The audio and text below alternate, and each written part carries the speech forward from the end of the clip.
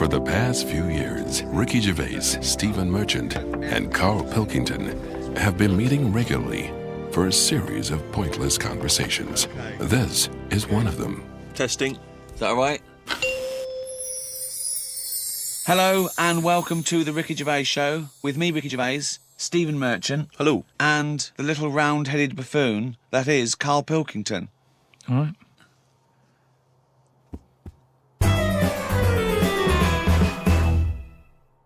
We've been away filming in a sweltering London. We've had a heat wave here in the capital city, haven't we, Karl? It's been all right. Been up to 100 degrees, record-breaking temperatures. Yeah. What have you been doing, though? Getting to see the place, having loads of walks. And that, I like to have walks. You know, watching what like people a dog. are doing. Yeah! When he jumps off the couch and starts scratching against the door. Suzanne thinks it's time. It's just good thinking time, though, isn't it? As well, having a walk. You've got no other clutter going on around you. And you just think about a lot of stuff. And, you know, like say, with the weather being hot and stuff, a lot of insects knocking about. Right. So I've just been watching them. So while we've been filming, you've been watching insects? Yeah, just seeing, because everybody knows insects are out there, but no one's keeping an eye on them. What are they up to? What are you worried about? Loads at Steve, you wouldn't be laughing like that if you'd watch them, because they do some weird stuff and that, is what I mean. What sort of stuff? Any examples? I saw a bee have a heart attack. You saw a bee have a heart attack. Yeah. How were you sure it was a heart attack? Because what happened, I'd been Did it clutch its chest with all 6 legs? No, Were there some other little bee paramedics? No, I'd just been out in the park anyway, just looking at, you know, caterpillars knocking about, butterflies and stuff, so I was sort of So when Suzanne goes to work, she goes, Karl, don't you waste the day. I want you to do some constructive stuff. But the thing is, so I'd been in the park and I was aware of the insects that are around us more than, like, most of the time.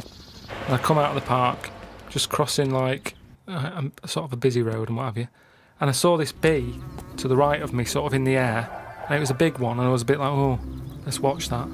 And it just fell. It fell from the air in front of me, and it was on the pavement. I thought, oh, what's going on here? And I looked at it for a bit, and it was really still.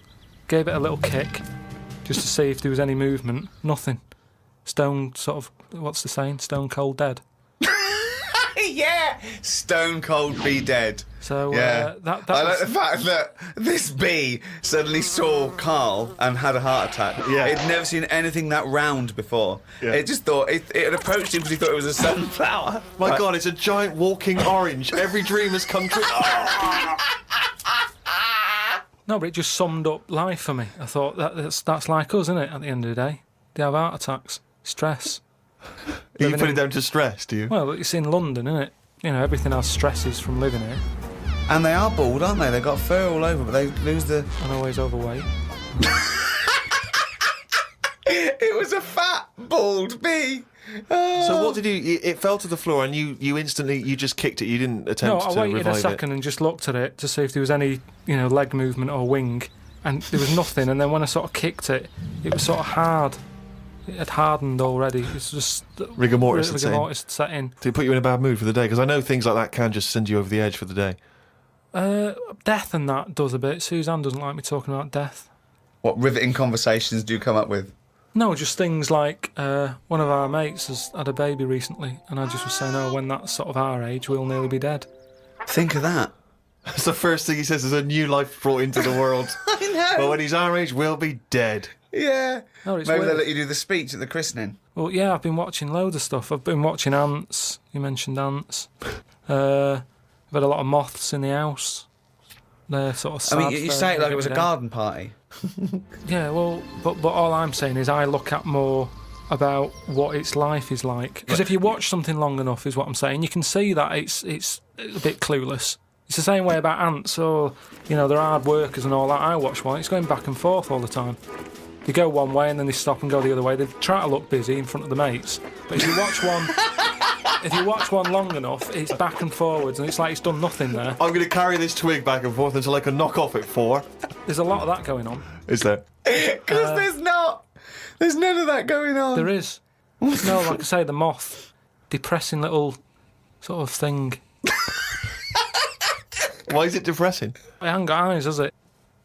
You just look at it, it doesn't know what's going on. I just don't... I think if you haven't got eyes, you shouldn't have wings.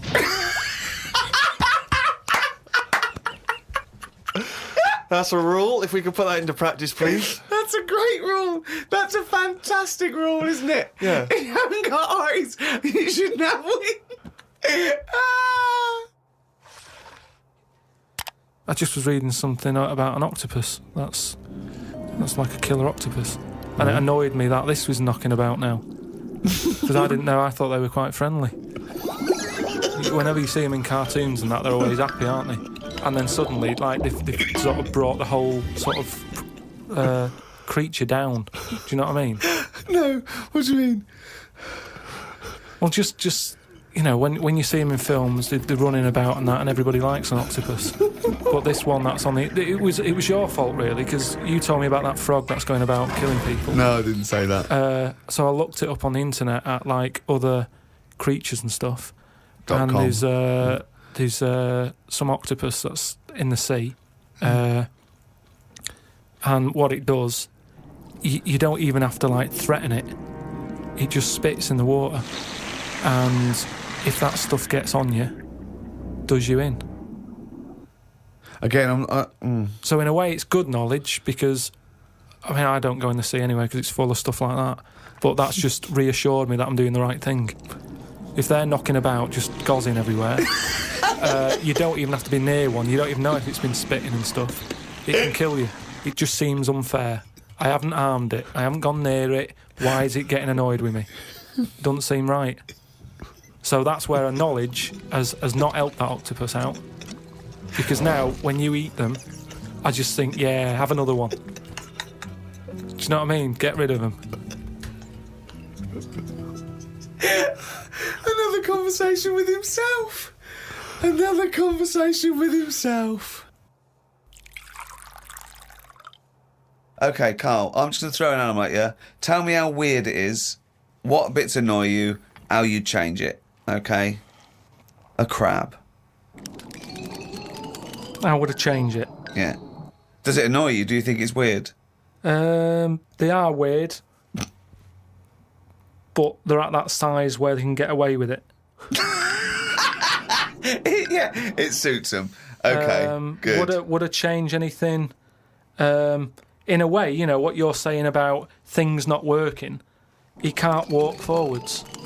So why hasn't something happened? Why haven't they said, do you know what, these arms are too clumsy. We need to have them so they can slot away easier and we can pull them out when we need them, instead of clumping around with them. Because they do struggle. You see them struggling with their arms.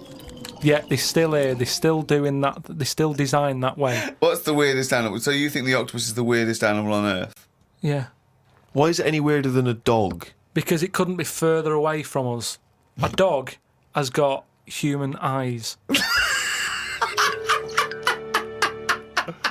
If a jellyfish had a pair of eyes like ours, I probably wouldn't worry about him that much. But like I said to you, it's that way that they haven't got eyes, they're floating about. I can handle some fish. They look like, because they've got eyes, you can make eye-to-eye contact with them. A jellyfish, what are you looking at? It's a snidey thing, like I've said to you. You can see a lot in eyes. Do you know what I mean? They say, don't trust him. Why? It's his eyes. Jellyfish haven't even got any, and I don't trust them. In terms of design and everything, and if you lined everything up, say if I'd come from another planet, and everything was lined up in a row, and they said, right, we're going to give you a crash course in what's knocking about on this planet. Yeah. And you go, right, go on then. And you go, this is man, here's a woman, here's a dog, here's a cat, here's an octopus, I go, hang on a minute, what is this?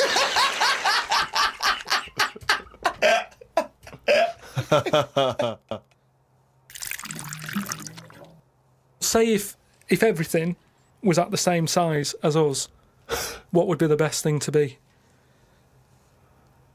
Say like a tarantula. Yeah.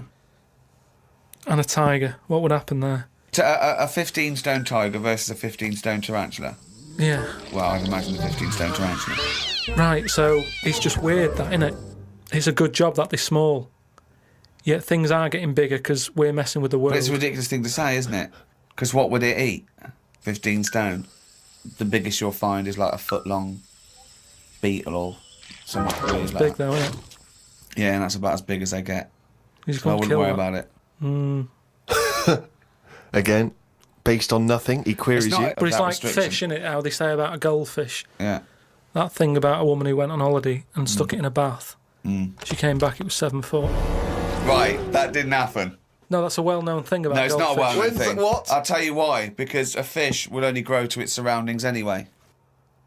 So Yeah, that's what I'm saying. you have Just- to put it in a bigger tank. Yeah, in a bath. No, a 7-foot fish in a bath. It just fit the bath exactly, did it? When she got back off holiday, Don't talk shit. It's a What was it well-known- eating? What was it eating? How long was she gone for? 2 million years? yeah. She went to Mars and back. Ted, you're not going to believe this. Come up here. well, how many fish do you see that have naturally died? It's always been caught by a man or a shark's at it. You don't just see dead fish washed up, do you? Well, most things like that don't die of old age. Yeah, that's weird though, isn't it? Well, no, because it's it's a jungle out there. No, worse than the sea. The sea is like full of... you've got an enemy round every rock. I love it. I love it.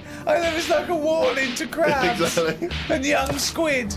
It's like the policeman that comes into your school. Yeah. Karl, have you ever seen the programme Inside the Actors Studio? No.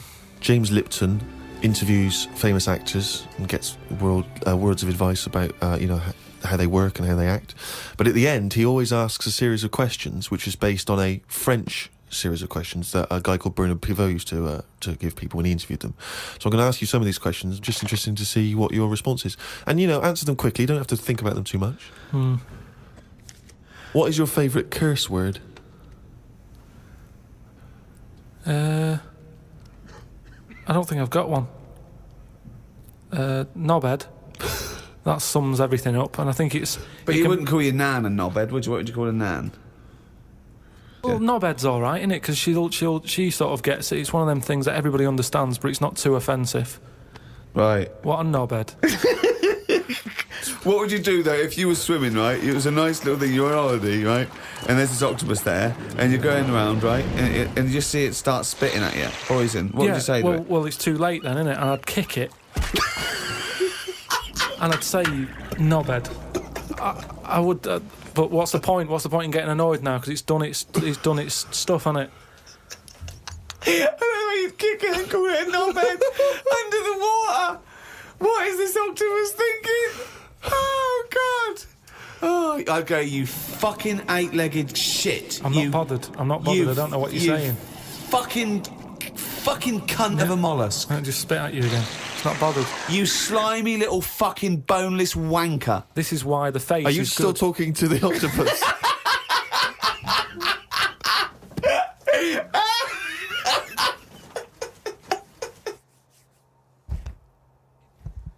Oh, I don't believe it. He's only going to run it down the... That jingle, of course, signifies another reading from Karl Pilkington's diary. We went to the park and had a brew. Suzanne read the paper while I played with a ladybird. I mean, it's like a child, isn't it? It's like what a child would do. Suzanne read the paper while I played with the ladybird. Oh, his only friend is a beetle. It climbed up my arm. It struggled on me hairs. This is in detail, then. Yeah. It kept stopping every now and then and was rubbing its head with its right arm. It did it about 4 times and always used its right arm. It rested for about 5 minutes, then flew off. Sunday. Had a bit of a to-do with Suzanne because she wanted a lion today. I ate this. Once you're awake, you should get up. I got up and put the radio on really loud. She eventually got up. I told her insects don't have lions, so we shouldn't. Why are you obsessed with insects? You must be fucking unbearable to live with. You must be a nightmare. No, I've just started, because I've watched insects a lot. I don't want to keep going on about them because we're a bit insect heavy. But at the end of the day, if we copied insects, we wouldn't go far wrong. I don't know what you mean, though.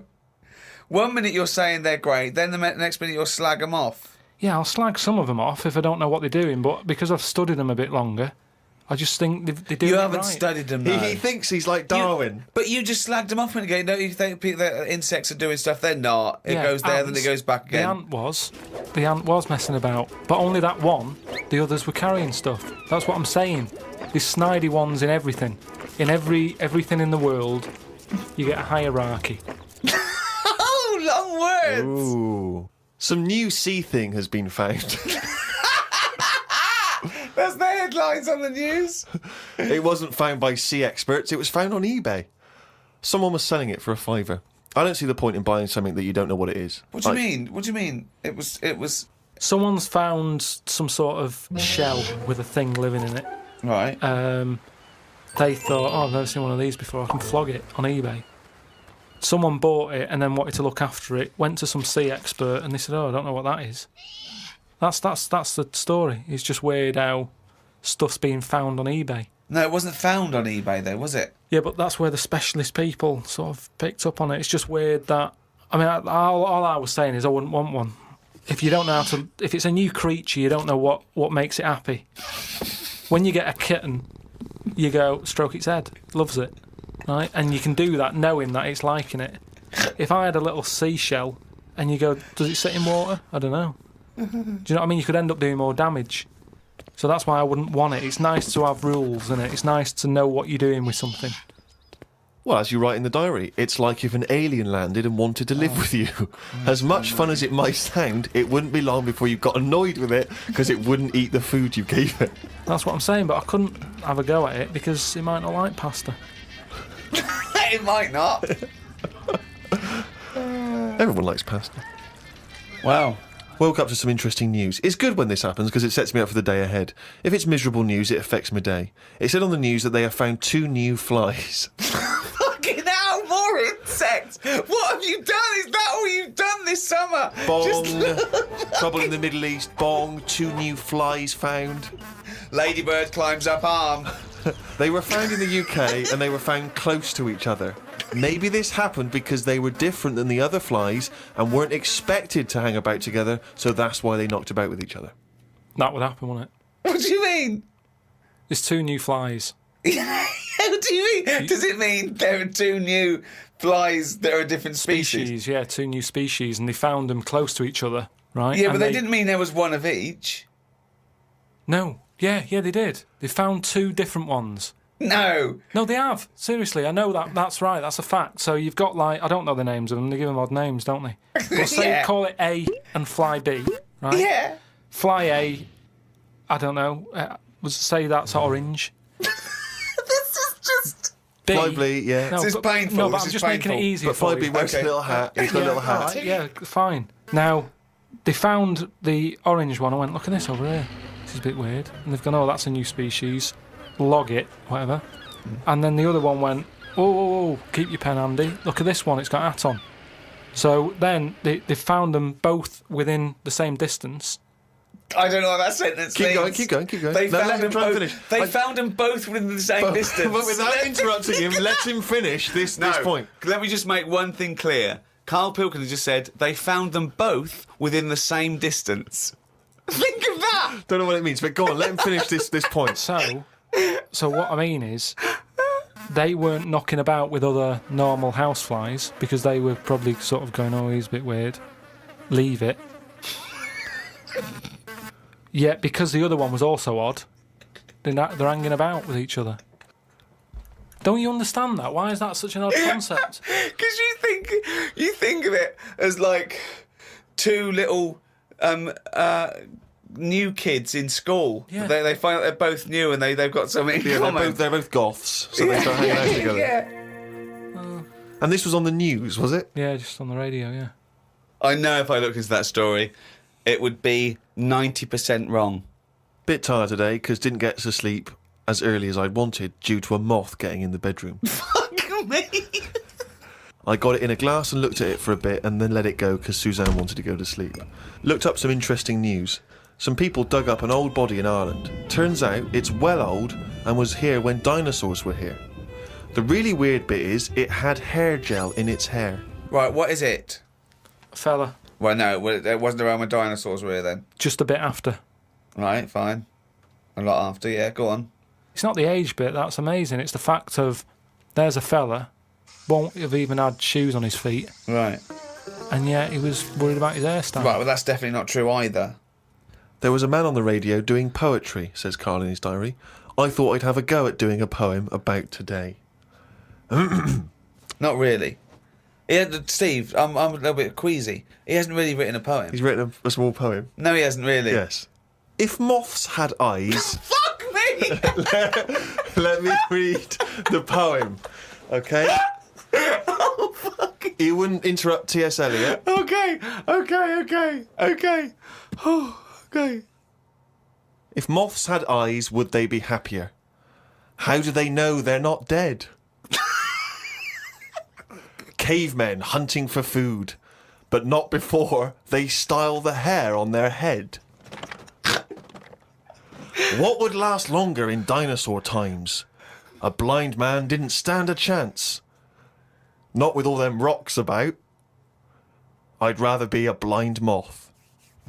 Right. It may be the greatest poem ever written. Is there a creative decision for that? Can we have Karl read that? By all Sorry, means, yeah. just you read it as you would like to. So this is imagine this, right? Okay, this is going out all over the world.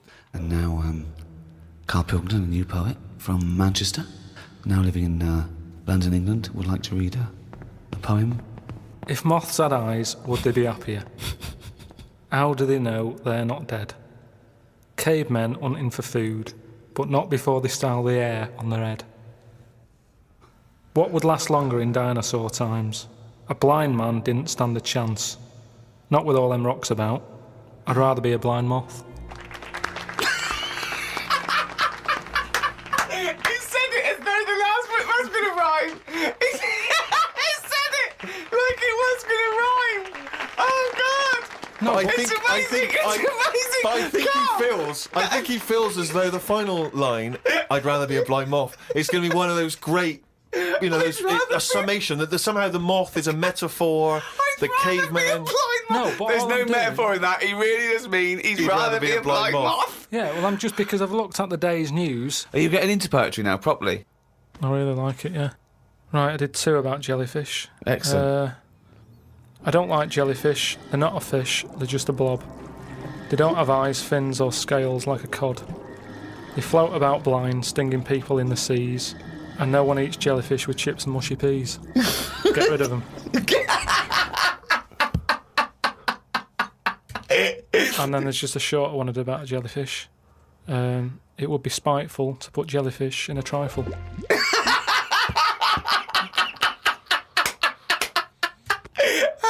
Yeah, it certainly would. So, That's great. That's really good because it's jelly. He's done us there, Steve. Yeah. That's a really good poem. Can we always do that, Karl? Can we always find a day, right, and always sum it up in your in a thoughts, poem. a poem, just like that? It would be spiteful to put jellyfish in a trifle. yeah.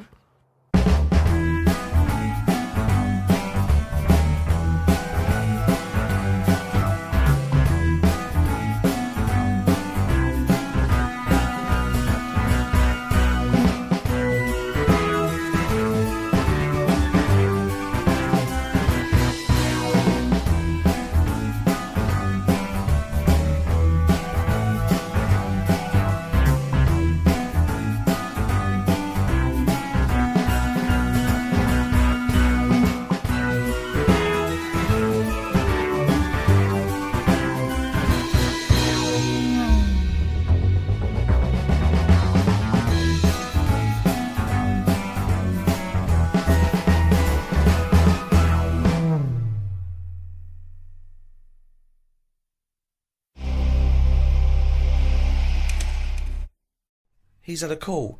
He had a call recently from a film company asking him if he's got any ideas for movies. Now, how desperate, in what dire straits must the British film industry be that they're going, well, They're turning to cover, yeah. we need Karl Pilkington. We have hit rock bottom.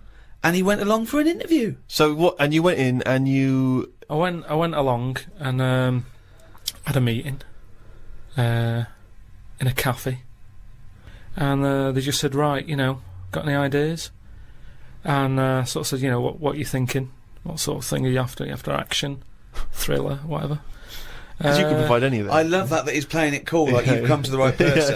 My yeah. time's precious, what do you need? Yeah. Yeah, I'm Karl Pilkington, they call me the movie doctor, what do you need, Papa? So, thought of this idea sort of on the spot. Good. That whiz by 'em. No, but sometimes that's how good ideas come up, don't they? Just So a random. lot of yours have come up, yeah. No, but if you just Randomly. talk, I find that your mouth comes out with stuff. Right, there's another Right, quote. right. There's another quote. If you talk, your mouth comes out with stuff. That to me stands along with what were those things in Gremlins called? Does your brain rule you, or do you rule your brain? No, but what I mean, if you sit there and try and use your brain to do it, Right. it doesn't work the same. Just keep talking. Just keep your mouth talking, and eventually it will come out with something pretty good. That is exactly what Plato said. So anyway, Aristotle, he said, sit down, I've got an idea for you. Aristotle said, Plato, how do I go? Right, just keep talking, and eventually your brain will come out with stuff. So what I thought, I just started off by saying like actors' names and that who I thought should be in it, because then that's giving more. It's building. Right, Okay, so who who did you say? Who did you say? So I said, right, I'm seeing Clive Warren, Who the fuck's Clive Warren? Who's Clive Warren? the one who was in Closer. Clive Owen. Clive Owen. Right, all right. Did they look at you like you're a fucking idiot? Well, So they all started trying to figure out, who's this Clive Warren we've not heard about? He must be amazing. He's obviously- Clive Warren, get me Clive Warren on the phone. Who's got Get Clive me Warren? Clive Warren. and I said Rebecca De Mornay, right? What? Oh, where did that come She from? hasn't been in a film for 15 years, has she? Clive Warren and Rebecca De Mornay. I love this. They thought he was a genius. They thought he was an absolute nigger. Like, we've never thought of putting Clive Warren with Rebecca De Mornay. But hang on a minute, you could have any film star. This is your fantasy casting, and you choose a bloke that doesn't exist and a woman who hasn't been on TV or in a film for 10 years. Oh, God. Why didn't you choose Someone who existed. J-Lo or someone who's a big star? Oh, God. Clive De Mornay. Oh, God. Oh, So God. anyway, so they were going, yeah. And what happens is they're going out and together and that. Yeah, Clive Warren and Rebecca De Mornay. I said it's one of them where it starts off and the people, you're seeing into their lives from Yeah. like the morning. Yeah. So it's like a nice sunny day. Yeah. Radio's on. They're going about the day. They're having the breakfast. They're saying, "Oh, what we're doing tonight?" They're planning a big do that night and stuff. And you're thinking, "Oh, they've got a nice life." Mm. She's like, "Love you" and all that. Yeah. He walks out the house, gets hit by a bus. Oh, So Clive Warren's dead, right? Yeah. Now, what happens is she's devastated, Rebecca. I don't know if Clive Warren would take that part because he ain't got doesn't- much to do, has he? No, I don't. If I know Clive Warren, And I think you do. I think I do. He's going to say, "No, hold on though. There's more, isn't there? I've Have you jumped the gun there, Rick? go on, mate. What? Carry on. So he's hit by a bus, so he's So dead. he's hit by a bus and that. The titles come up. Oh, It's got yeah. you, right? She's Starring devastated. She's Clive Warren. fed up. She's devastated and that.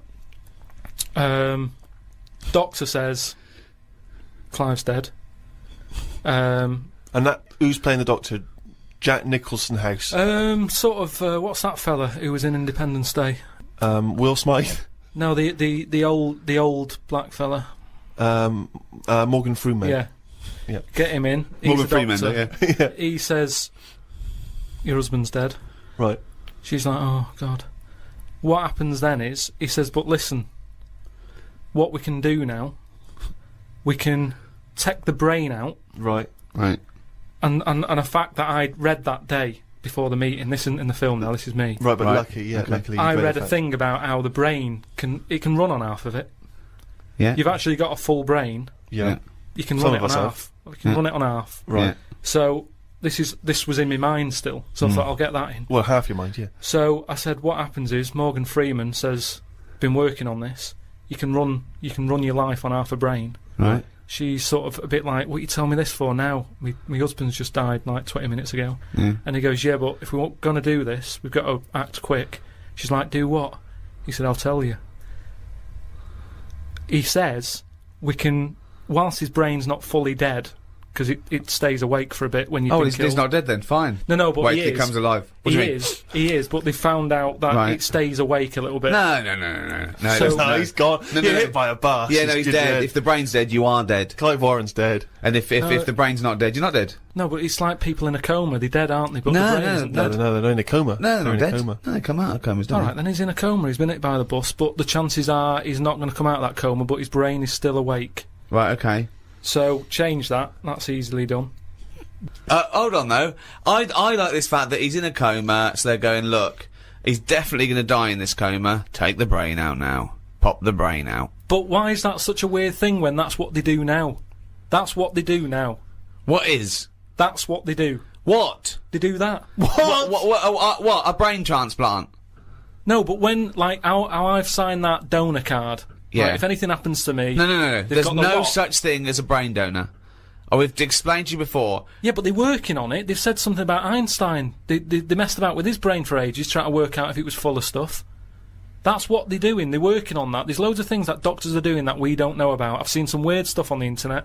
Yeah, I know you have. Yeah. I saw a programme on Channel 5 where a monkey brain was still alive and it was stuck on a stick.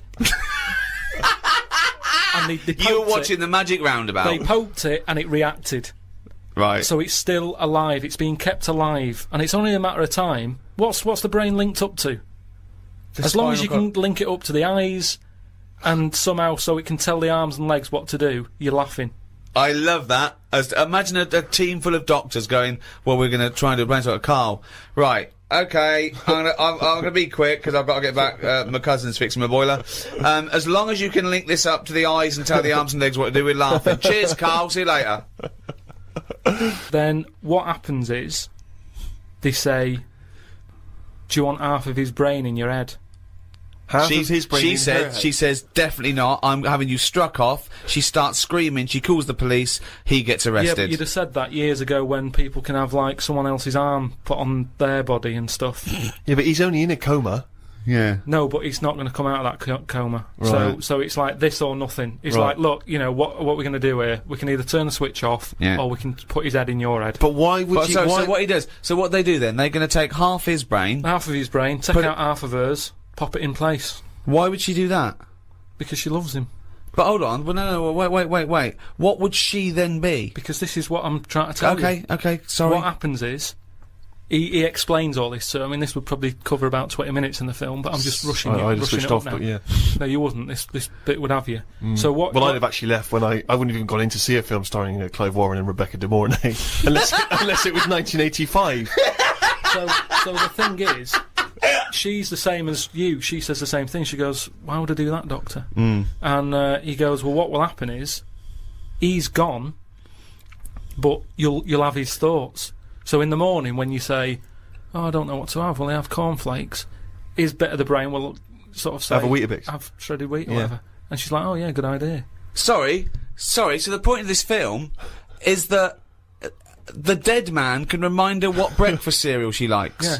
So the thought. When What do you she- mean? Yes. So that's it, is it? No. That's not the only Wait, thing. wait a minute. This is only Act One. That's just the first bit. Everything's going well. She has it done. So who is she? Is she herself? She's Rebecca De Mornay. Yeah. But now With and again with him chipping in with a bit of voiceover. So the idea is it's all going well at the beginning. And she's So she can't decide what So dress to wear. she's got. he So just she's sort had of- half of her brain taken out and put in a bin. Yeah. Okay, and Clive Warren's half has been put in there. So now she's walking round. Okay. So Yeah. she's like she's schizophrenic. Oh no, it's okay. No, it's okay though because the bit they put in of Clive Warren's brain is actually he remembers doing a coma.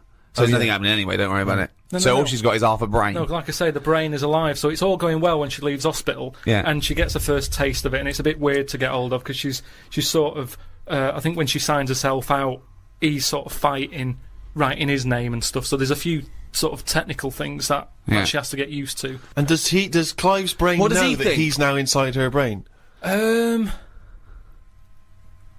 Does that matter? Well, I would say it matters because otherwise, Yes, it does matter, Carl. What's he thinking? what's What's the point of this? Why has she gone along with this? Because she really loves him. But what's in it for him? What does she think? Well, say if I died, Yeah. and Suzanne said, "Go on, I'll have half of Karl's," right? she would wake up in the morning to a thought of me sort of going, oh, you never guess what I've just thought about or whatever. I'd still be there. But she It's wouldn't only ever physical, do that. isn't it? The rest of the rest of your body is sort of waste, isn't it? But People Carl, like the it- rest of your body's sort of waste. No, it is kind of. If when someone dies, it's Yeah. not that person anymore, is it? They're still there physically. Yeah. But you can't have a chat with them. So if you could have someone's brain in your head when they're dead, you'd have it, wouldn't you? What are you talking about? Why would I have someone's brain in my head when they're dead? Well, what I've else? got a perfectly good brain. Yeah. So, but like I said, you're running on half. So have Who's that in running there. on half? So you're telling me you wouldn't have it done then? Of course I fucking wouldn't. I Why can would also categorically state I wouldn't either. Yeah, but you're saying that now, but once you're in that position that someone who, you know, you love and that dies, if the doctor said, do you want it? No! And you I'd go, no! It's madness! I don't think you It's would. madness! All right. Let me just ask this as a question, even if we accept this as a possibility. If Clive Warren doesn't know that he's in Rebecca's brain, their love and the conversations they used to have and what would the connection between them is going to be absent because she's going to be talking to him and he's just going to be going, I don't know, shredded wheat. It's all thought. You don't have to So talk. they're not talking to one another. Well, they are, but not out loud. She's not walking down the corridor going, what do you think, Clive? And, Right. And he's saying shredded wheat. It's happening. Right. But So- how is this dramatically so they're shown sort- on screen? Do we hear those So voices? now that they've Yeah, got you hear up- the voices. You hear the voices? You hear the voices. So tell me anyway, tell me a typical bit of dialogue. Well, we've done the breakfast scene. that was okay, yeah. dynamite. Yeah. That's fucking Oscar winning. Yeah, can we do lunch? There may be, like, at the funeral, because even though the brain's still alive, they still have the funeral, and you can have, like, a funny bit where they stood around the grave, and, like, there's some relation there who he doesn't like, and she can start laughing, and the family are looking at her going, why is she laughing? Yeah. And she's sort of laughing, and he's saying something a bit rude, going, look at her head. Do you know what I mean? Yeah. Looks like a Stuff on the fucking family. Yeah. Little cameo for you.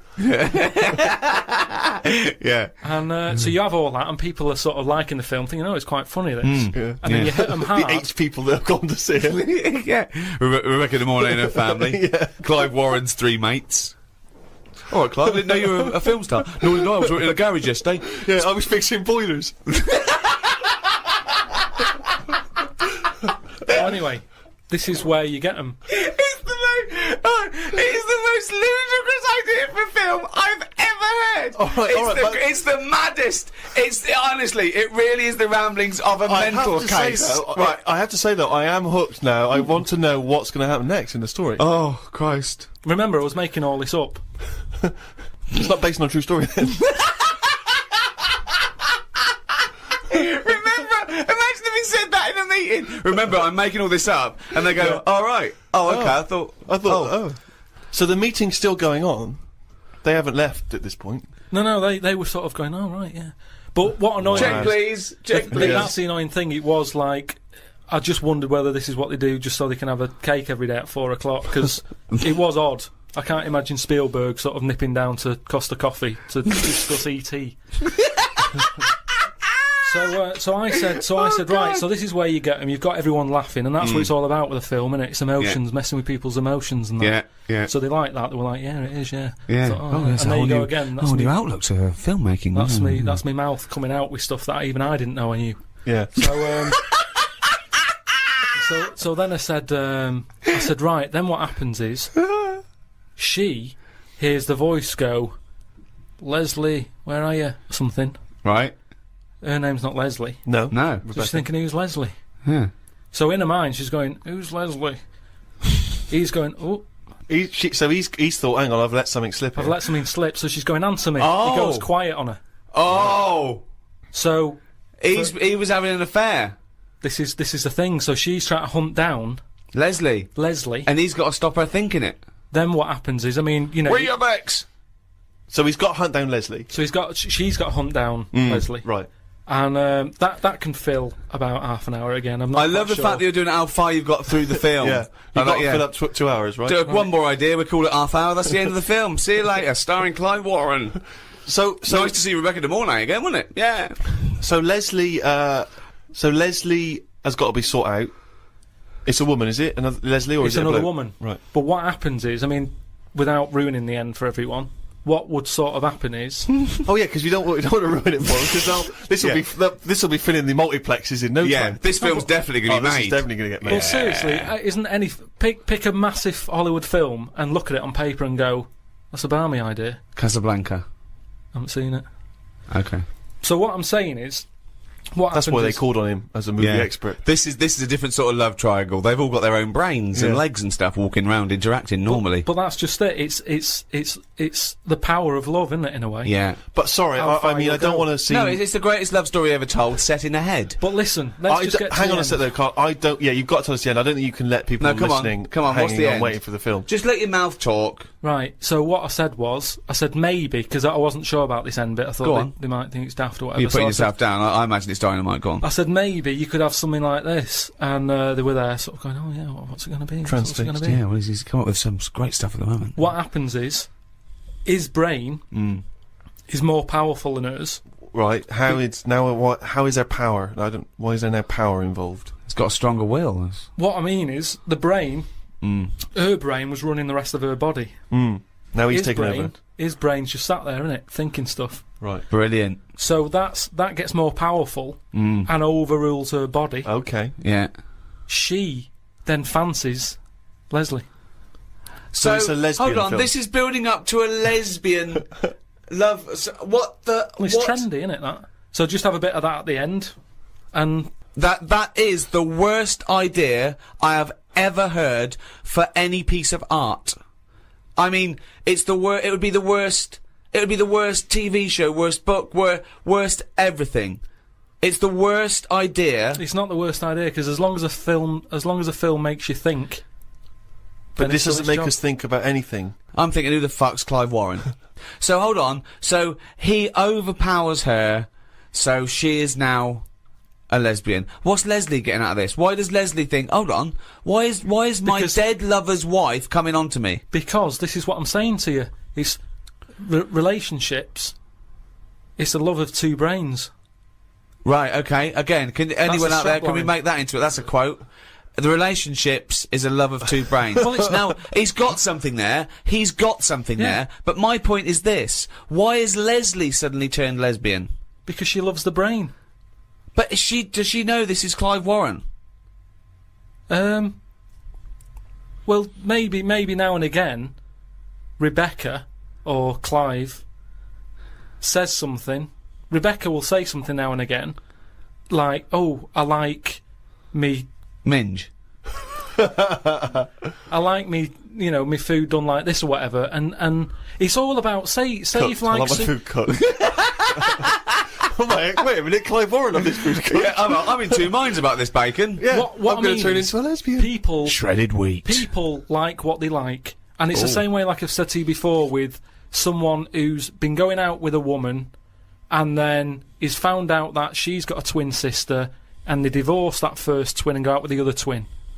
It's all the same. You're after the same thing, aren't you? Yes, but that. When a cat dies, you buy another one. It's the same thing. You want that same. Yeah, but you love don't for necessarily switch your sexual orientation. In the case of your twin scenario, they both look the same. Yeah. Has there ever been one where it's twin boy and girl? Go, well, I was going out with her, but I mean, he looks a bit like her. Yeah, I loved boobs, now I like cock. something. Well, This is your problem. You don't know anything. And this theory about if your mouth talks enough, the brain will kick in soon. It hasn't. I'll tell you something, Steve, that cropped up Go on. when we were at dinner the other night. Karl said the most exciting words. He said, "I've had another film idea." Wow. Does it star Clive Warren? No, it doesn't. He's gone bigger than that. Well, Karl, turn the film idea. yeah, but you slagged it off on that. No, I was just trying to. We were all chipping in, saying, "Well, that they're all trying to help." We're all- No, Suzanne. You see, you had a go, and then Suzanne thought, "Oh, I'm going to have a go here as well." If I'd have told her that at home, she'd just go, "Yeah, that'd be that." But suddenly, Jane was chipping in. Everybody was having a go. Yeah, I didn't see anyone else coming up with anything. Well, they didn't realise it was a script editing meeting. yeah, they just thought it was a dinner. They're just saying, "Oh, that they're." No, I'll tell you why it cropped up. I saw it. It was another thing in that free paper. Yep. It was something about, the way we're advancing fast, Right. which reminded me of the, my film, The Love of Two Brains and stuff. How's that? Is that being made yet? Have you had any? And it was just saying, about how bodies can get reused. In a way, recycling Sure. is the ultimate. What did it recycling. say about that though? Because you didn't go into that. What It was hinting at bodies being reused. When you say hinting, you Well, it saw a bit of didn't- a headline, didn't read on. No, what? And made the rest up in your head. No, it was scientists saying in the future. It's that Right. old thing. In the future, this is what we'll be able to do. Do you mean like Frankenstein being reused, old body parts fusing Yeah, together? but that was or- all different. It was like a short arm and a long leg, and that. This is a full body. Right. So pitch the film idea to me. Yeah. Sell it to me like I'm a Hollywood executive. Sell me the film. Right. Well, I'd probably tell you about the science facts there that Okay. I've read. That. Okay, let's start from scratch then. Thank you so much, Karl, for coming in. We heard there was a rumour that you're dealing with a British film company about a thing with a man with two brains with a guy called Clive Warren who we haven't heard of, but Rebecca De Mornay we're very excited about because she wouldn't be a lot to get, so this film wouldn't cost much. Right. So, like I say, I've read they're going to be sort of the ultimate in recycling. If anything happens to the brain, they can reuse the body. You've got to remember that. By the time this film is made, that's probably going to be bigger news. Fantastic. So it'd be great if it can coincide. Okay. No, we love with the that. fact we love this sort of research. We love this level of research. It's exciting. So what I was thinking is, I'm picturing probably. It doesn't matter. It's not as fixed. It doesn't have to be this person. But I'm thinking Tom Cruise.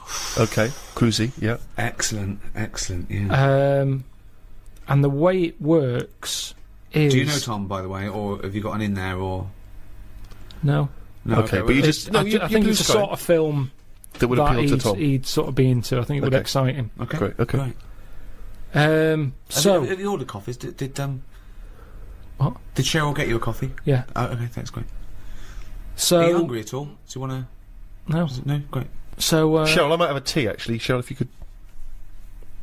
will we wait for the teas before she comes in? She'll 'Cause just once sneak this is in. flowing. She will be very quiet. She'll be like a dormouse. She won't even know she's coming. Okay. You just. You've got your coffee. I don't need a tea. You don't want anything. No, I'm fine, Okay. thanks. Go. Actually, I will have a tea. Actually, Cheryl. 2 tea, Cheryl. Thanks. Okay, go. Right. Thanks, Cheryl. Thank you. Thanks. Is there Shut the sugar? door. Sorry, is there sugar in this There's shell? sugar there. I'll put it in there. Go, shut the door behind you. Thank you. Okay. Go. All the way. Go. Tom Cruise. So I got Tom Cruise. That's what I've pictured so far. He's just done Mission Impossible 7 Right. in this film. Oh, in the film. So he's playing himself. No, what you're seeing on the screen is Mission Impossible 7. Like I say, if we don't get Cruise, it can be Bourne Identity, and it can Okay. be what's it? Yeah. Oh, so if we get Cruise, he is playing himself, Yeah. and he's just made that. and in this film, he's just made Mission Impossible 7. It's the future, is it? This No, what you're seeing right? is Mission Impossible 7 on the screen. So I've gone into the cinema, and I think I'm going in to see Mission Impossible 7, or I'm going in knowing it's this film. Yeah. So you I'm going know. in to see. Okay, what's this film called? I haven't got a title yet. We'll just call it Karl Pilkington Project 2. Right. Okay, So KP2. you go in. The opening thing is Mission Impossible 7. You think I've This is seen a bit- this? yeah, so I've seen- I thought it was KP2. Yeah, I I'm couldn't see confused, KP2. yeah. Excuse me. Well, I came in to see KP2. No, this is not the film I came to see. I'm talking to the usher.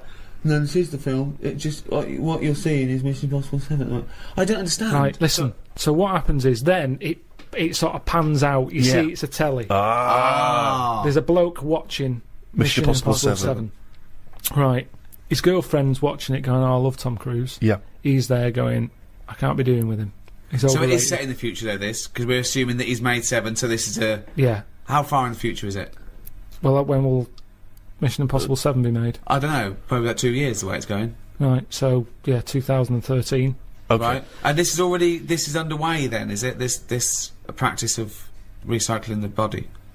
Yeah, by then it's well known that it's out there All as, right. as scientific. Let's not get bogged down in a lot of these things we Okay. can iron out, as I say, in the script. So you see developments. Mission Impossible 7 on the Cheryl, screen. are any of those biscuits still knocking around? Do you want to do this meeting? Yes, I do. Sorry. Sorry. He's a bit easily distracted, but I will have a biscuit as well, Cheryl. So, okay, I've been watching the film. It's Mission Impossible 7. It's pulled out. There's a guy in his room, in his lounge His with girlfriend's his girlfriend. watching it. She's Yes. loving it. She's a fan She of loves Tom Tom Cruise. Cruise, right. Right. He's a little bit niggled. He wanted to watch something else. Sure. She decided on the DVD. He sat there annoyed. I can't be dealing with Tom Cruise. I can't believe they've made 7 of these films. Right. He's a rubbish actor. I should be the actor. You know, I've been doing acting for years. But he's not an actor, he's... Well, he is. Okay. But he hasn't quite made it. I He's, see. he's in pantos. He's sending a lot of demos off, but he's just It's not funny being because seen. I remember this is one of our notes to make it more plausible, this film, because you didn't have him as an actor before, did you? Yeah, well, this is how it works, isn't it? Right, interesting. Yeah, well, you two don't know about that meeting, do you? Right, okay. So, Right, forget so that. he's a struggling actor.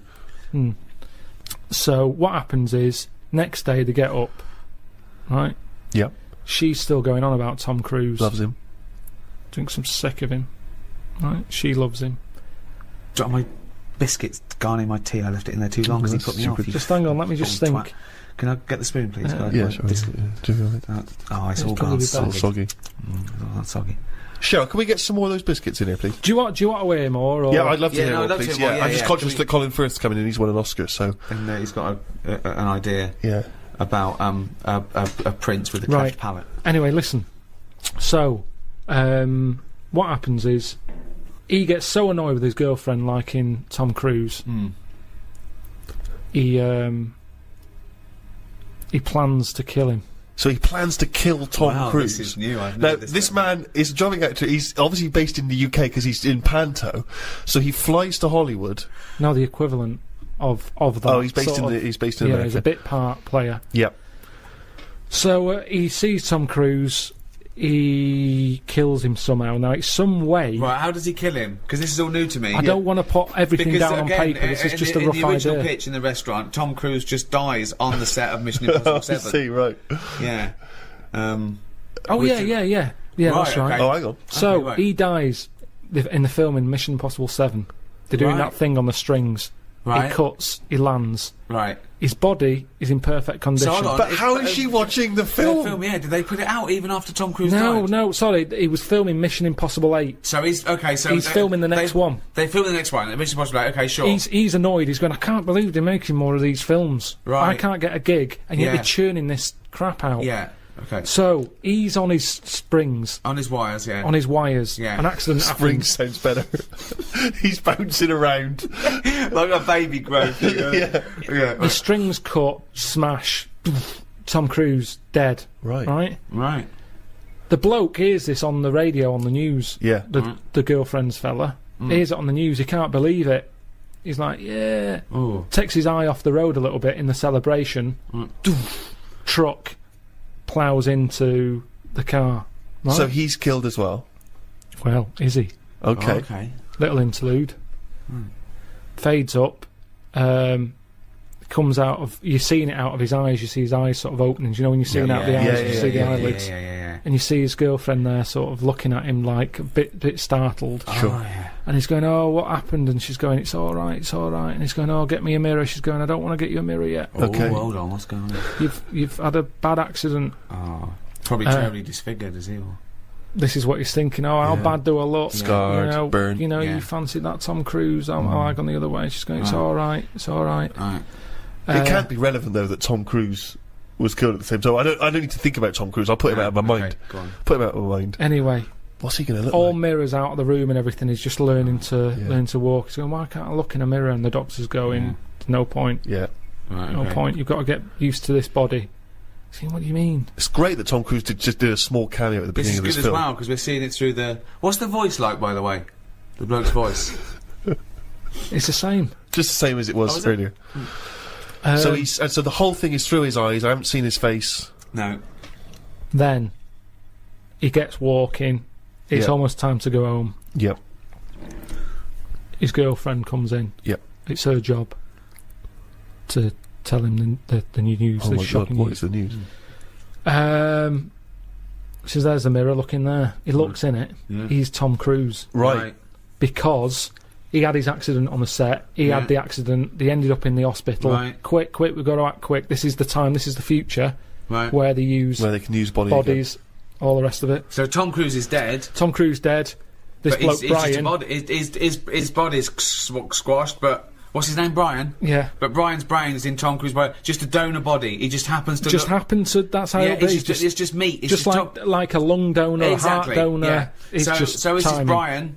He just looks like Tom Cruise now. He's got Tom Cruise's flesh. Yeah. Basically, yeah. Now, at first, initially, he's annoyed. But his like voice, going, "I hate the Tom voice is still Cruise." the same as his was, even though it's got Tom Cruise's mouth. It's got a and- bit of both. A little bit different. Who's little doing bit. it? But okay, sorry. Just practically, who is doing the voiceover then for the? It's Tom now. So He's Tom's acting. sort of doing an impression of this actor. Brian's inside Tom. His Yeah. name is Brian, but when you look at it on the telly, when the camera whoozes round Yeah. and you see him sat in his bed, it's Tom Cruise. Sure. Right. Okay. His girlfriend's over the moon because she loves Tom Cruise. Right. He's gutted because he couldn't stand him. He can't stand the films. He's thinking, Yeah, "Oh." but he must be thinking, I look like Tom Cruise, one of the most loved actors of his generation. No, And he's you'd also a think good-looking so, bloke. but he's not because he's in shock. Remember, Right. he was expecting to see himself, and when he looks in the mirror, he's Yeah, seeing no, it must someone be else. shocking. Yeah. So Also, the voice. he's going, "I can't stand this," and she's going, calm down, you'll get used to it." "I don't want to get used to it," and she's sort of saying, "Look, you're alive. Right. Stop moaning." Yeah. Brian, stop moaning, Brian. She's calling him Brian, I assume. She says, And yeah, Tom Cruise just had a sort of donor card that allowed his body to be given away, did it? Yeah, it's the future. Right. This is 2013, Steve. Things have changed. Clearly. Right. but What's his girlfriend's name? Claire.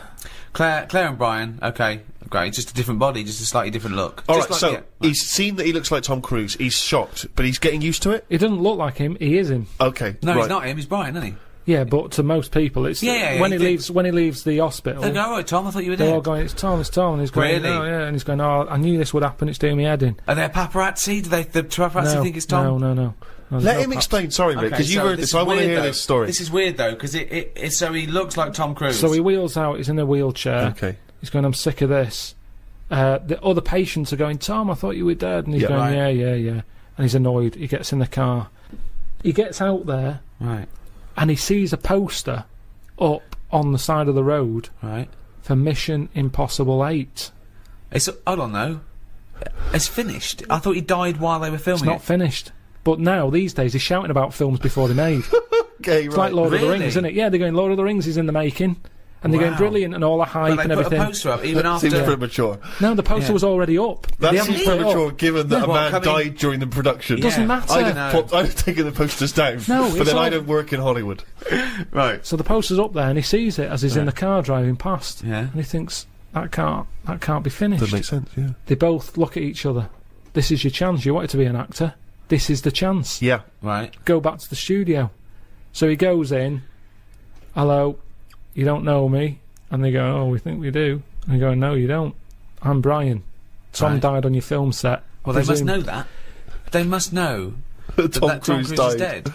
Because his family must have been All right, notified. if you want to, it makes no difference. We can tweak the script. Fire. You have, because before he was a plumber, by the way. It was a plumber who was turning up going, "I'm going to finish Mission Impossible 8. So that was the I'd much prefer that. And I can sort out your lavatory. You get the idea. Right, no, we don't get the idea. So this is... Brian has turned up looking like Tom Cruise. He said the film company, right, who must know that Tom Cruise died on their film set. What were they going to do when They they would got have had to wrap it up. They would have Well, had no, to what? say... You said they put the posters are up. Yes, the posters are up before they've even finished So they're filming it. cancelling the film until he walks in? Basically, yeah. Oh, so they are cancelling the film? They're cancelling it. Okay, so we're afraid that production has stopped on Mr. Impossible 8 due to the death of Tom Cruise. Hang on a minute. What? I'm Brian. Who's Brian? Oh my God, you look exactly like Tom Cruise. Oh, have they done that thing where they put Brian's brain in Tom Cruise's body? Yeah. Ah, but it's not Tom Cruise. You can't act like him. I'm You an don't- actor. Yeah, but he was good because he was like one of Yeah, the best actors. he's not that good. I never rated him. Yeah, but a lot of people did, and he's Yeah, got a lot of people didn't. So Right. let me bring in a new audience for you here. I But can bring can a you- bit to this. Right. So the film people. So just tell me what happens. Do they sign up the new guy? They but sign is up it in Brian? the news? It must be in the news that But Tom are they Cruise pretending that it's really Tom died. No, and they that Tom can't do survived? that. They can't do that. No. But they're quite So unscrupulous, these they've Hollywood told people. the world that Brian is taking over. Brian, right? He used to be a plumber, but This it's is now Brian, who has no surname. Brian has no He's like just Madonna Brian. or Cher. Exactly.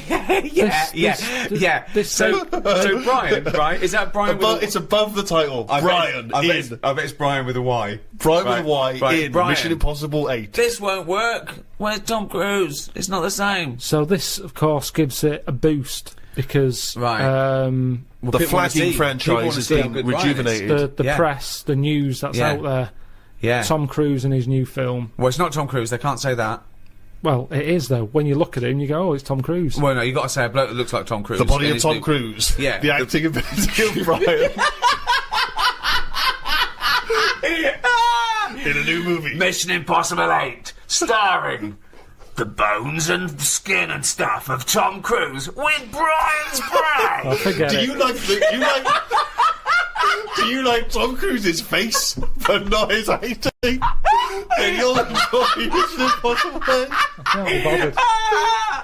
Oh, Mission Impossible 8 from the people who brought you the first 7 and the hair of the bloke who was in the first 7, but with Brian doing all the lines. It's Brian. It's some cunt I've never heard of on the 7th sequel. No, wait, sorry, I really want to hear the ending of this movie. Please let me ask questions. You had your chance to ask him questions. Right. So where are we? In a sort of 90-minute running time of a movie, where are we now in the film? Are we about two-thirds of the way through? We're close to the end. I'd Okay, say. so close to the Mission end. Impossible 8 has been made. So what's the end of our movie? Not of Mission Impossible 8, but the movie you're making. What's the ending there? Do we ever get to see him in Mission I Impossible think, 8? yeah, but I think what happens is he becomes the person who he never liked, Right. and it's. I just want to get across the moral that who are we? Are we the people in our body or the people we look like? What's important in life? Is it the way you look or the way you think? And he changes because he looks like Tom Cruise. He becomes the man he never liked. But you see, to me, just from the outsider's point of view, even if I was to accept all the other premise of this movie, which is clearly horseshit, what would have been more interesting is that they don't tell the world that it's a new guy, that they tell the world it's Tom and that they've brought him back to life. He'll have that. That seems more interesting because he then dropped there's the plumber. tension. They're lying to the world, and this guy, he's getting the glory that he always wanted as an actor, but he's lying, and that's a more interesting tension. Is he going to declare, actually, I'm not really Tom, I'm Brian, I've been lying to you all, and that seems like a more interesting dilemma. Instead, we've brought back the walking corpse of Tom Cruise with another man's mind. I mean, But I think if the people- whole world's accepting of that, Yeah. No, but you do want to see that. I think a lot of people would just want to see it for that morbid factor of my God. yeah, but this is. You mean they want to see your film because of this morbid factor? Yeah, this is a fiction. This is a fiction. This didn't really happen. You mean the final act of the film is us seeing Mission Impossible 8, starring the real Tom Cruise playing just his own cadaver, and I mean it's an Oscar-winning performance from Tom. I don't know how he's keeping in check who he is. What's his girlfriend think of this? Who's Brian's. she's loving it, isn't she? Because she always liked Tom Cruise.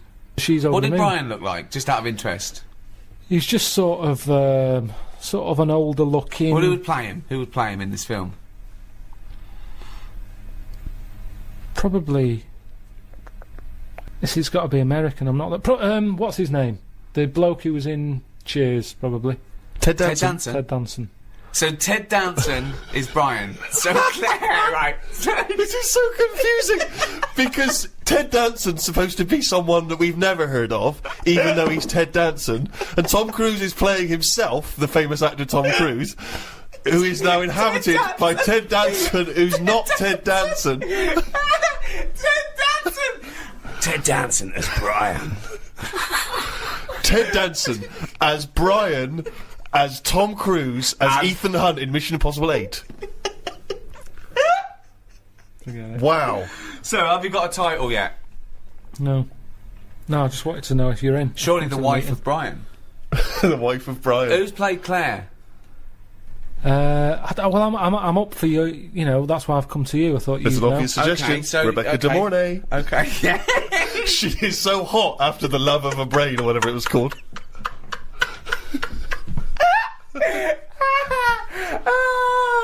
You wanna go where everybody knows your name? It's Brian. Well, Here you go then. So, are you ready for it? I've brought some condoms from home that Suzanne got for Christmas. Benjamin, What? will you bring me a hanger? A what? A hanger.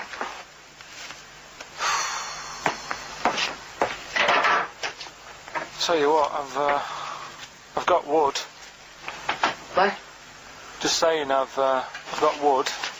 I've got metal ones as well. What sort do you want? Either one would be fine. All right. There you go.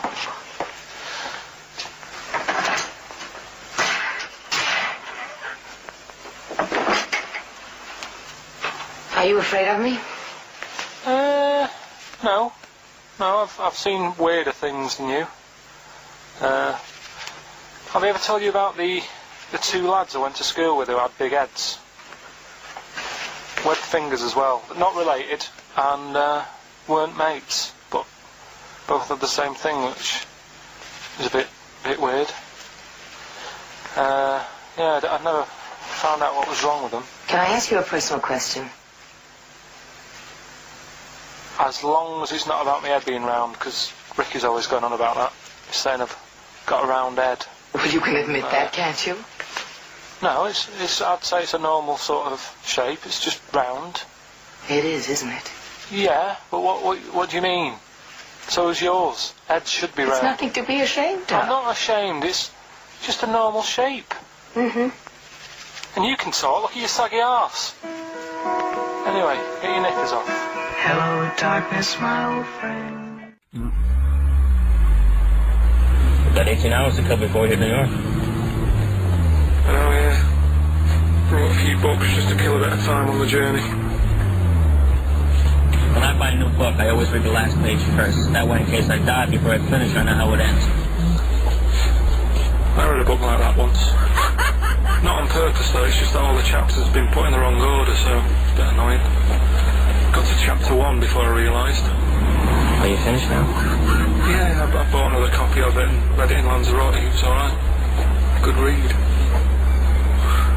Listen, we're only staying in New York for a couple of days, aren't we? Because the place does me head in a bit. Oh, really? Yeah, it stinks, doesn't it? It's a really dirty city. It's noisy. It's funny, the people who live there call it the city that never sleeps. I'm not surprised with all the noise. I couldn't agree more. Listen, I know you're gay in that, right? What is the attraction with New York for you lot? What? Because it is like the gay capital, isn't it? They all love it. Even that Rod Stewart song, you know, that Killing of Georgia, that was set in New York, wasn't it? Yes, it was. Yeah, well, that song was about a gay fellow, wasn't it, who moved to New York and ended up getting beaten up. Not a great advert for the place. You keep going there. Actually, I know why you like it. It's because it's a city that never sleeps, isn't it? You lot like going out late. You sort of run your life at a different timetable to everyone else. Are you finished now? No, I'm not being funny. I'm just saying. I don't think you should live your life like that. Why not? Don't start getting angry. Oh, I think I'm entitled to throw a little anger your way. Especially when I'm being told how to live my life. Yeah, you're right. It is your life. And that's what I'm saying. Don't be dragging me into it. What? Well, you know I'm not gay, so why did you buy me a butt plug for my birthday? I'm not going to use it. What do you want me to do about it? I take it back, okay? I take it back. Right. Want to spend the night in a motel? No. Why not? Because you're gay and I'm straight, that's why. Why aren't you seeing anyone? Well, I'm seeing Suzanne again.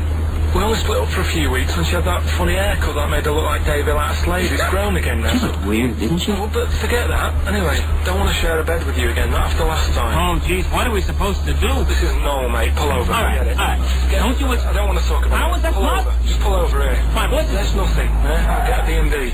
And by that, I mean bed and breakfast. Not bone bollocks, as you call it. Get right? one thing straight. Not interested. See ya. Well, I'm not a psychiatrist, but I do know that his brain doesn't work like other people. Wait, I am sat here. Don't go talking about me like I'm some sort of div kid. Got a good brain. Works well. It stores all sorts of information and stuff, doesn't it, Tom? He remembers things, little things sometimes. Well, don't say it like that, little things, as if it's stuff that isn't important. Are you good with numbers? The doctor's asking you a question. Yeah, I know. I'm just thinking. Good with numbers. It depends. Not that good at maths, but I remember facts that have got numbers in them. Like I know that 1 person in 2 billion will live to be 116 or over. Right? Weird thing is a lot of them are Chinese, so, you know, sort of makes you wonder if they're lying. I'm afraid I don't understand what you're talking about. What do you mean you don't understand? It's not... Alright, here's an easier one for you then. Goldfish have better memories than people think. He's right. He's right? Yeah. See? There you go. Goldfish related. Oldest goldfish in the world was 41. No. Yeah. Funny thing is there, if it was a goldfish with a dodgy memory, it could have been older. Could have been, you know, pushing 45. That's amazing. I mean, that is amazing. He should work for NASA or something like that. Well, don't go that far. You know, they're the sort of things that I like reading about. You know, I've got that big book there. It's full of. Did you read all this? Yeah, don't. You read all these stories that are in this book. Don't bother touching Maybe it. you better put it back. Give it back. Get off. Okay, no, Ray, take it easy. I'm not gonna. I won't touch anything else, Ray. Come out. It's okay, Ray. It's okay. Come on. Can I ask you something else, Raymond? No. Well, you've annoyed me now. You've kept coming here saying I'm daft and that and messing with my book. Just go, will you? Excuse me. Rise. Call your witness. Yeah, he's just coming now. All right, Jack. Colonel. What? I'd appreciate if he would address me as Colonel or Sir. I believe I've earned it. Defense counsel will address the witness as Colonel or Sir. All right. All right, Colonel. Bit smart today with all the army stuff on. You ever served in an infantry unit, son? Nah. Brother did. He was in the army. Got kicked out though, because he went for a packet of fags in a tank. Weird that, isn't it? No, it's not. It's tragic. I wouldn't say it's tragic. I'll show you something tragic. I always carry this book around with me. I always show it to people. It's got like the top 50 weird people in the world in it, right? It's all sorts of weird stuff in it. Look at this one here.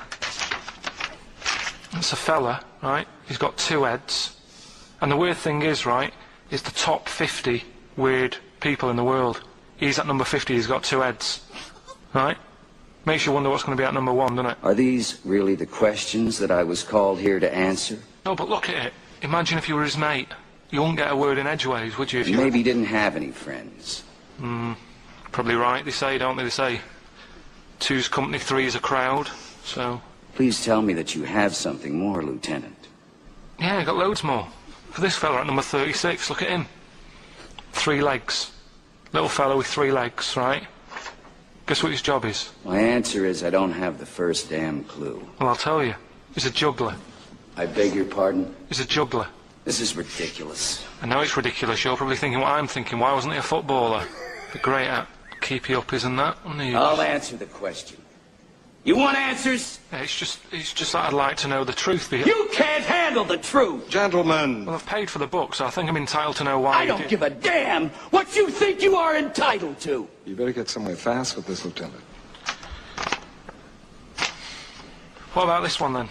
This lad here, he's 12 years old, he looks 48. What do you think? No. Why not, though?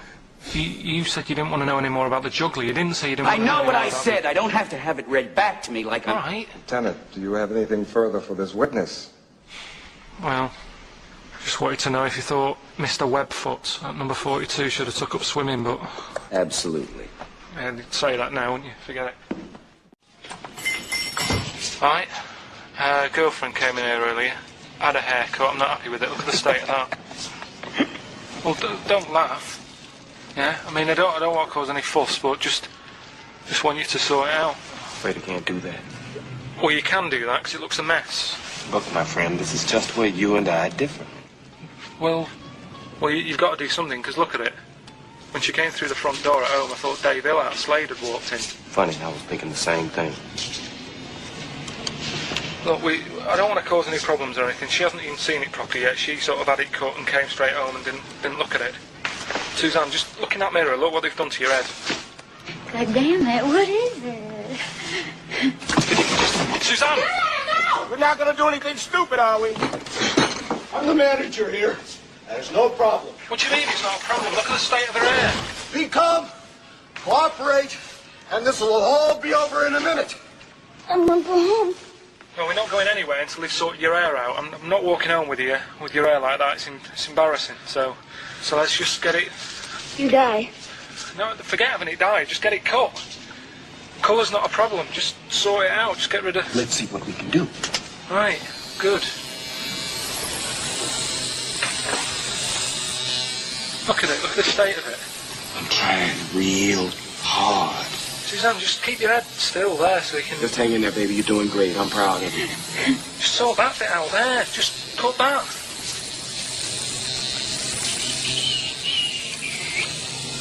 My barber says I've got the hair of a Chinaman. Have you heard that before?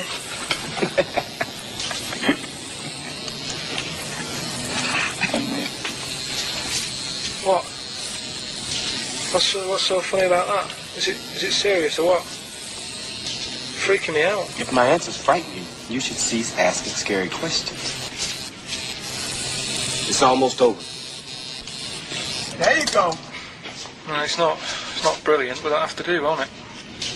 I reckon we'll have to buy her a hat on the way home. Yeah, that's probably a good idea.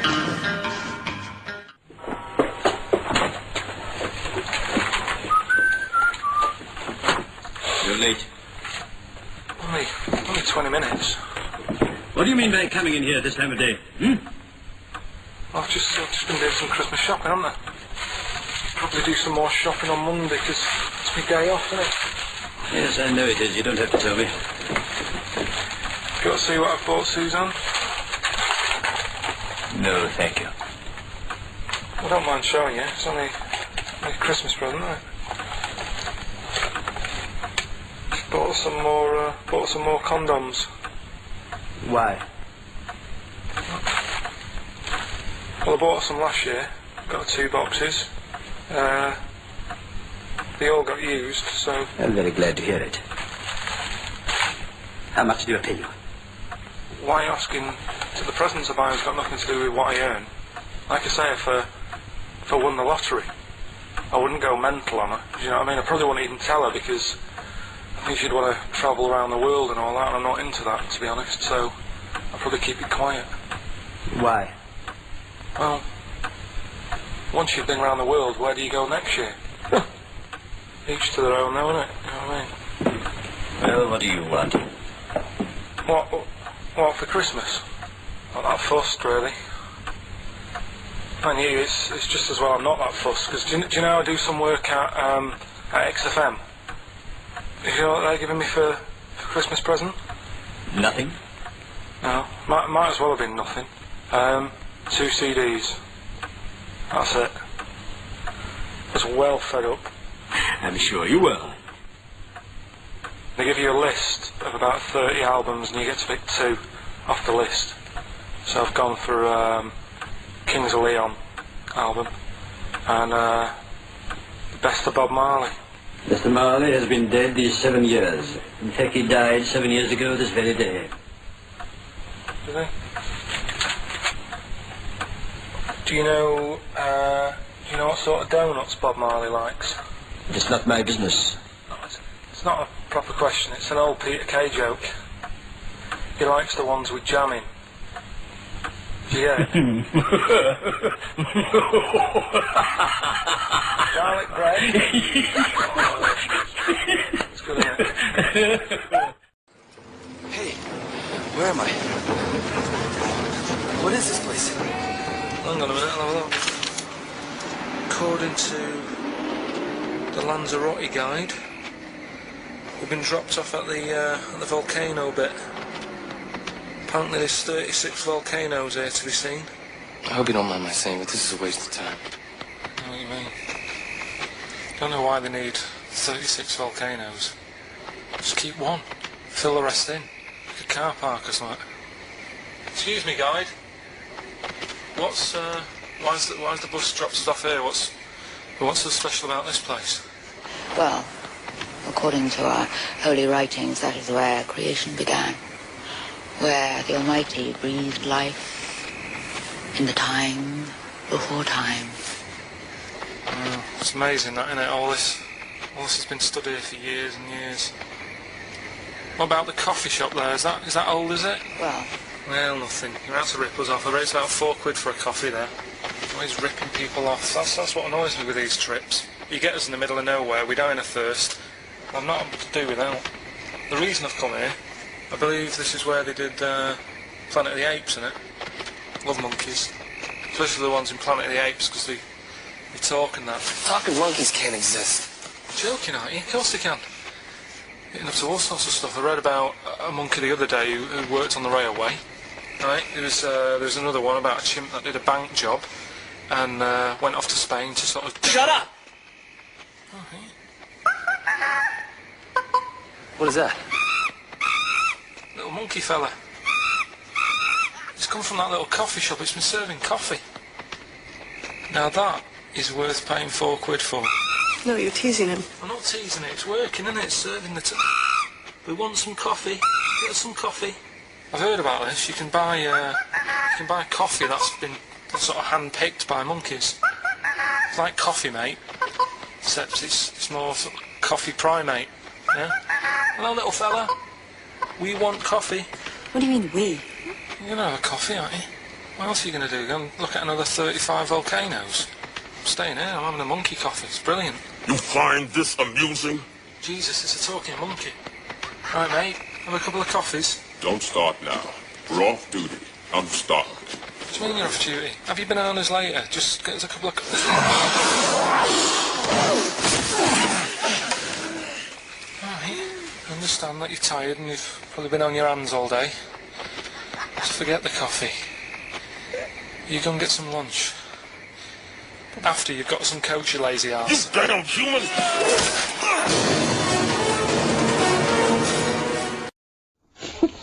Good evening, Clarice.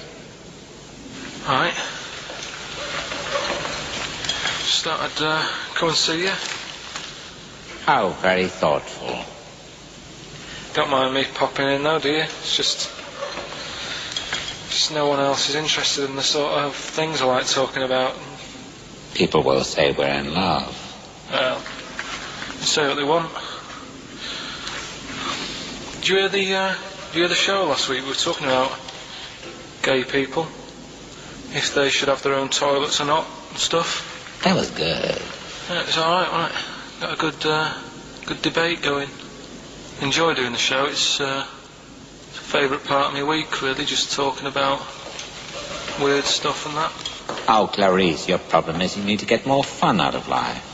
I have a lot of fun in my life. You know, come and see you, and spend a lot of time on the internet, looking up weird stuff. Even something about a hairy Chinese kid. There's another thing, there's a fella who, no arms and legs, is known as a pillar man. Everything you need to find him is right there in those pages. Bizarre magazine. Yeah, I get this. The hairy Chinese kid, what annoys me is he could sort it out. He could just have a shave, couldn't he? Do you know what I mean? No, he cuts. Does he? Well, use some like Emacs stuff. Yeah, don't be getting funny with me, just because you're in a bit of a mood, right? You know you shouldn't eat people. Your eyes are bigger than your belly, I've always said that, so See you later.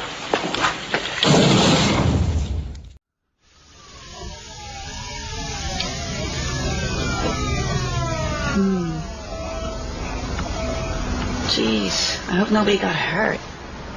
Be alright. You're very quiet. I'm just thinking about stuff. That's all.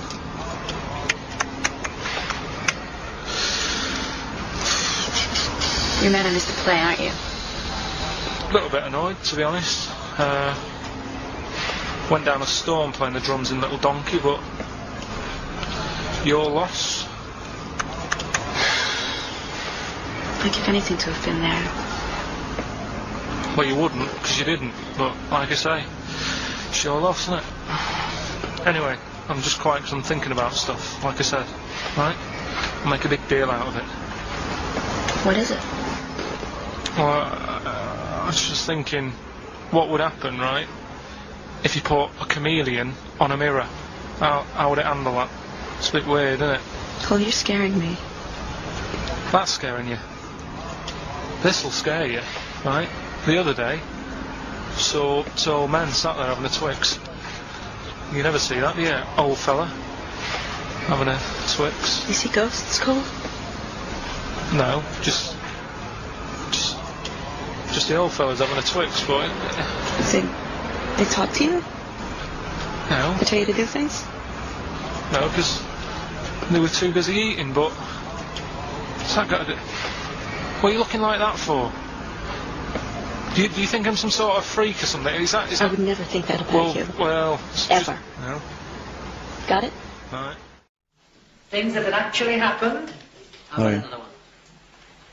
What about you, Casper? Casper! Alright.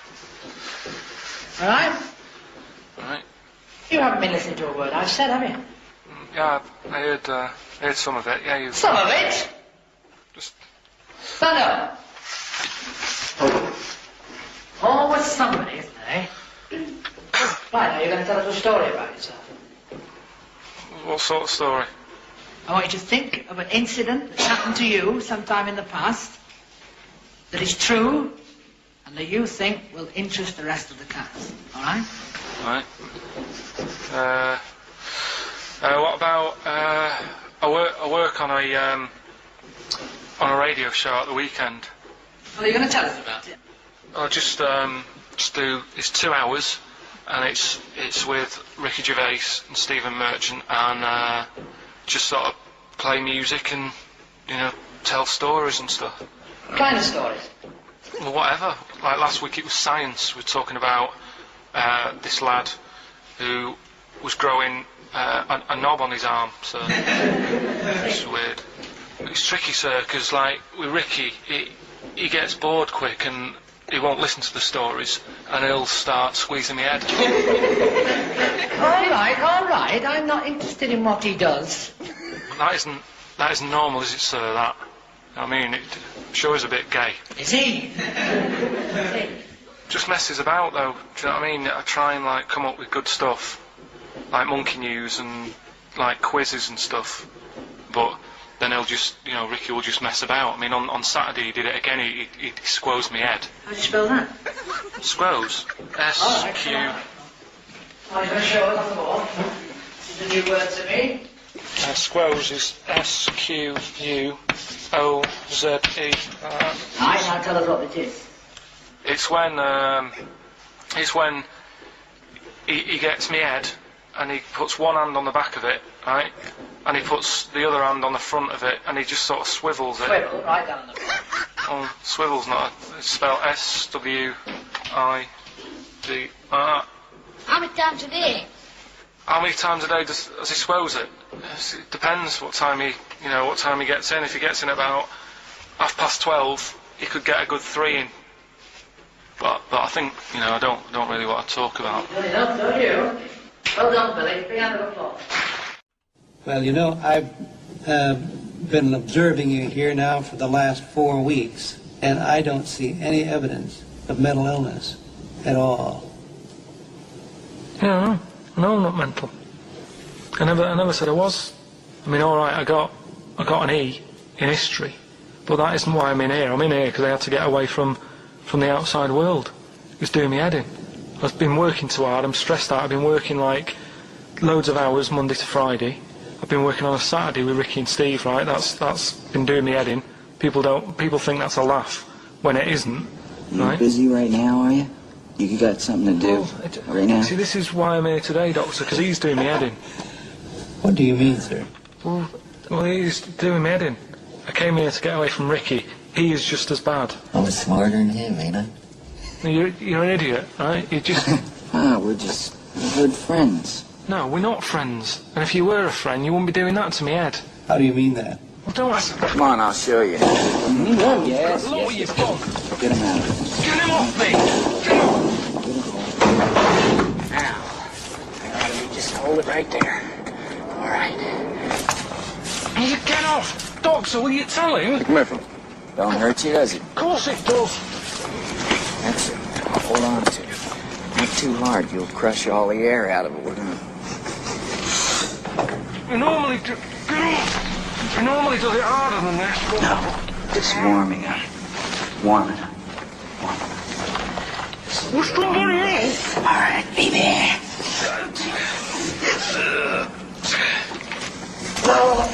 Get off! See what I mean, Doctor? That's what he's doing every day. The state of this. I don't know why you do it, because it's not as if you're going to crack it open. But I tried, didn't I? God damn it. At least I did that.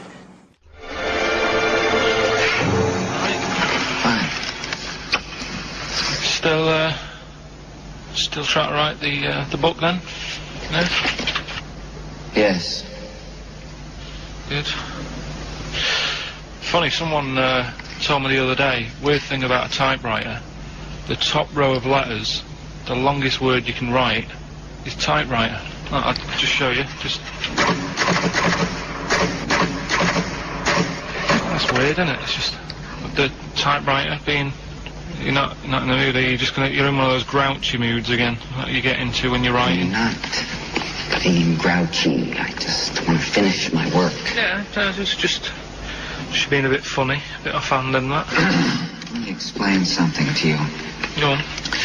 Whenever you come in here and interrupt me, you're breaking my concentration. You're distracting me. And it will then take me time to get back to where I was. Understand? Yeah, but I just was coming in to try and cheer you up, if you... I mean, I'm full of ideas as well, if you're having a problem coming up with stuff. Got loads of ideas you could write about. The other day I read about this hairy Chinese kid. What do you want me to do about it? No, it's just that it could make a good book. Do you know what I mean? Sort of following round. That's swell. Well, I'd buy it. But if you don't want to know, don't bother doing it. But, do you know what I mean? Just hairy Chinese kid. It's weird because they're not normally that hairy over there. Yeah, this kid caked in it. But if you don't care... I wouldn't touch one hair on his goddamn little head. You won't have to touch any hair on his head. Like I say, he's covered. Leave the head alone if you want. Touch his hands. He's totally covered in it. But I love the little son of a bitch. Well, don't go that far. You haven't met him. But I can sort it out. I'd do anything for him. I don't think you'd expect that much. Just take him to the barber's 3 or 4 times a week. He's a good little kid. In fact, I'll do it. I think I'll write a book on him. Yeah? Do you think you can handle that? Yeah. You're not too busy, are you? Well, yeah, I'm pretty busy. I've got to sort out some monkey facts for the show this Saturday, but I reckon I can still... Why don't you start right now and get out of here? All right. I will. If you're going to be like that. Couldn't borrow a pen, could I? See you later. 3-part of all way and Right. Just been down the valley. So I don't know where you... What are you looking like that for? What's wrong with Bally? What's wrong with Bally? Yeah, well, what's wrong with it? It keeps you fit and that. What do you think, Auntie Nora? Think about me doing ballet. I used to go to ballet. There you go. She used to go to ballet.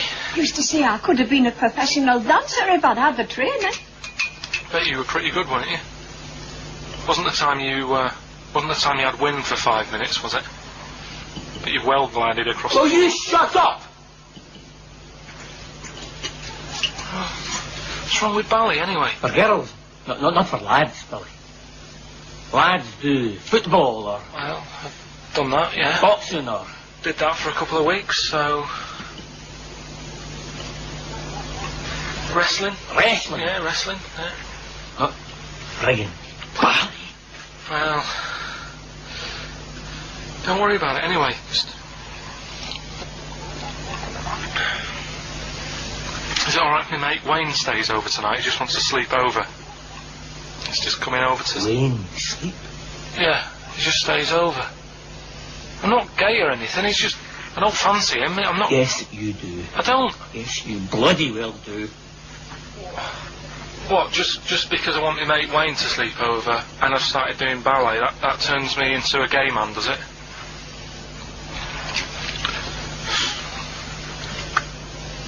You haven't seen my Village People album lying around. You're asking for a hiding. Just joking, just having a laugh.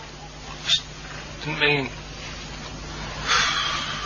I've had enough in here, I'm going out. No, from now on you stay here, you look after your nana. Got it? Yeah. So just go back to insults briefly. Go on, you know, Goofy. saying... Oh no, I see that. Goofy, that's not fair. No, because that's what he said. It's in my head. What do you mean he said? No, when did he say that? No, I mean. When did you call me Goofy? No, he didn't. He said about what's in my head. Hey, no, when it's come on, come off it. Don't What? Who's start calling on me us. Goofy? No. I'm not even Goofy. Goggle-eyed's fair enough. Yeah, but you can sort your Lanky. look out, I can't.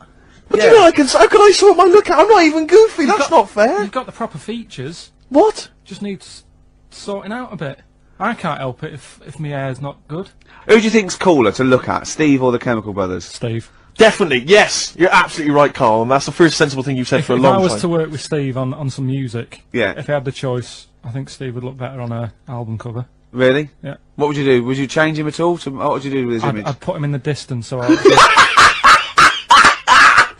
can't believe this is... No, just so you don't look as tall, that's doing you a favour.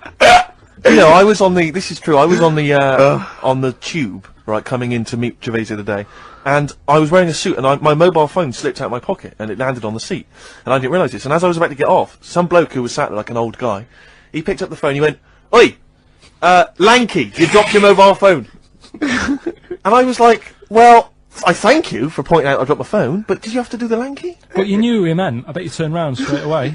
It worked. Knew he meant, Yeah, Steve. but- He's done you again. But I was the only person stood up, it was a fairly empty train. Was there any other lanky people there? No, well then... So, what have you been doing this week, Steve? Well, I'll tell you what, at the beginning of the week I was, incredibly annoyed by Karl. Why? No, because I remember you had a little discussion with Karl a while back saying that, you thought he was lazy at times. Yeah. And, you know, you had various criticisms of his work. Yeah. And I got a call from him, he said, oh yeah, I should have told you, I had a phone call, someone said that they were trying to get hold of Steve Merchant to offer him some lucrative voiceover work. Now you know... That is money for old rope. It's money for old rope. That's you're in there for about 20 minutes and it's thousands of pounds. If there are children listening who are still at school, they should definitely, when the careers guy says, what do you want to do? Try and get voiceover work. Just become a voiceover artist. It's money for old rope. Yeah. So I can't believe my luck, because, you know, I love money for old rope. Yeah. And, I said, well, what's the information? He said, I don't know. I deleted the message. It was on his answer, and he deleted the message. I said, right, when did the message come? He said, last week. So he took a week to tell me that he had deleted the message. Why, just because it wasn't for you? I mean, I don't know how selfish that is, Karl. No, what happened is, right, I got back off holiday. I was at home. Yeah. So I called up my voicemail, right, because I can do that. Yeah. Remote access, right, because I've got to know what's going on at work. Of course. Called in, it was still my day off, I was going through the messages. Yes. Heard one from some company saying, we're after Steve Merchant. Yeah. We want him to do some voiceover work. Yeah. Right? I can't remember the name of it, but Thanks. I thought, right, I'll remember to tell Steve. A week later. It doesn't matter, does it? You still got the message, and they What message? Yeah, but voiceovers have to be done in the next couple But I of didn't days. get the message. All I got was, there was a company, I don't remember the name, and they phoned you the what voiceover work. How does that help me?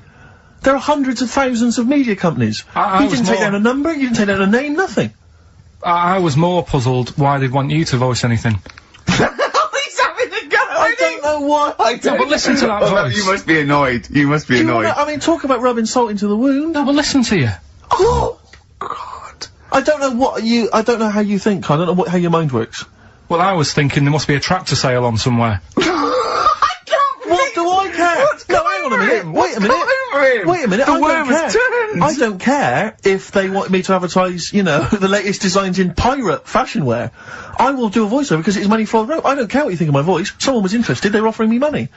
And you decided arbitrarily, oh, they probably wouldn't want it. They probably made a mistake. They wouldn't like the way he talks anyway. I'll delete the message. No, the thing is, right, What if that had been a girl? I get paid to sit here on a Saturday, right? Play CDs and that, help out with the show, get you decent prizes. I think I do me bit. Sure. Right? It isn't about running your voiceover work. So hang on, so Karl, let me just get this right. If someone was ever to phone me, right, trying to get in touch with you, to offer you work, you'd want me to just ignore the message. That is what you're saying to me. You'd prefer that I deleted the message, I ignored it altogether. That's what you'd want for me to do. That's what you want me to do. What, someone's calling you for some Someone's phoned me, they say, oh, I can't, I don't know, I'm a friend of a friend, I've got your number, Steve, I love to use Karl Pilkington for an exciting sex scene. So has it happened? Well, that's what I'm saying, in the future, if it was to occur, do you want me to just ignore it? Is that what you prefer me to do? Well, it's not like that, though. I did tell you, I told you the message. You didn't what? You told me a week later with none of the information I needed. Karl, that doctor called last week, that kidney's ready for that, little girl that you were doing that sponsored walk for. I forgot to tell you. Oh. I hope it's still alright. They keep it on ice, don't they? I think they do. What has happened to Karl? Because Karl, I thought, is, you know, is this sort of sweet little buffoon, almost childlike in his ways. You know what I mean? Like Charlie Brown after some sort of head injury. And now he's coming back like that, having a go at, not caring about voiceover work. It's like, because Heat have written about him a couple of weeks, it's like he thinks he's better than you in some way. I do care though, you're out of order saying that, right? Because I've sorted you out with tickets for stuff. He doesn't turn up to. Karl, I received a phone call, you deleted the message offering me voiceover work, you're as bad as my agent. I'm appalled by it. And I thought we were friends. At least his agent, when he does it, is losing himself money as well. Yeah, exactly. You've got no comeback. You're still sweet. And to have a go at you've got a mank whine. Right? Voice. Like a cartoon Gallagher brother on Coronation Street. I mean, and yes, Steve does sound like a Wurzel, but that doesn't, do you know what I mean? What about Jethro? Jethro does well. Jethro gets on Des O'Connor anytime he wants. Just has to phone Des up. And he's on there. Straight on and there. he's whining like a Wurzel as well. So, you know, to say that is a rubbish... Alright, apart from that then, what else have I done that's wound you up? Well, that's a good starting point, because you haven't even apologised. No, it's a shock, because that's the first time I've let you down. And I didn't really let you down, because I passed on the message. You didn't? Well, we've been through it. You didn't pass on the message. Saying I deleted a message for you is not passing on the message. I mean, I just think what's happened is that you've got a little bit of celebrity now from the show. I mean, I've seen you being recognised in pubs and stuff, or people have come up and they said, are you Karl, because they've seen Ricky. Now, it just seems to me that you are not keeping yourself grounded. You are just, you cannot deal with fame, you've not got the intelligence to cope with the celebrity, and you're just becoming this kind of ego-driven monster. Now it's getting. It scares me, Karl. You're not the man I remember. Look, I put a lot of work into this on Saturday. This isn't my proper job, right? Where were you in the week? Oh, he's got you there. What? Where were you in the week? I said, let's meet up, let's, you know, come up with some new features and that. Where were you? Karl, you phoned me about an hour before you wanted to meet. That is not what I would call... I mean, that is arrogance right there. That's the way I work. That's arrogance right there. That's ego right there. He couldn't go, when I came in, he said, where's Steve? I said, Steve can't make it. I had to tell him why. Steve was staying in to tidy up, because his landlady was coming. This he couldn't get over.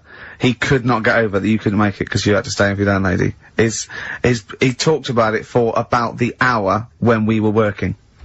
What are you talking, last week I had a bad throat, you wouldn't tolerate that, you wouldn't accept that. When you had a bad throat, where were you? Why couldn't we do any work then? Because you're at home with your mum and your dad. You were on holiday, weren't you? Why didn't you get your mum and your dad to clean the flat? Oh, he's done it again! He's done you again, mate. Play a record. How has he done me? What? They live in Bristol. Yeah, the joke's on you. He couldn't get him to clean the flat.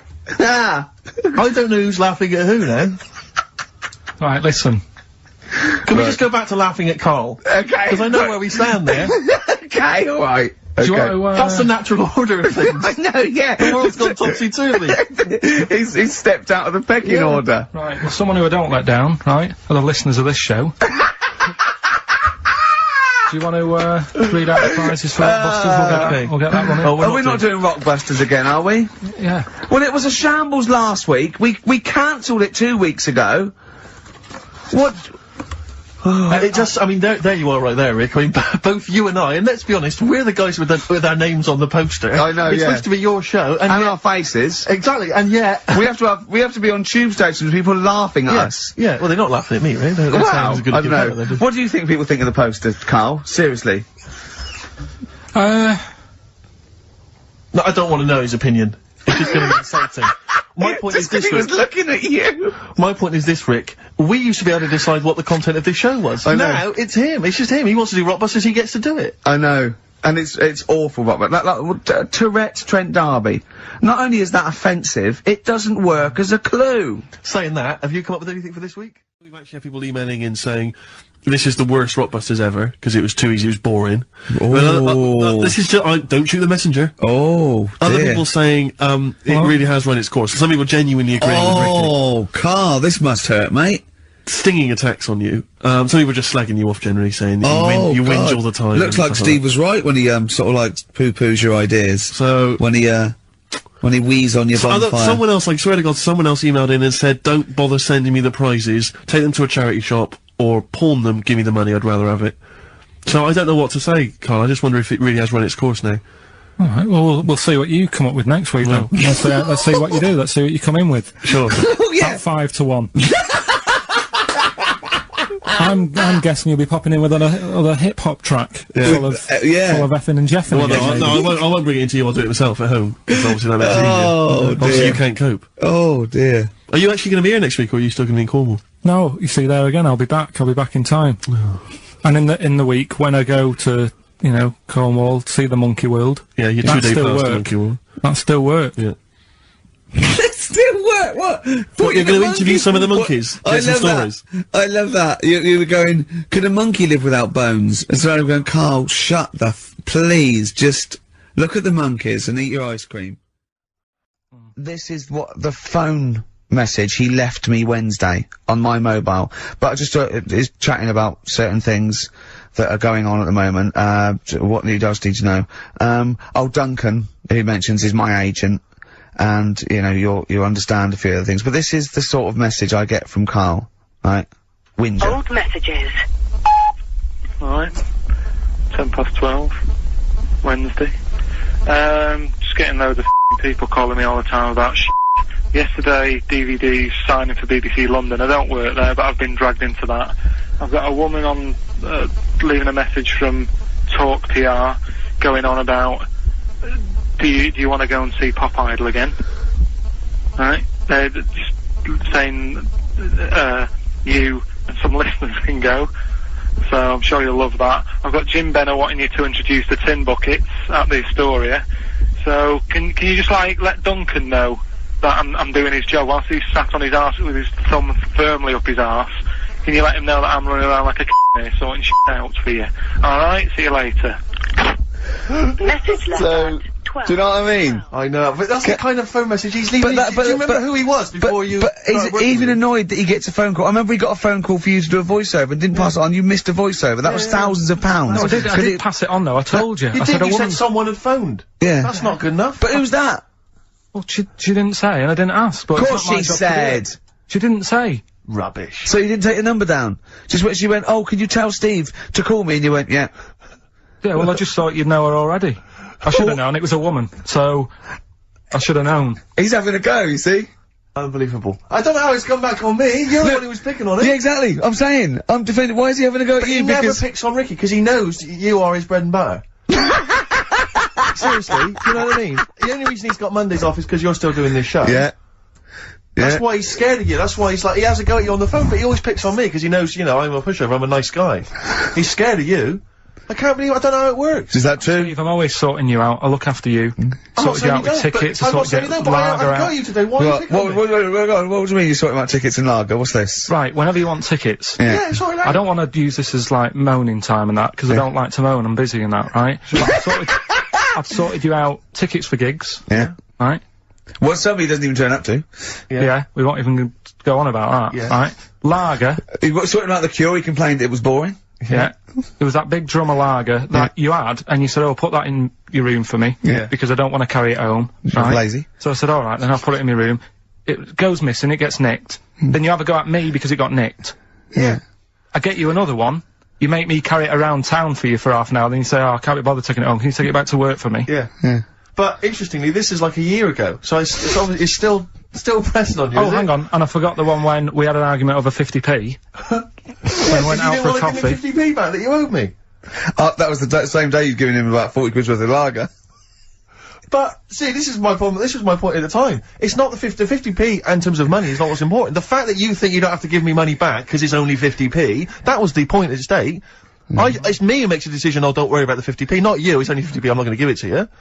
Do you know what I mean? There's gotta be rules, otherwise it's chaos, Carl. Come on, mate. Alright? I don't want to fall out about No, it. that's not alright. Shall we kiss and make up? Do you want that? Do you No, want to it's do that? alright. Yeah. Well, should we play a little record and come back to this, because... I can't believe it started with you slagging him off, Rick, and I've ended up as the monster. I know. Bit of R.E.M. Yeah. I was on my mobile phone, and I was chatting away to someone, and, what can only be described as a prostitute. Go on. Stood on the street corner. Was she a woman that gives you sex for money? Yes. That is a prostitute. Yes, that's what I thought. Go on. And as I was walking by, she said, do you want to buy sex? Now, You sure it wasn't a market trader giving 6 plums away? No, it was definitely... Sex for a quid? No, it was definitely Go a on. prostitute. Yeah. And what annoyed me about it, what I wanted to pick her up on something, was the fact that I was on my mobile phone. It's like, can you imagine, who would what, am I gonna hang up? Sorry, Mum, can I call you back? You know you say you want me to meet more women. And you know you sent me that 30 quid exactly. for my birthday. yeah. Sorry, Mr. Johnson, I'm really excited about the job. Can I call you back? I'm just gonna negotiate with a whore. And it was just sort of, you could tell that she was clearly probably desperate for crack or a latest fix of smack. So she was literally, the normal etiquette of prostitution, you know, that they hang around, they show some thigh. I've seen this in films. Will ya? Yeah, exactly. Yeah. Take you out for a meal, that sort of thing. That had sort of gone out of the window, and she was just there, desperate, running around the streets. Did she go out of a window? Because that's another thing they sometimes do, specialist ones. But I was shocked, because I've never been, propositioned before, like that. Really? In London. That's weird, isn't it? Carl, thoughts?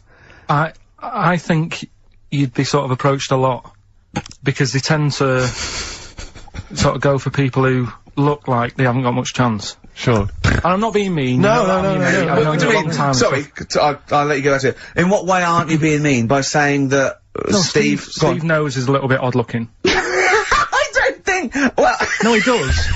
Do you know? Yeah, no, but it's not what he thinks of his looks. It's what he thinks of you talking about his looks on. No, but it's like how you were talking before about, you know, your eyes are bad. It's nature's little way of saying, look, nothing to see here, right? Don't get that. I don't know what you mean. But when you look in the mirror and that, they've gone, look, he hasn't got the looks. Let's make his eyes bad, right? Yeah. Nothing to see here. Yeah. That's what I'm saying. They're balancing it out, right? Yeah. And it's funny, right? Now we're on the topic. Sorry, right, Johnny Depp. No, listen, but my chest is gonna burst at this moment. Whenever we go into this conversation, I always think to myself, Carl, do you know what you look like? I'm gonna. You know, seriously, can I be honest with you? You look like, you know, if you've got like a balloon, a hot air balloon, right? Just a little balloon, like a party balloon. If you drew a little face on it, right, and inflated it about halfway, that's what you look like. Right. No, play a record. I don't want to get into this. It's too intense. Now you've got onto this. Let's just nip it in the bud now. I'll tell you something that I wasn't going to tell you because I think I don't want to hear it. I don't want to hear it. Right, it was on the tube. Right. Well, someone told me they were on the tube. Right.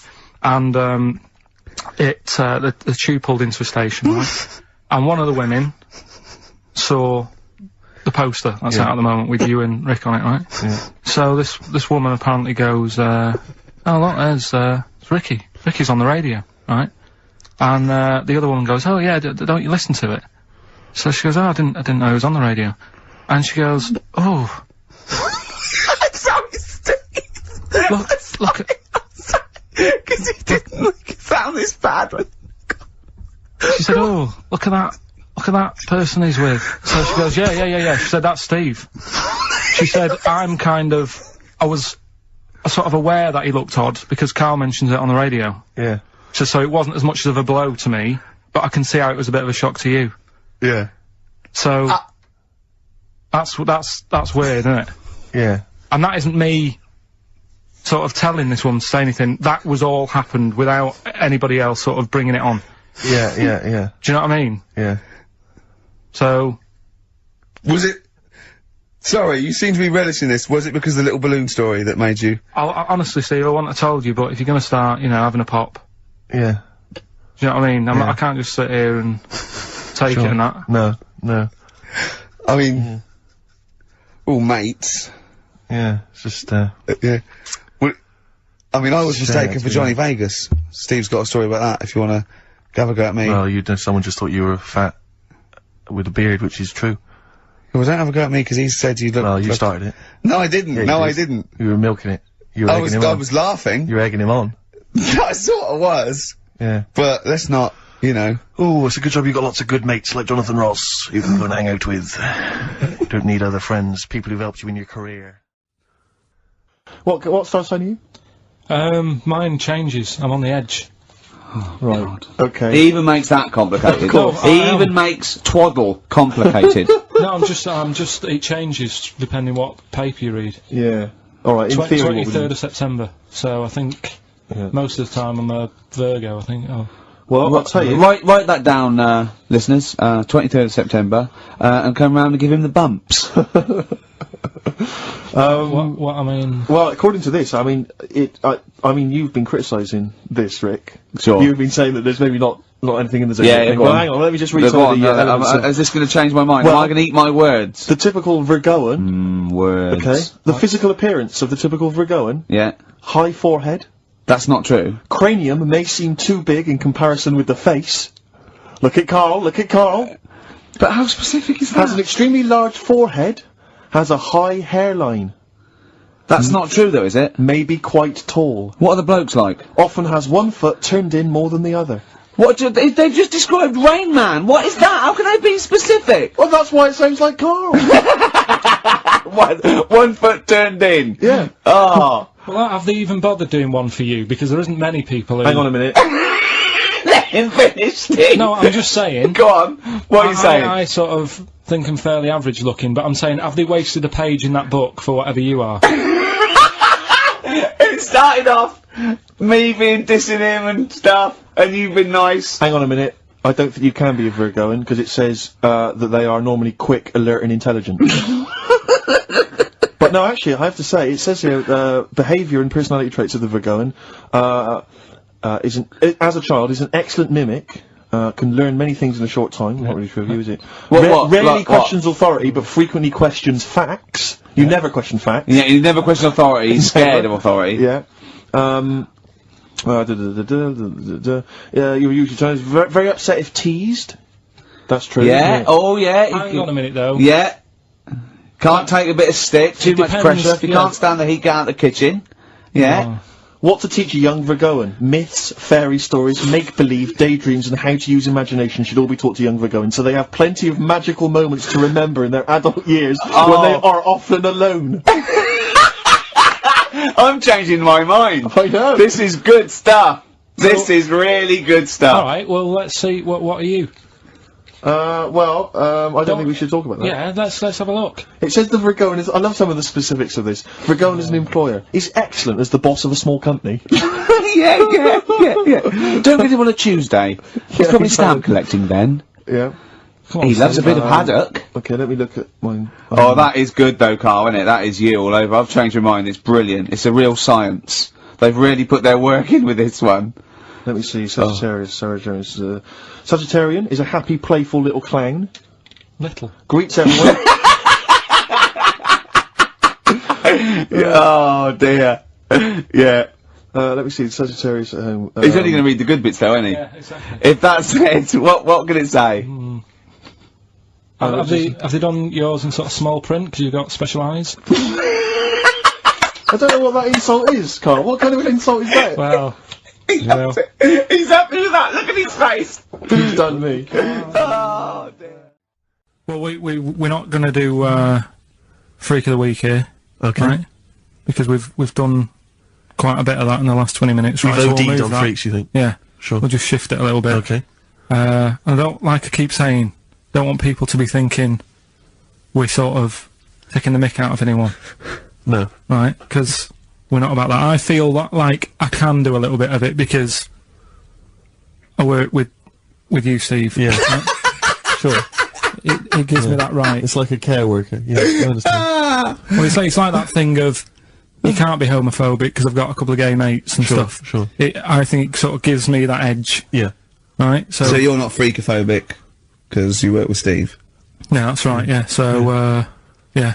Okay, well, by that token, I should be able to sort of slag off, you know, the mentally ill. What do you mean? At least mentally handicapped. Hello, ladies and gentlemen. XFM 104.9. I'm Ricky Gervais, obviously. Steve Mitchell.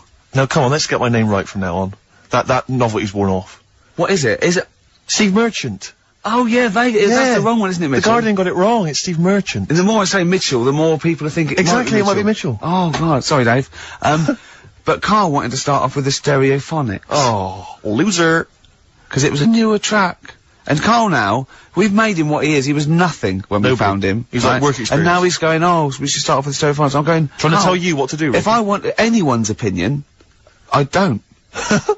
But you'd probably come to me, I imagine, wouldn't you? I'd be the first person. Before Karl, I'd consult you, Steve. Thank you. Just keep it, just because he was in Pilkington making music. I cannot wait. I'm looking forward to this. I mean, I literally can't wait. Should we do it now? Well, I'm tempted to save it because I just want to mention to people that they should be very excited because it's going to be Karl's special night tomorrow. You excited, Karl? Oh yeah. Oh, this is me and Steve, because we were nominated, we get a guest for the BAFTA Awards. And it doesn't say guest. It actually says partner. So I'm taking my partner, and Steve's taking Karl. Yeah. But what Karl doesn't realise is, you will have to pretend you're his partner, otherwise you wouldn't be able to. We'll have to hold hands when we go on the red carpet. Is this really your partner? It's not just a guest. That's how it is. Neither we go in like that, or we can't get in. You just have to be with him when you go up there. I mean, you have to, does he have to we should hold hands, but I think what we should do is, just to make sure that there's nothing at all that, like, it's gonna go wrong, we should just do a little kiss. Just like, or be seen sort of like cheek to cheek, just to show them that, you know, you're not, he's like not Elton John and David he's not just getting his mates in for a free meal, you are actually partners. No, I'm not up for that. Why not?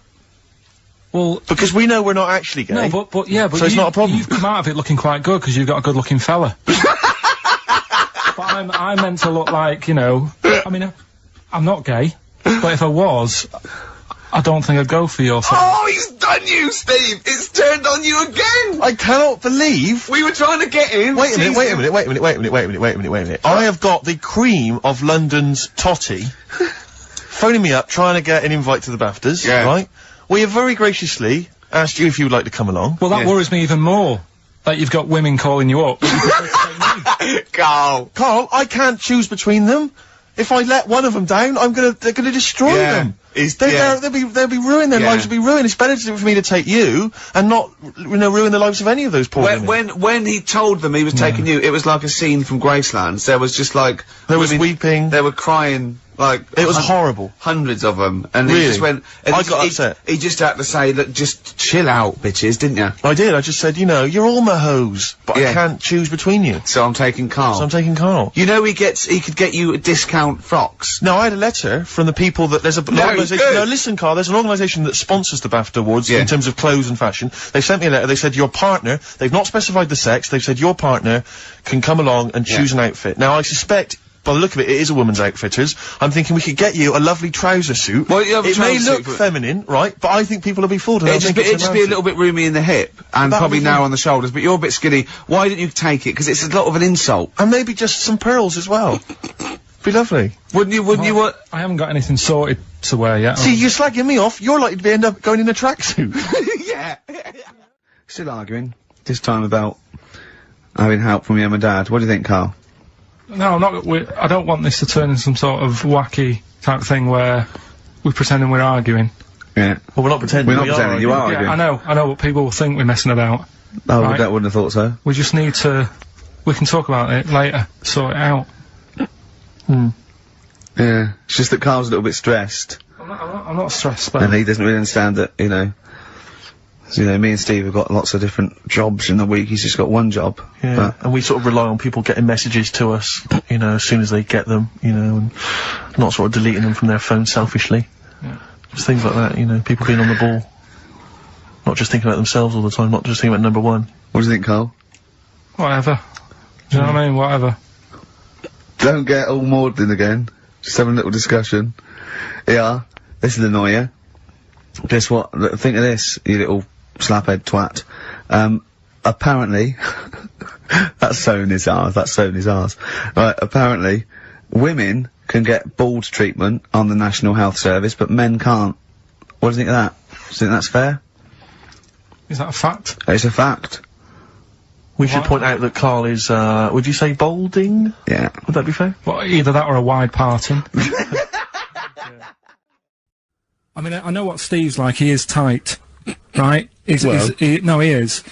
And you know that, don't you, Steve? Financially, you mean? Well, no, I mean, just the way you are. You're very sort of, you know, you're not wasteful with your money. I'm careful. No, I'm not wasteful. Absolutely right. No, but to the extreme. Not towards the extreme. Not towards the extreme. No. Look after the pennies, the pounds will take care of themselves. Alright? Simple to remember, good advice. Yeah, alright? But the thing is, right, I know that I take the mickey out of you for, like, you know, the way you look and stuff. Sure. Right? Well, I'm right back at you. But the thing is, you can't help that. Absolutely. But I'll tell you something that women don't like. Sure. And it's fellas who are tight with the money. Sure. I'm not frugal with money with ladies. I'm frugal with money with you. Well, I've got no reason to splash money out on you. I've never seen you splash money out. Well, you've never been out with me. Steve, have you ever splashed out on a lady? No, but I hope to one day. The right lady. Play a record. I'm not going at the moment. I'm not going, and I'm desperate to see him, man. I mean, he's going to do a great concert. It's his only one in London. I can't believe that being on the radio, being on XFM, you know, the listenership's going up apparently. I can't believe I can't get a ticket. I've asked Karl. He's done nothing. He's done nothing. No, Karl had a very good point. Nothing. Karl, tell what you said when he was whinging in the but first of all, whilst you're moaning, you also asked in the week for a Badly Drawn Boy album. Yeah. You got in today. Yeah. There's one there for you. Well, yeah, but it's yin and yang. And it's like, yeah, but you know. Karl, what's Steve ever done for you? That's what you got to ask yourself. What has Steve ever done for you? Well, he took me to the BAFTAs.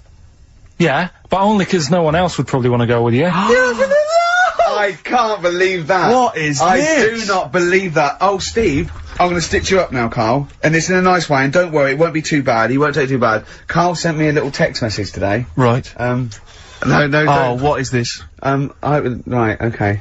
Okay. You know, I'm in a very frail mood at the moment. No, I'm you're not like going to this see one. Bruce. This is funny, because me and him have been, like, sending, trivia back and forth to each other. Which is another point, right? I sent him... Oh, well, I'll get to that in a minute. I thought he'd really be amazed with, Well, while you're fiddling, if you can make my dream come true, to go and see Bruce Springsteen tomorrow, then give us a call on the usual number. But like I said, Steve... What? Right, it wouldn't be... Right, you just said when the song was on, can't believe it, right? We work at XFM, and I can't get tickets for Springsteen, right? Yeah. We work in radio, we should get tickets. Right, now think Which of I'm the willing amount to pay for. Yeah, but think of the... Yeah, but if it's sold out, it's sold out. Yeah. Yeah, right? but that's just something they say. Right, that's just what they say, is it? Right, so everybody on local radio stations say, do you know, I like that Bruce Springsteen, I want a free ticket, right? So another say... I tried to phone, I phoned for an hour and a half, I couldn't get through. Not long enough. I've put the hours in. Not long enough. Not long enough. What are you talking about? I put the hours in. No. Right, so another 400 people turn up at the gig, they cram them all in, there's people being crushed, you know, they've paid the money early, they were up early that day when the phone lines were open, whilst you were probably sleeping, and that. So they're dedicated, and they're the ones at the front getting crushed. What? Would your Why mum and are they dad getting be crushed? happy if you were there getting crushed? I don't mind, I'll sit at the side of the stage and watch him. Yeah, but I don't mind. But everyone will say that then. And then before you know it, no one can see anything because you're all on Karl's the right stage. on this one. Right, I'm gonna give you this here. I'm handing over my mobile phone to Steve to read the... You can see it's from Karl at the top, but just read it out as you scroll down. Just read it out loud. Is this a text message from... Yeah, this is a text message to me from Karl. Read it out. To see at night as well as an owl, you would need eyes the size of grapefruits. If only Stephen could turn his head right round as well. Karl, I can't believe it. What upsets me most, Karl, right, is not the fact that you've been slagging me off behind my back. It's the fact that you've got the cheek to come on here and moralise because you failed to get me tickets and make a dream come true. You've come on here trying to pass the buck and say that it's a health and safety problem, when in actual fact it's a Karl Pilkington problem. See that, I've got it in a bin. I'm devastated, you know. I didn't let's play a record. I'm upset. I should have eaten this banana off air. What's the number? It's 08700 800 1234, but if it's sold out, Steve, it's sold out. A bit of a classic here, R.E.M. I bet if Ricky wanted to go, it'd be fine. I'm sure someone could sort it out then. Who? Oh, if Ricky Gervais wants to go, then I'm going. Are you? No. You want some tickets, so? You went in. There was George Best, one of your footballing heroes, was there. A load of other big names. You sat there in prime position. You came backstage with a load of other big names. Hey, you had a lovely bit of grub. You were filming this thing for the DVD we're making. That's you, a cameraman on our DVD. And yet you think, now you look grumpy because you had a couple of pints and I can't believe So tell us why you didn't enjoy it, because the ceremony, what didn't you enjoy about that? It was interminable, wasn't it? Far too long. Wasn't it awful? 3 boring. hours. I'm sorry. I thought you were going to say something. Really? Sorry. 3 hours. Yeah. I mean, I suppose for you two, at least, you know, you were gonna get something. Sure. Yeah. But, with me, it's like, I mean, I've never graduated or anything, so... Have you not? I'm trying to think of a situation. Basically, I sat there for 3 hours, knowing that I'm not gonna get anything out of the night. Yeah. Right? Now... Sorry, when we invited you and you said yes, did you think you were up for an award? No. I thought we were going to be sat round tables, having a nice bit of food, whilst people are going up there winning awards. But 3 hours of the same thing over and over again. I mean, if a film's 3 hours in the cinema, you go, well, it's long, but, you know, I wonder how it's going to end. But this was just like the same thing over and over again. Some guy going up, thanks a lot, cheers for the bit of brass. And then going down, sitting down, the same thing over and over again. I wouldn't, honestly, right? I'd say it was one of the worst things I've ever had to do. I enjoyed the night afterwards when we did have a bit of lamb and a nice bit of veg and that. That was alright, and I went home and I was happy, and I got the little freebie bag that you're talking about that we're giving away. Which wasn't much good stuff in it. Oh, alright. Christ. No, what would you have done on that Saturday night? Suzanne what would you have done or the Sunday night rather, what would you have done had you been at home? I would have stayed in with Suzanne, right? Watching telly, having a nice bit of pate on toast or something. Cup of tea, watching 24. But instead, I had to buy an expensive suit, so I didn't show you up. Right? Jesus, yeah. How much did you spend on your suit? Well, in total, right, because, you know, the shoes and the suit and the shirt and the tie, it was about 600 quid. That's the most expensive evening ever. And that's what I'm saying to you. And the daft thing is, it's dark in there. I don't know why you've got to wear a nice suit. You can't wear a tracksuit, for goodness sake. It's dark in there! No, just the shirt and that. It doesn't make you a better person wearing a suit. No, doesn't make you a better person, no. We're not claiming it made you a better person. No, but that annoyed me. Yeah. I mean, it was an experience, innit? That's why I went, because you think, if I didn't go, if I would have said to you when you invited me, no, Steve, I don't want to go, then I would have never known, right? Yeah. And that's my sort of thing in life, right? Yeah. If something comes up, you should take it, even if you're not going to like it. It's a bit of an experience. Right. Do you know what he said to me? I phoned him up because we had to meet up, and obviously he had to pose as my, gay lover. Yeah. To get in, right? Yeah. He phoned me, what, you said something to me like, I bought a suit, I'm looking good. He said, I'm looking good. People will think, how on earth did he end up with that good-looking guy? So he got into the role. That was what he said to me. He started getting into it. Such an insight. Play a record. You know, when I left the pub in a bit of a mood, because I was just fed up with not getting anything done. Yeah. Walking down the road, I was thinking, how can I get out of this? How can I stop having to work with them? I'm thinking, I wonder if I leave, I wonder if they'll be funny and they'll go, and then my boss will be giving me stick. And thinking, how much notice have I got to give out? And all this is going through my mind. I'm walking home and I got in, said to Suzanne, I'm sick of it. She's going, you need to do it when I get a new kitchen. And I was like, yeah, but how big does the kitchen need to be? I was saying, do we need a big kitchen? Can we get a small one? Have we got enough for a small kitchen? Do we need so many cupboards? Can we just have wood instead of steel? All this, try to get out of doing this. Yeah.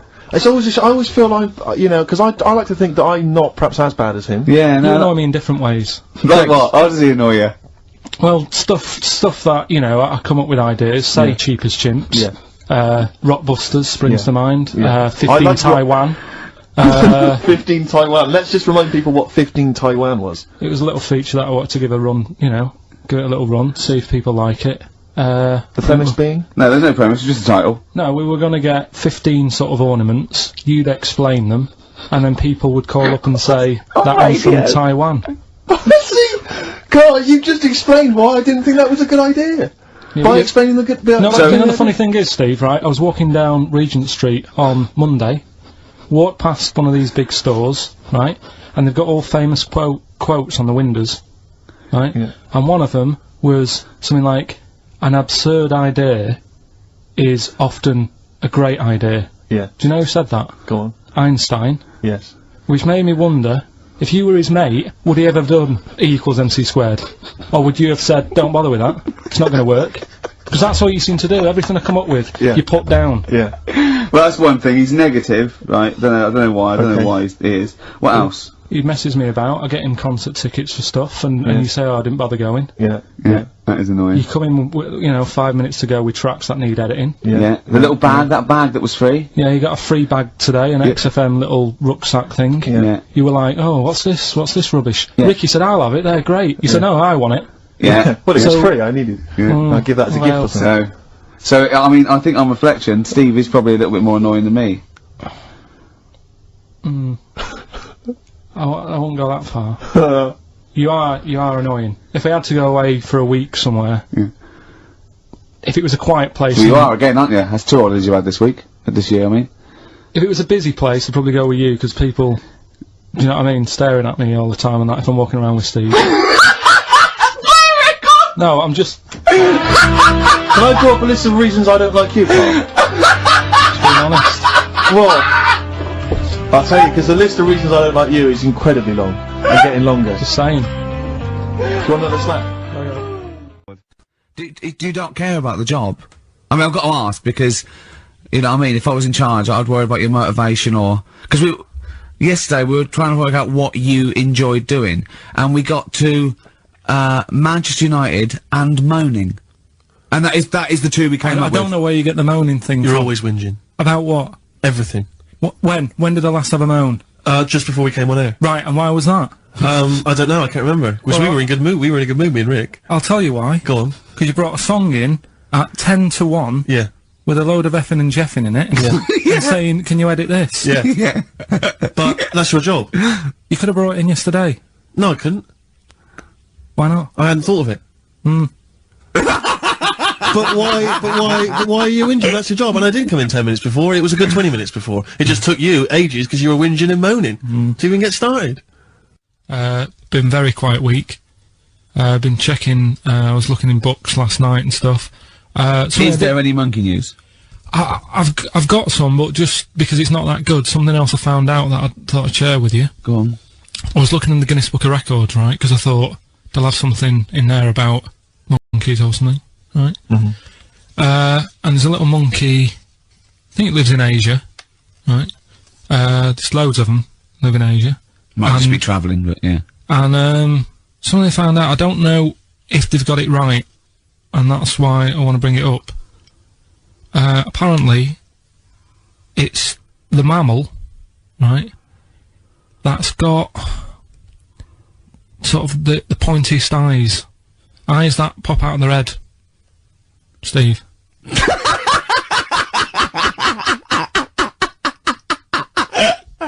Now,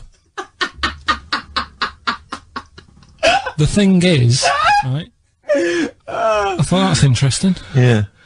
Apparently it's the biggest with the sort of goggle eye type thing. Right, yeah, go on. Apparently, they come out of their head, 1.6 centimetres. 1.6 centimetres? What, you mean they protrude? Yeah. They protrude from the head at 1.6. Okay. What, how long? Have you got a ruler, Rick? 1.6. He's having a go. I'll tell you, I'd be a little bit annoyed if the monkeys beat me. Well, I don't think it has. That's what I'm hoping. Is there anything we can I mean, what's 1.6? What, can you... It's about... Drop your trousers. It's, about 3/4 of an inch. What do you think? I don't know. Have they got it right, or what?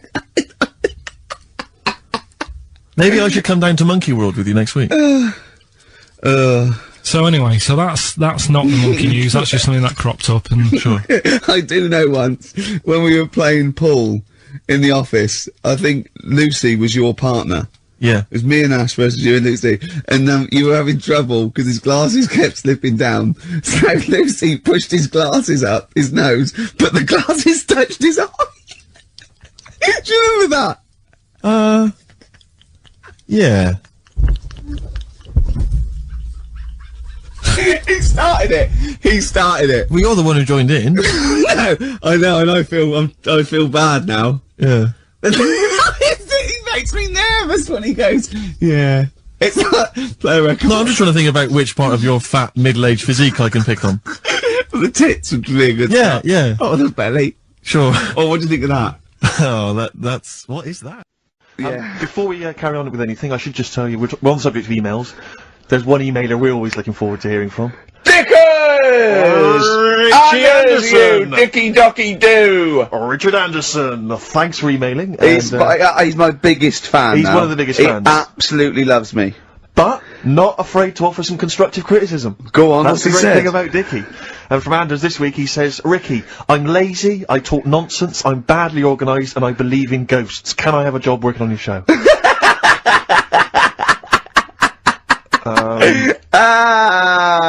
Possibly, Anders. Maybe send in a CV. Or email a CV. He's put a little bit of all of us in that, hasn't he? Oh, I'll ask you if he's a goggle-eyed freak, Steve. Alright, calm down. Well, no, I didn't mean... There's no need to get insulted. No, I didn't necessarily mean you, did I? No need to get nasty. Well... Also, I was thinking about that, actually, Steve. Oh, God. Just talking of the old, What? What? Talking of the what? No. Do you know, like... This better be good. No, you don't have that many girlfriends and that. What do you mean? Carl, why are we on this? I was defending you in the whole monkey discussion. Come on, what's your point? What's your point? What's your point? No, what's the point? What's the point? I just was thinking... If there was an infinite number of Steves? You're an odd-looking fella. Come on, Carl, get to the... No, you know I know that. I've told you that loads of times. What do you mean, you know I know that? Well, there's no point pretending anymore. Steve, I'm flabbergasted. But also, you don't like spending money, right? He's mean and weird looking. Valentine's Day. I'm gonna... Oh. Are you sort of, you know... You've got to love him now, haven't you? What are you happier with? The fact that no girls like you enough, right? This is really mental. Or are you happy because you don't have to spend any money on a card for someone? A little from column A, a little from column B. Right, let's have more monkey news. What have we got? No, we've got so much to get into this show. Insults. We don't stupidity. need the insults. I think we've got enough. We don't need the insults. Yeah, there's no more insults. No more insults. What angers me with Karl is you know he's been planning that. No, I haven't. I was thinking about it on the way in because Valentine's Day is coming up and I'm not a big fan of it. Right. Condoms? You bought your girlfriend a box of condoms for Christmas. I don't think you can have a go at me. To be fair. No, but I don't just treat her on Valentine's. I'm always... Do you know what I mean? You don't even treat her on Valentine's. You don't even treat her at Christmas or on her birthday. When do you treat her? Hang on a minute. Wait a cotton picking minute there. Oh, why I order. Wait a minute. What was that? Tiffany dog. I treat your girlfriend better than you, and I've only met her twice.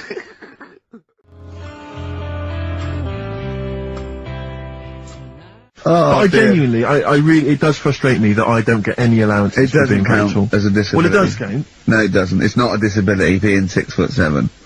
But how can you explain, for instance, travelling on a bus or a coach? There's some things I can't see. The only disadvantage is, people look. I've seen people stare at you, but they stare at me because I've been on the telly. What's that a disability? People being recognised. Yes, but you could avoid that by not being on the telly. It's your choice. This is my point. It's your choice. Yeah, it's the same as the big fat people. It's their choice. It's a different sort of stare, isn't it? I've been there. Yeah. When the sort of stare that you get and the sort of stare. Well, obviously, I'm gonna. Sorry, Steve, but I'm gonna. follow up this inquiry. What do you mean, Karl? No, so I'm just saying it's more of a stare of fear than, like with you, they go, oh, it's him. Yeah, go on. Whereas with you, it's more like, jeez. Where's the monkey news? Mr. Pilkington, hello, it's Dr. Hanrahan. Barry Sheen has just passed away, and you go, oh dear. Yeah, bad news and good news. Do you want his face, or do you want his face? Does Suzanne go out with you, like, for charitable reasons? Is it like you can adopt a boyfriend? I love the fact that she encourages you. She was saying about Tom Cruise, and I was like, oh, you know, she said, you know, he's not a bad-looking fella or whatever. So, well, what she's saying is, Karl, is there any chance you could go and get a different face? Maybe something like Tom Cruise would be good. Then I was saying, right, first of all, he's got to be dead and he's not.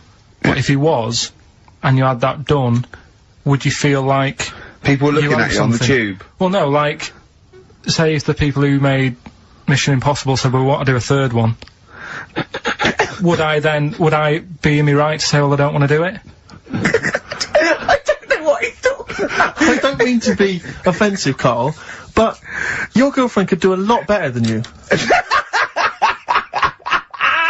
I don't know what he's thinking. I love the idea of this whole conversation about you in Tom Cruise's face, and then get offered a film. But why does she have conversations like this with you? It was now on last night.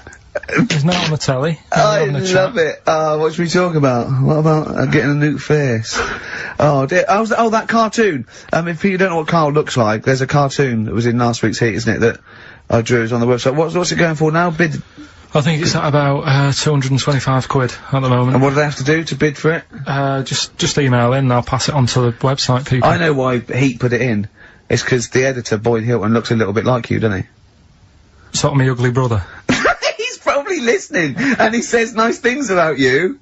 Yeah, he can still say nice things, but I bet he knows deep down. You know if you're good looking or not, don't you? I can't believe Come on, Steve. I mean, what do you think? This is going crazy now, Karl. I don't know. You're just, the insults are flying left, right and centre. You've got no limits.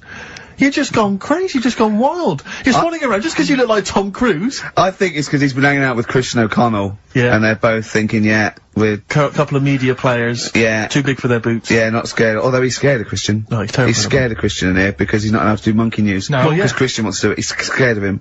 I'm not saying that, right? Christian... I'm not allowed to do monkey news, but Christian wants to do some monkey news. I'm not allowed. I'd be there, waiting for... By the way, Red Hot Chili Peppers on XFM 104.9. So, a few more shows. And I hope Sony are happy. They should encourage... You know, we've only been radio, you know, a couple of years. Exactly. You encourage young talent like you. Yeah. Instead of giving it to Radio 1 and Radio 2 and... The old war horses. We just had a quick email. I wonder if you could answer this. It's James from NWL. He says, Ricky, is Karl going to be on this week's show? Please let me know, as I may listen if he's not.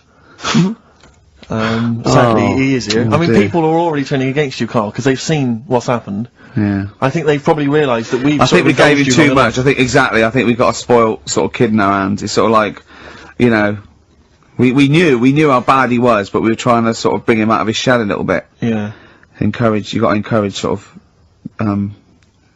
children like Karl. Well, yeah, exactly. To sort of fend for themselves. I like the fact that Dickie Anderson had that wonderful rant. I mean, it was an articulate email. It was quite long, and he must have typed it immediately. I'm thinking, because he's a fan of the show and he thinks I'm a genius, we need a PA. Sure. Don't we? Yeah, yeah. Do you reckon he'd come and work for us? Well, he can't be any worse than what we've already got. I don't know. You know. So, there you go then, we're giving up radio. We're gonna concentrate on television. Karl's gonna probably go back to what, your little... Just doing your sound? The thing I won a silver for at the Sony's. Funny that, isn't it? Oh, you won a silver, did you? I got a silver, yeah. Oh, yeah, what was that for? Doing the proper job that I do here in the week. Well, no, there's 2 of you for a start. Yeah. Well, there's 3 of us. Couldn't even get a bronze. Now, who's the weak link? Right? Well... Bit weird, isn't it? Let's not argue. We haven't got many shows to do. To be fair though, this show is I think it's more to do with the fact that you talk on this show that has brought us down. Right, I haven't said anything hardly today. No, well this is an award-winning show, potentially. We'll add this one in for next year. If you could just keep stum, we might have a chance. Alright. Well, coming up, right? Let's Carl. put it behind us. Okay. Let's draw a line under it. Me and Steve were having a little meeting yesterday over lunch about, planning stuff for the show. And, Gary Kemp came up to me, started having a little chat about old times, and, I went, oh yeah. As he went away, Steve said, right, think of this. He said, Rick, don't take this the wrong way. Remember that sentence, don't take this the wrong way. So there's a right way and a wrong way I could have taken this comment. He nodded to sort of Gary Kemp and went, he's aged better than you. I went, well, how could I take that the wrong way?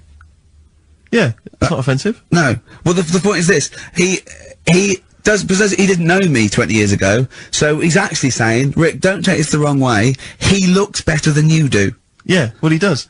But why say that, Carl? What? Did you really say that? Yeah, although, can I just backtracking for a second? I love the fact you said you bumped into Gary Kemp and you reminisced about old times. What old times did you share with Gary Kemp? Well, no, he came up and said, did we drop the pops together? I went, no, I did Razzmatazz. I said, oh, we did Razzmatazz. I think he was thinking, had he ever met me before? But he hadn't, because we hadn't. That's what I meant. Yeah. Yeah. And, but if you had to make an objective analysis... I wouldn't. I think that's out of order. Sure, sure. I mean, you're always slagging me off, but apparently you can't make a value judgment on something else. No. I wouldn't do that. Well, because you're morally all over the place. You don't know, you don't know where you're coming or going. Leave it. Yeah. Leave it. Sure. You should hear what I say about you behind your back. So, would you say you're better looking now than you were? Or... Than I'm what? Would you say you're better looking now than you were? Than I was when? Well, have you aged well? Yes. You've aged well? Yeah, I've kept my looks. Bit of Dando? Bit Evan Dando, this would be lovely, yes. Look for sunshine. Now, it's intriguing to me because here's a film called Freaks, featuring real-life freaks, and you're sort of a bit nonplussed by it. Just because it's built up. If you call a video Freaks, you've got to make sure that there's some good stuff on there. Yeah. What were you disappointed about? Was it that? Because there was a few things on it, right? There was a woman who said she was half man, half woman, and it's like, well, you're not, are you? It was just like she had some makeup on. I thought, well, that's rubbish. And then there was a woman who could eat using her feet. That isn't that freaky. Do you know what I mean? If she's not hungry, she looks normal. Yeah. And that's when I was thinking. I mean, I'm not being right, Steve. You know, I'm not being funny. Oh, here we go. No. But I'm just saying. If that woman wasn't eating and you were sat next to her in that film, yeah, I'd probably be sort of drawn to you more than her. I'm not. I know you hate me saying it, but there's no point sort of pretending.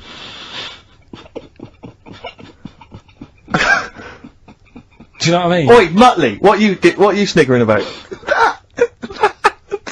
That face.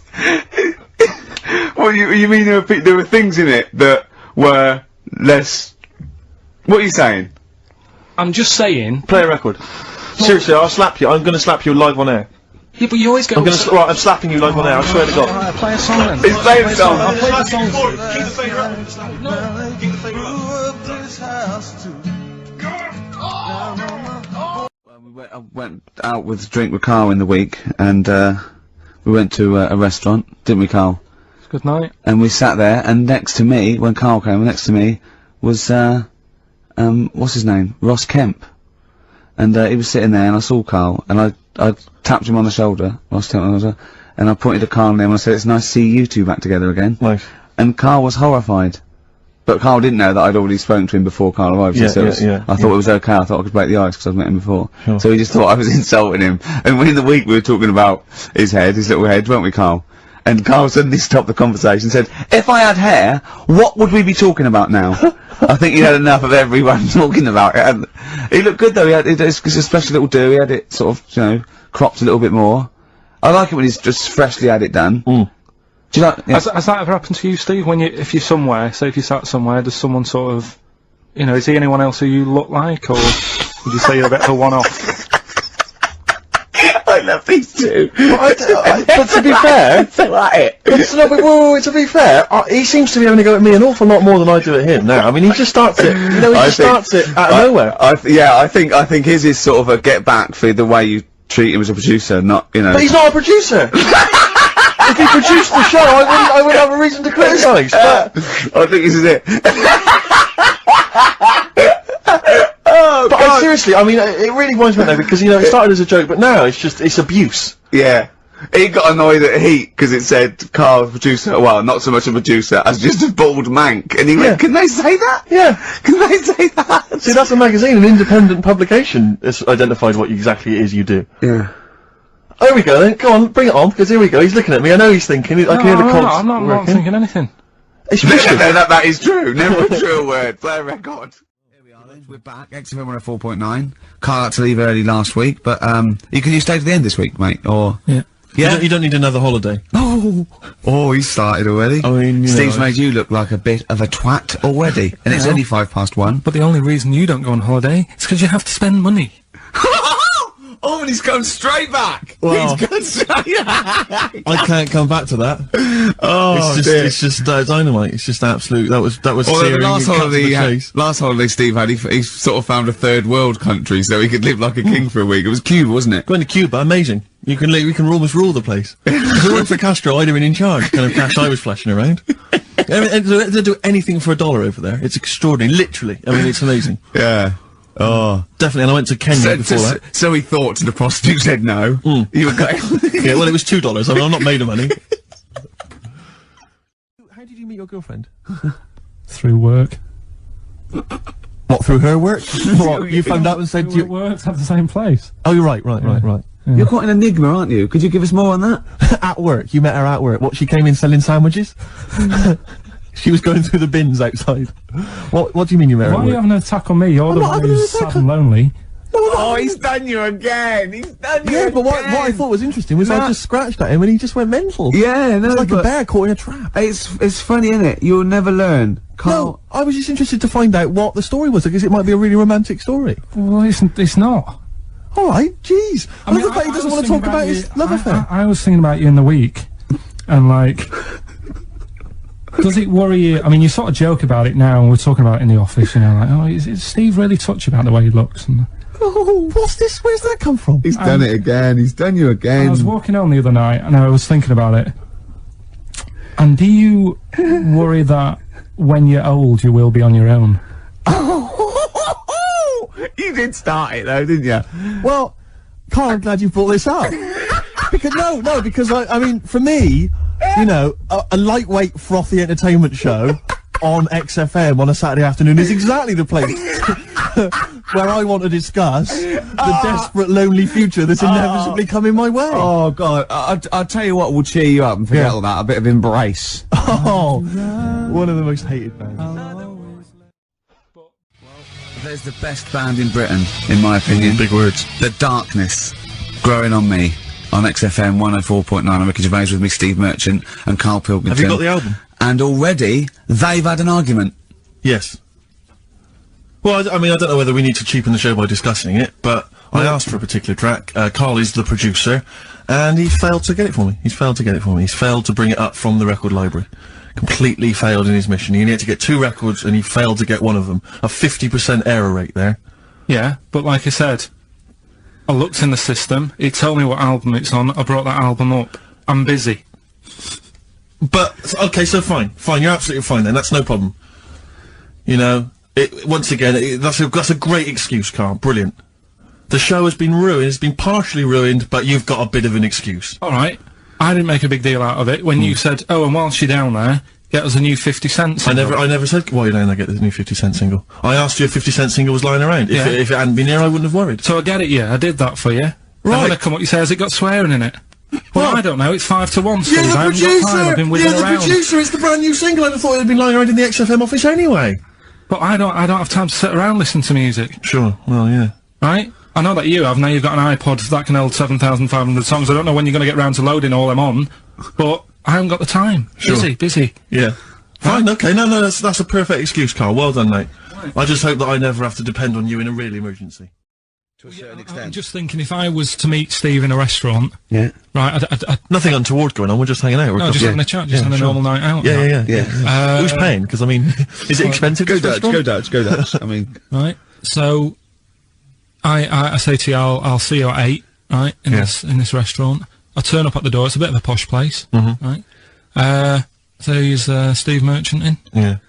And the waiter sort of goes, I don't know. What does he look like? Right? And Where's he from? Just a little French fella. Oh yeah. Oh yeah. And what does he look like? So I had the thing I pick up on first, tall lad. Tall, yeah. And then he goes, oh, you know, we got lots of tall people in, right? And I go, oh, big eyes? Big eyes? Yeah. And then he'd go, yeah, he's over there. I'll be honest with you. I mean, you can have dinner and you can buy me dinner. I'm not sure you're going to get anywhere with me. Yeah, but the thing is, what he hasn't said is, well, he gets frustrated because we have to go from restaurant to restaurant for something I can eat. But the reason we've only got about 3 restaurants to choose from are that because he doesn't want to spend more than a £5 at lunchtime. At lunchtime? If I was going out of an evening, you'd spend a decent amount of wallop. But lunchtime, Would why ya? am I spend? You'd be happy to spend 20 quid on lunch. Imagine that every single day. There's no one out there who's eating lunch 20 quid a day on lunch. It's crazy. You don't need that much food at lunchtime because I don't know what happens. You go in there, you have some kind of tiger in curry for lunch. You're asleep by 1:30. We're trying to work. We're trying to write TV shows, and you're dozing off like one of those giant anacondas that's just eating a sheep and is slowly digesting it. It takes like 3 weeks. He doesn't. Carl, he does not like the spare. He'll walk a mile out of his way to get a sandwich. Having an argument over that 50p that time. I don't want to bring it back up again. Here's the situation, Carl. I lent you 50p, and you decided you weren't going to pay me back. It should be to my discretion if I say, don't worry about it, Carl. You should offer me the 50p, go, there's that 50p I owe you, and I'll go, don't worry about it, Carl. But you didn't even do that. No, it's the way that you were, like... I said, where's my 50p? You went, oh, you don't need that. That's not your decision to have. I didn't say that. I said, I don't think I've got it at the moment, or whatever. Rubbish. And he's going through my pockets and that. Rubbish. 50p. Ridiculous. You've just given him a keg of beer for free, hadn't you? Well, let's not go over it again. I'll tell you, you're going to go along later to the Live 8 gig and you're probably going to see some bands that are going to make an effort to entertain you, but if you want entertainment, Rick, you know it. Go on. There's only one person to book. Go on. Me. If you have perhaps something to do, because I mean, I'm obviously a top DJ on the radio, but where I really come into my own is DJing in any kind of club environment. Well, you told me you were DJing, I didn't go to it, DJing at a party, and you said the place was rocking. The place was roaring. And they loved it. Carl just said he was there and they weren't. Well, that's nonsense, Carl, because you know very well that when I put on a tune, they'd cheer. Yeah, but it was late on in the night. They would have done that, whatever you put on. That's nonsense. No, they said they were happy and everything. I'm not saying they weren't having a good time. It was your party. It was all right, but they weren't going mental like you're sort of making up. They were definitely going mental. When I put on the Proclaimers, they could not believe their luck. Yeah. They would have walked 1,000 miles. Was it good though? Were they really? What were they doing? They were dancing, were they? Dancing and that, but they weren't sort of cheering, going, more and all that at the end. What's about? Oh, Take On Me came on, the big cheer went up. Oh, I don't know to believe. I've been there, done it, Steve. I've been the DJ as well. It might be jealousy. It might be like professional jealousy there. Yeah. I think it's because my fortunes are on the up, and these are on the down. We all know famously that he had Pilkington making music, his DJ outfit. Didn't happen. I did enough. I just wanted to do enough to pay for the equipment. And I did. And that was that. But I don't like crowds, do I? Karl, it was you that worked out the maths, and worked out I was 28. Because they just worked out I'm 27. You are 27. No way. Yeah, I asked you, didn't I? And I said... No, but what I sort of questioned was, I said, well, if you're 27 today, that means last week you were 26. Well done, yeah. That's irrelevant. So therefore you assumed that I must be 28 then? Yeah. Whereas I assumed you were using, your knowledge of maths, such as it is. I wouldn't do that. No, sure. Wow. I actually got lost in that conversation because I genuinely didn't know what he meant would mean last week you were 26. I don't know what that meant. I don't know what it meant. Wow. Well, it is Steve's birthday. It would have been 26 last week. Sometimes you genuinely frighten me because it's those staring eyes. There's nothing behind him. It's this little bald head. Looks like Davros looking at me. Genuine fear on his face when he enters into a conversation with another human being. What bit don't you understand? If he's 27 today, he would have been 26 last week, and he doesn't look 26. He didn't look 26 last week. He looks older than 28 today. You've started on his birthday, you're still having a go at him. Karl, I don't look like the kind of hot stud that I actually am, but face facts, that's the truth, mate. Yeah, live with it. Get with the programme, jeez. I had some exciting news this week, Karl. You'll be pleased to find out. I'm worried that you might get a little bit jealous, because it's obviously going to impact on your world quite strongly, because I know you'd like things to be quite samey. You'd like the status quo to be maintained. You like the fact that in the past, we've had some crosswords, because I remember, what did you think of me when I first walked in? When I first came in on the first day of XFM? I don't know why you're making a big deal out of it, because I'm just being honest, though. I'm just being honest about a lot of people who see you for the first time sort of go, well, he's a bit weird.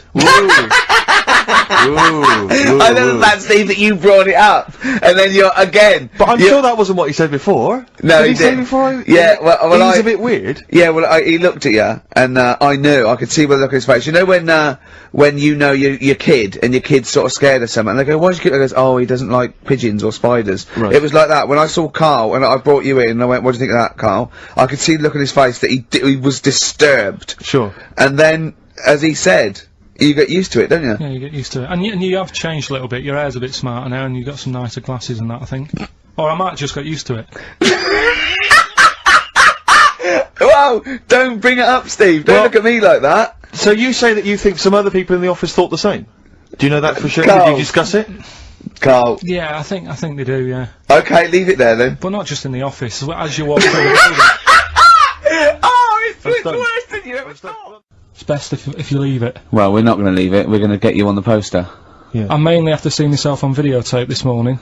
Oh, I showed him, you know, the animal show I did, the show. Yes. I'm doing a video, and I did behind the scenes footage, and I've got you've seen it, haven't you? I feel a little bit of Karl on there, isn't there? Yeah, it's great. Yeah. It's lovely. He can't believe it. He said, "Is it playing slow?" 'Cause he's so slow, and I come into the office going, "Alright." That's how you talk. My head as well. I look like I'm looking into a spoon. I'm not happy with it. I just think that if we're willing to if Ricky's willing to use his celebrity profile for the sake of the show, I'm willing to look like a, you know, let's say a fairly handsome, kind of cool customer. I think the very least, Karl, is that you appear on there as well. Yeah. You could dress up smart. Are you worried that you'll look the worst out of all three of us? Who am I standing next to? I'm next to Steve. I'm fairly confident. Yeah. I like the way it's so predictable. You pull the string because you know what it is. It's not you pull the string. But yeah, I don't know what we were talking about there. So we've got the film thing going. I don't know what we were talking about. Film. What were you talking about earlier about glasses as well, and Steve taking his glasses off? What was that? What are you saying that in front of him now for? Was it an insult? It wasn't really an insult. Karl, what were you up to? No, what was it? I genuinely don't remember. I genuinely don't remember. Right, Steve, I'm not having a go, right? Just saying how people, it's a bit weird that you've got glasses because you've got a good pair of eyes on you, right? That isn't an insult. What were you talking about though? What was it? Why did it was the fact that people who wear glasses always look a bit weird without them on. It's like, you know, they should wear glasses. Okay. Why did we get round to this? What was we talking about? What were we talking about? I don't know. I don't know. I don't know what that was. It sounds like an insult, even it wasn't intended as one. It wasn't. It sounds like an insult, Karl. It does, yeah. No, it wasn't. I should be allowed to punch you every time you insult me now. No, but I'm not. I'm doing it. I'm going to give you a dead arm. Look, Steve, it's you. You always. Even if it wasn't, you intended it to be one. What you? Oh, that was real. Play a record. Yeah. But it's mad. Every time you insult me from That's mad. Oh, is this the Cardigans? Great, brilliant. I didn't even say anything. It makes me feel better. It makes me feel better. I can enjoy the rest of the show.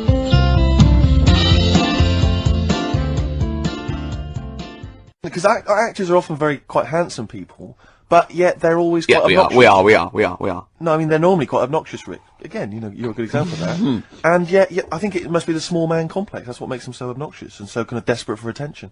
Didn't realise it before. Steady on. Because, of course, I tower above everyone. You do, don't you? I'm, for people who don't know, who are listening, I'm 6'7" tall. That's high. Yeah.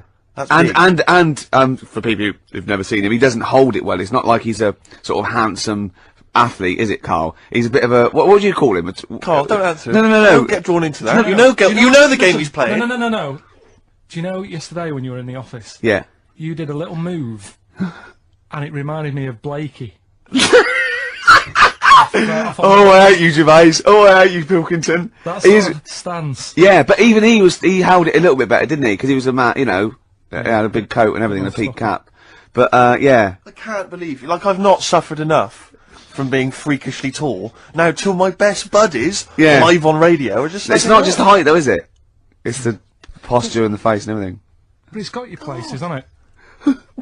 No? What do you mean it's got me places? I think people give you a bit more of a chance in your career and stuff, 'cause it's like... What, yeah, stacking shelves? Because I can reach to a high level.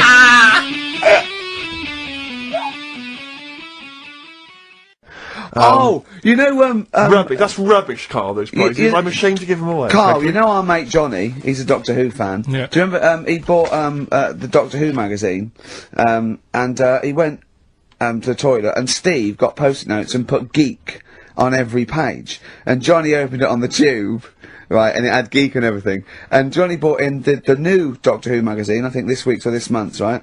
And they've done the perfect Doctor Who fan, right, what the geek is, right, and it looks exactly like Steve. Alright, don't ever go, really. It does. And, I'm gonna try and put it on the website. It's amazing. It's got your hair, glasses, it stands like you, it's sort of dressed like you, and it's only, it's hilarious. And he was, I mean, I'm insulting you now, it sounds like an insult, but if you'd see it, you'd laugh. Well, Rockbusters, right? Yeah. Right, here we go. Just a little bit annoyed. Just, 3 clues. We've lost all the energy in this show, haven't we? Well, I can't get over that insult. I'm just a little... No, we did, though. It just came out, no, I can be honest with you. It Three came out of left clues. field. I wasn't expecting an insult. No, and, but I I think there was a sense of camaraderie on this. Just email in, ricky.gervais at Right, play a record. I'm xfm.co.uk. just annoyed. I can't What are we doing? I'm just reading out the clues. Should we put this, let's put this one in for the Sony Award. Let's put this show in for the Sony Awards. Play a song, Carl, because I need to discuss things with him. I've talked before about him Edit slagging it me down, off. get this down to 3 minutes, it'd be a great show. Rockbusters in a minute. Anyway, that's all I wanted to say, really. Here's tragic. What's tragic? What did you want me to say about that song? Just your opinion. Your own opinion was fine. it's sad. In fact, your own opinion is better than anything I could really hope for. Without doubt. Whenever I ask you a question, You constantly surprise us. yeah, it's wonderful. So only ever carry on telling the truth, carry on saying exactly what's on your mind, and I think this could become a great. You're like a man who was frozen in Victorian era and has been reawoken and he's kind of discovering the world. Some things make sense, other things don't. It's beautiful. As opposed to one that was made in a castle in Victorian times, like Steve. Oh, that's just... Oh, I've joined in with Karl. I can't believe it. I'm sorry. On my side. Yeah, no, it was irresistible though, wasn't it? I'm really sorry. Should we play a record? Yeah. So, we were talking about should we play a record? Is that link too long already before we actually got to something? I'm already bored. Carl, we've got to get to something. We've got to do Carl, something. why don't you contribute something? You've been silent. Now that is scraping the bottom about really like, is, we're in trouble. Oh no. Oh, we're failing. Who can we bring on that's surefire, always delivers, Audio snappy? dynamite. Yeah. Carl. The big guns. Come on, Carl. I was just thinking, there is nobody else who looks like Steve. He's done ya. That's outrageous. Although, to be honest with you, that insult has resurrected things. Yeah. Well done. Shut up! They got 2 monkeys, right? And Don't stop! because they'd seen the owners with guns and what have you. Yeah, no, that sounds So they had a bit of a shoot off. Yeah. That's how they sorted it out. And who won? I think it was George. The one called George. Right. So I think they had 17 kids. The farm's still running. So that's like the last little monkey news there. Good little Rick, happy ending to that one. If you were to rub your nipple against his lips while I held him down. Right, come off it now. Come on. No, I'm not doing Bruce Springsteen, Thunder Road, last track on XFM's Ricky and Steve. You can check this all out on the webcam. I got fingers. Get his arm out the way, get the arm out the way. This happened on Scum. It's happening again, Steve. What's happening? It's going all wrong. Yeah. We're talking rubbish. Are we? Yeah. We should have played 2 in a row. He's having a go, isn't he? Blimey. Can I just kiss and make up with Karl? No, that is... No, let me just kiss my kiss. Yeah, but it doesn't then next week it'll be the same again. It doesn't mean anything. It's like saying sorry. Oh, on the lips. Go on, he's like... I've never... Karl has gone a absolute shade of purple, straining not to have merchants... There's no point, Steve. No. There's no point. No, just shake. Just shake and make up. Shake what, Rick? There you go. All friends, sit down. That's lovely. That's a lovely moment. So there's Steve Merchant with funny glasses on in this place horror, and he's walking round. Do you think he scared people, Karl? I've set this question out, haven't I? I've loaded the question. I know the answer you're fishing for. Karl, do you just want to have a dig at me? Because it's coming up to 2 o'clock, and you've not really put a lot of effort in today, slagging me off. I don't do it on purpose. No, he doesn't do it on purpose. He's just an honest northerner, and he can't lie. He's like George Washington, but without the wooden teeth. Yeah. I don't think your heart's in it anymore either, Karl. I was alright today, but Steve's really dragged me down. Well, let's. Wait a minute, I just need to know why. No, do you know, like, Yeah. people are being miserable around you? Yep. I was full of beans when I came in. Yep. Yeah, but you got to remember last week you were really miserable and that really wound me up. Yeah, because he was having So to it's do swings stuff. around, Because, you know, he'd been let down and they were worried about Yeah, the last next week show. you were in a terrible mood. Yeah. Don't look at me like you were. songs. I wasn't like going off and lying on the settee, looking ill, talking in that voice. Oh, he's done you again. I said, just now, being quite friendly. Yeah, Carl, Steve. Carl, have you ever tried to get into the Monarch for free? Because I'll be honest, mate, it's not going to happen for you. Come out with me, mate. You got a quid off. All right. Oh. When you can get in places in Camden for free. Yeah, I'm alright. Yeah. Oh, yeah, he's done you. He's so ungrateful, really. Yeah. Because I can't remember a time my dad bought me anything. It's always my mum who bought it, and my dad would give her the money. Yeah. You got Ricky who's lost his go-kart. You've had a video bought for you, and you're still not happy. I just think you're selfish. 150 quid? Yeah. What, in gift vouchers? Yeah. To spend at the same places? I'd have to say, though, I mean, it's not a very inventive gift, is it? It's a Whoever lovely came up with thought, it, though. it's a lovely thought. It's wonderful to have £25 that I can only spend in 2 places I never go in. But, no, I'm not looking a gift horse in the mouth. Any I'm not ungrateful, anyway. looking a gift horse in the mouth. It is a treat. He spoke to Jonathan Ross like he was a normal person. From someone whose dad buys him a spade for Christmas, I thought you'd be grateful. It's one of them things, isn't it? Like I've said before, when you first see something, it's a bit of a shock. Do you know what I mean? It's like the Elephant Man or whatever. Yeah. First time you see him, it's that sort of, oh, look at that. Do you remember the first time you saw Steve? No, I'm not being funny. Do you remember the first? Yeah, but I've said this before. It's always then you get used to how people look, and you don't. No. I'm gonna burst. You have to play a record. No, but Do you know what I mean? It's brilliant. I'd like to rent you out to people. See me, I'm different. I would happily leave him now in the bottom of the cupboard.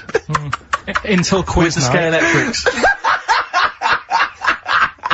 Until the old pub quiz night, when there's no one else who will have you on the team. Sure. And suddenly you want to be your best mate. Done him again. Right? Yeah, where's his mum and dad then, Carl? Yeah? In Bristol. Yeah. Do you know what Steve said when he saw that, Carl? Go on.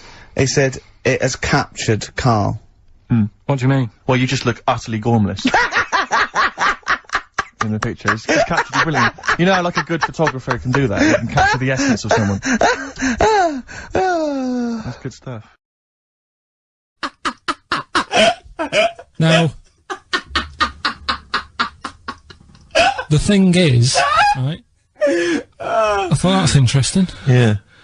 Apparently it's the biggest with the sort of goggle eye type thing.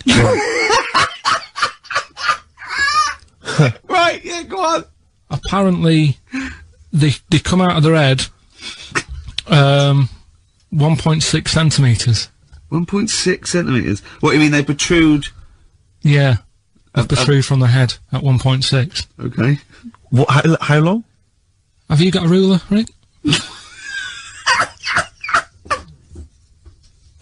1.6. He's having a go. I'll tell you, I'd be a little bit annoyed if the monkeys beat me. Well, I don't think it has. That's what I'm hoping. Is there anything we can... I mean, what's 1.6? Oh, can you... It's about... Drop your trousers. It's, about 3/4 of an inch. What do you think? I don't know. Have they got it right, or what? Maybe I should come down to Monkey World with you next week. So anyway, so that's not the monkey news, that's just something that cropped up, and... Sure. I do know once, when we were playing pool in the office, I think Lucy was your partner. Yeah. It was me and Ash versus you and Lucy, and you were having trouble because his glasses kept slipping down. So Lucy pushed his glasses up his nose, but the glasses touched his eye. Do you remember that? Yeah. He started it. Well, you're the one who joined in. No, I know, and I feel bad now. Yeah. He makes me nervous when he goes, yeah. It's not, play a record. No, I'm just trying to think about which part of your fat, middle-aged physique I can pick on. The tits would be a good start. Yeah. Oh, the belly. Sure. Oh, what do you think of that? Oh, that's, what is that? What would you do then if you landed, right? Supposing, we all land, right? We're shipwrecked, okay? There's no food around. But there's a chance we might be saved, like, in a few days. We just got to stay alive just for a few days. Okay? Steve offers up his penis. For what purpose? Well, it's already, you've torn it in the plane crash anyway, it's hanging off. You go, okay, listen, lads, let's eat this. This will go 3 ways. I should be so lucky.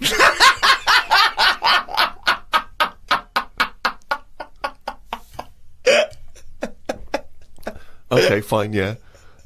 I'll look for something else. Because we're surrounded by water. Why are we eating knob?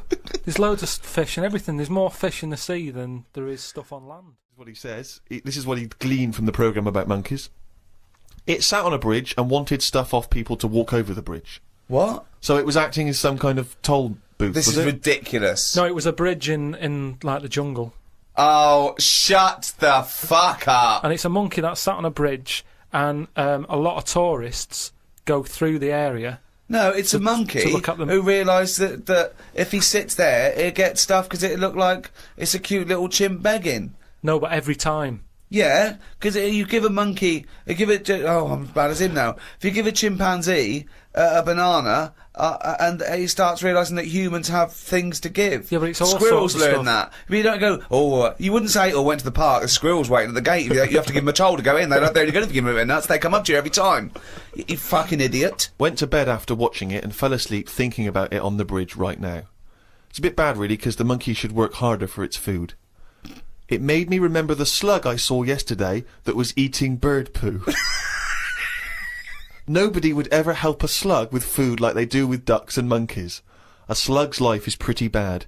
The only time they come out of their den is when it's raining. Den. So even their days out are depressing. It is. Do you know what I mean? No. It is like, it's a horrible thing to be, innit? A slug. Love him talking about what is it like to be a slug. No, just because, like, the monkey, even though it's been quite aggressive, everyone was like, oh, give it some water, and it was well, like, kitted out. It had, like, chocolate bars, bottled water, some, like, fizzy stuff, and all that. An iPod, it was listening to Monkey News. It could have had one if it wanted one. It was getting away with murder on that bridge. And that's just because it was furry. Yeah, if that was like a blob, like a slug, there's no way people would be that friendly towards it. And it just annoys me how you get this pecking order for, like, no matter what creature you are, favouritism.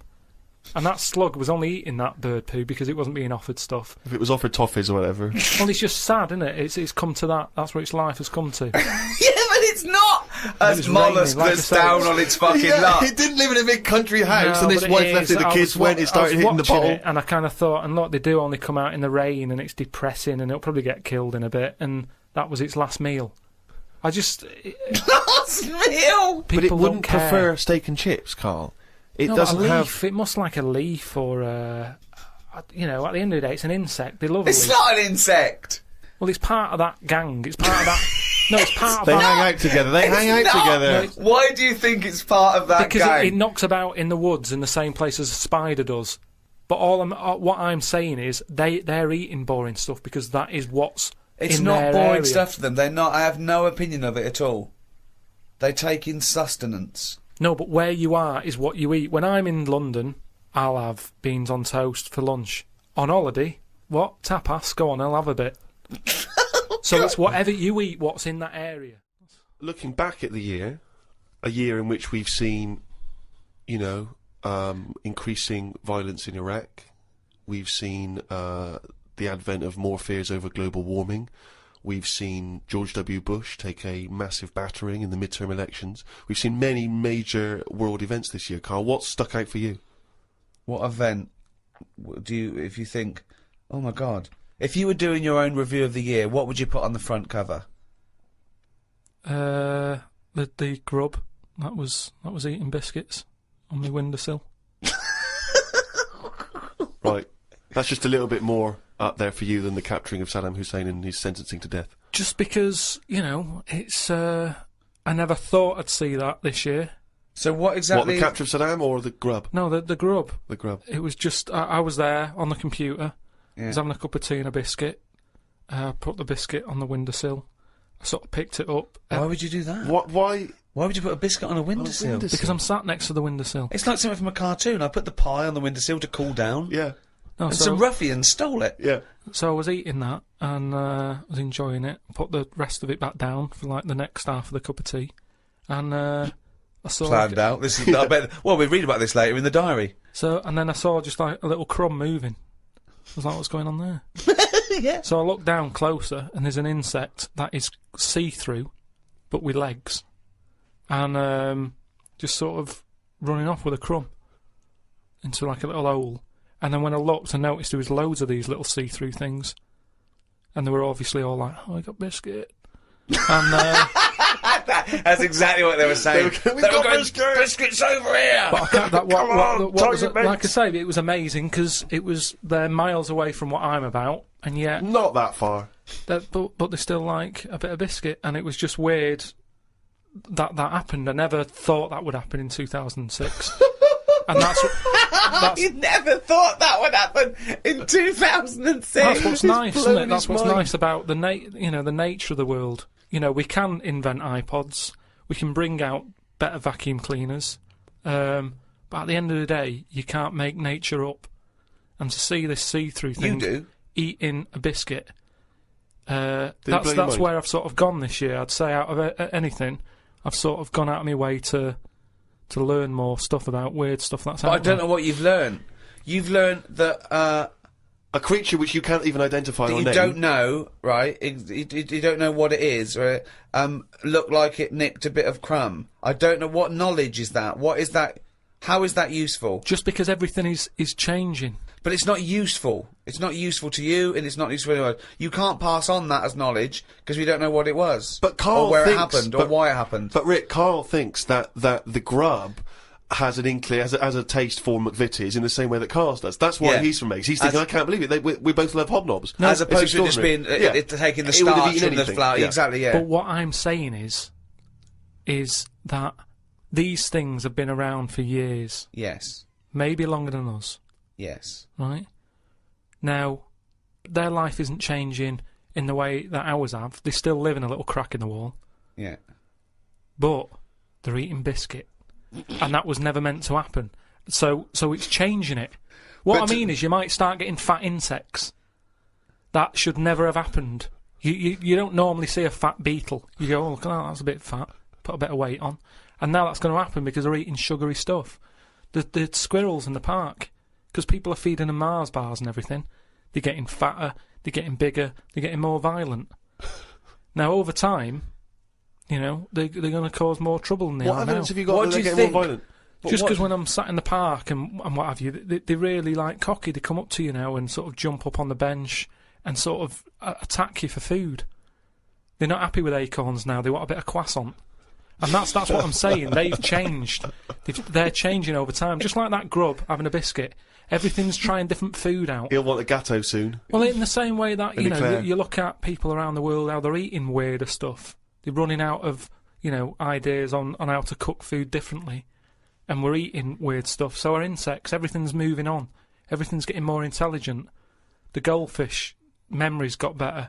Chickens are more intelligent than people thought they were, apparently. Everything's... Time makes you more intelligent. Well... No, they do. That's a fact, isn't it? If you're knocking around longer, then you're learning more, because more stuff's going on, and you soak it up. And that's what these insects are doing.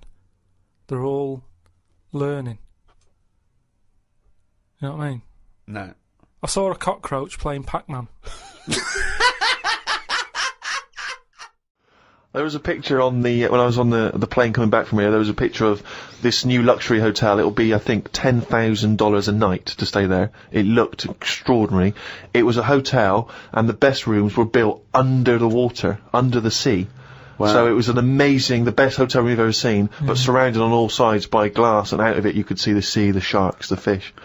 I don't think I'd like that. No? But that again, that's just one of them hotels where it's over the top for over the top sake, innit? Like where they have 12-course meals. Well, just have 2 but make them bigger, rather than dragging it out and there's the first course. You know, a couple of snails. Yeah, it's just for me all that is. Don't eat a snail. Don't have one snail. Eat one big tortoise. If you want slow food, don't have loads of little snails. Here, there's a giant tortoise. Tuck into that. Feeds 10. But it's what you were saying before. When you start having to take a risk with food, like the fish that can kill you if you eat it, don't bother.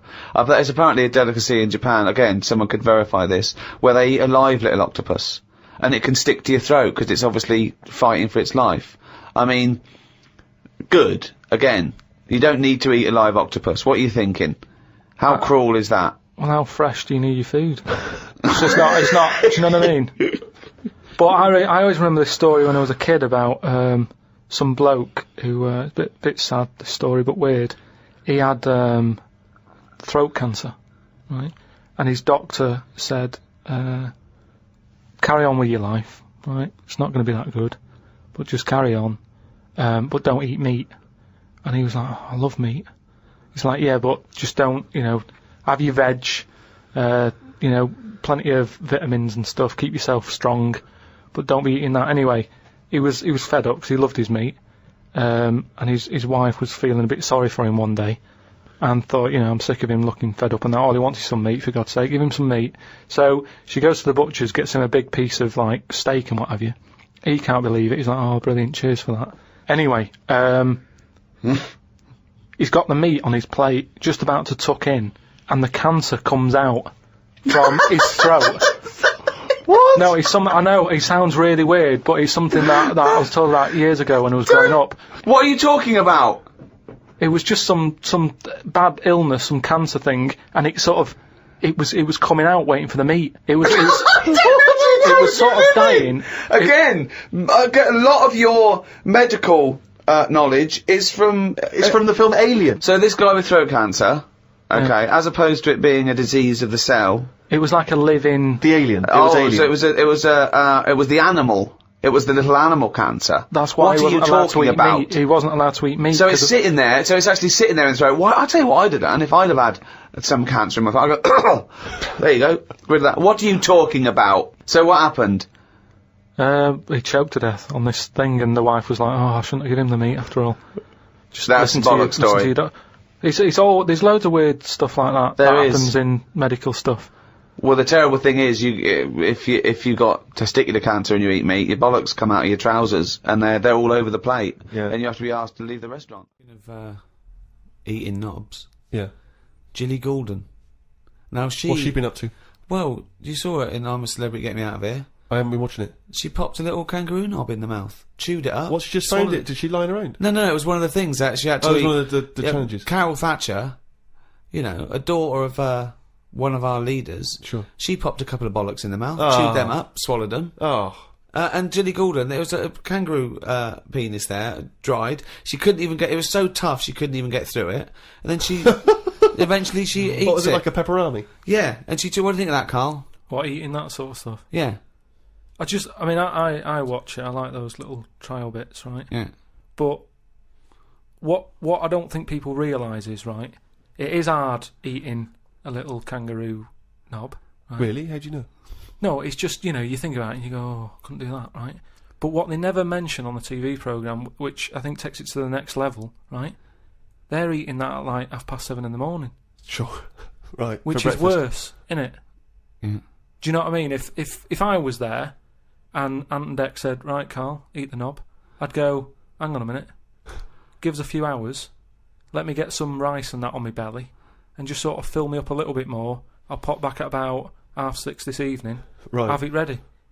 And I'd be happier then. It's just that thing of, you don't want to eat animal genitals on an empty stomach. So what are you saying? I'm saying, like, I could eat a knob at night, but just cut that there. We'll loop that. If any DJs are listening, just take that quote. I could eat a knob at night by Karl Pilkington. Maybe do a dance remix. Yeah, I think maybe you're sort of a house producer, and you could maybe get some kind of high energy beat going, and then we could just send that out to some of the gay clubs. I'm sure it'd be really popular. Please, anyone send us, that loop with a nice little, funky house beat. Karl Pilkington saying I could eat a knob at night. No, but do you know what I mean though? By that. Not really. Well, okay then, right. Okay.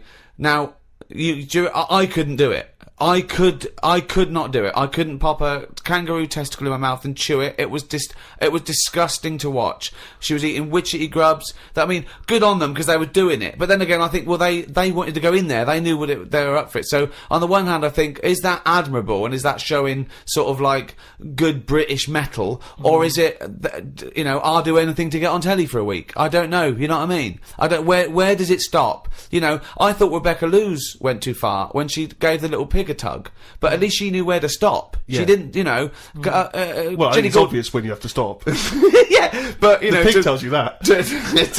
To you know, to pop the Also, again, where's the kangaroo hopping around without a cop? I watched the final of I'm a Celebrity, Get Me Out of Here. It was between singer Jason Donovan, singer Mylene Klass, and singer Matt out of a boy band. I had my money on Donovan, but Matt won it. I think it was because of his last task. He ate a fisheye, some grubs, a big fat insect that they have on every year, a crocodile knob, and a kangaroo anus. I feel like we've come there, Rick, to where we entered. It was this time last year when we first started the podcast that we were talking about I'm a Celebrity, Get Me Out of Here, and you coined the famous phrase, I could eat a knob at night. Yeah. So it's full circle. It's just that the last series finished recently, and it was astounding that he ate a crocodile knob, he ate a crocodile eye, he chewed up and swallowed a kangaroo's anus, which I to be honest, I didn't know was a food stuff.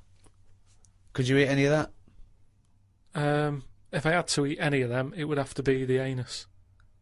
What, really? Yeah, more than the other stuff. I couldn't eat anything that's still alive. No, I agree. I couldn't eat any of that. I don't know under what circumstances I'd have to go, right, that's it now, we're not going to survive, the ship isn't coming, there is nothing on this island I can eat, give me the crocodile's penis. So it wouldn't bother me. I could eat anything. I could do almost all of the challenges on that programme, but I couldn't cope in the camp. I couldn't cope with the lack of food and the uncomfortable bed. That's all that would do my head, and I'd drive people spare, whinging and complaining. I couldn't cope with any aspect of it except the physical challenges. I couldn't cope with sleeping with people snoring, the things crawling over you. I'm not so squeamish about that, like snakes and things, that's alright. But the eating is ridiculous. It's out of the question to eat a worm or a grub. It doesn't concern me. I don't know why. I don't see really what the difference in it. The texture's probably the same as lots of other things. What would hunger do to you, though, do you think? Would you think I would change? Do you think, if it really was a choice, if someone said, and I knew I would die if I didn't eat worms... I think you would, yes. I think you'd complain and you'd whinge for a while, and you'd try and put it off, and you'd hope a ship would turn up. But when it didn't, you'd start chowing down on a bit of crocodile anus. But then where's the rest of the crocodile? Well, yeah, that's a good point. Who's been eating that? How come I've got this? You know, you're meant to, work together as a team in bad time, and yet I'm being handed an anus. Forget it. Let me starve. He says he's got nothing in the flat. That's why he has to do a shop every day, because he's got nothing in the flat. It's easier that way, isn't it? You don't know what you're going to want to eat. But that's why you get you don't have a different meal every day of the year, do you? You rotate maybe a dozen meals, don't you? So you can get in enough ingredients that any time you go to the fridge and go, oh, am I going to have chicken? Or am I going to have fish today? Or maybe I'll have some pasta. I do that every day. No, but I always come down to one of half a dozen meals. You've got a freezer. We haven't got a freezer, have we? We've only got a little fridge. Oh, there's nothing wrong with nipping to the supermarket. There's nothing wrong with that. So you've got too much time on your hands, boy. Out of all the people in the world to have a chat with, do you know, what's his face? That German doctor. Which one? The guy that displays the human body? Guns Traven or something. Oh, right, yeah. He's pretty good. Mm-hmm. Just like the way, he cuts stuff up, shows you how the body works and that. Sure. And have you learned anything from that? Well, I don't. Is he a proper doctor? Because it's just that it's always. I mean, I could cut a body up. I never see him sort of put it back together. Is anyone keeping an eye on him? Sort of going, well, who is he actually? I'm sure he's a proper doctor. Well, he sort of cuts bodies up on the telly and sort of goes, here's how like intestines work or whatever. Right. And he just he holds them up, fills them with food. And he goes, look, they go fatter.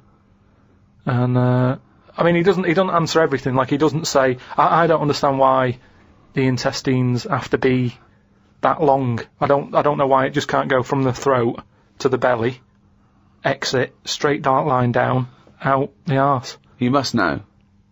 Well, no, because the way he dragged it out and it was like miles long. Yeah. Pointless. No, it's not pointless. Just have a straight, do you know what I mean? Straight down. It's to increase the surface area for absorption. So, a foot long intestine, you wouldn't absorb much food. Whereas, you go down, you know. Yeah, but just have more points in it where it has to go through some sort of filter. What are you talking about?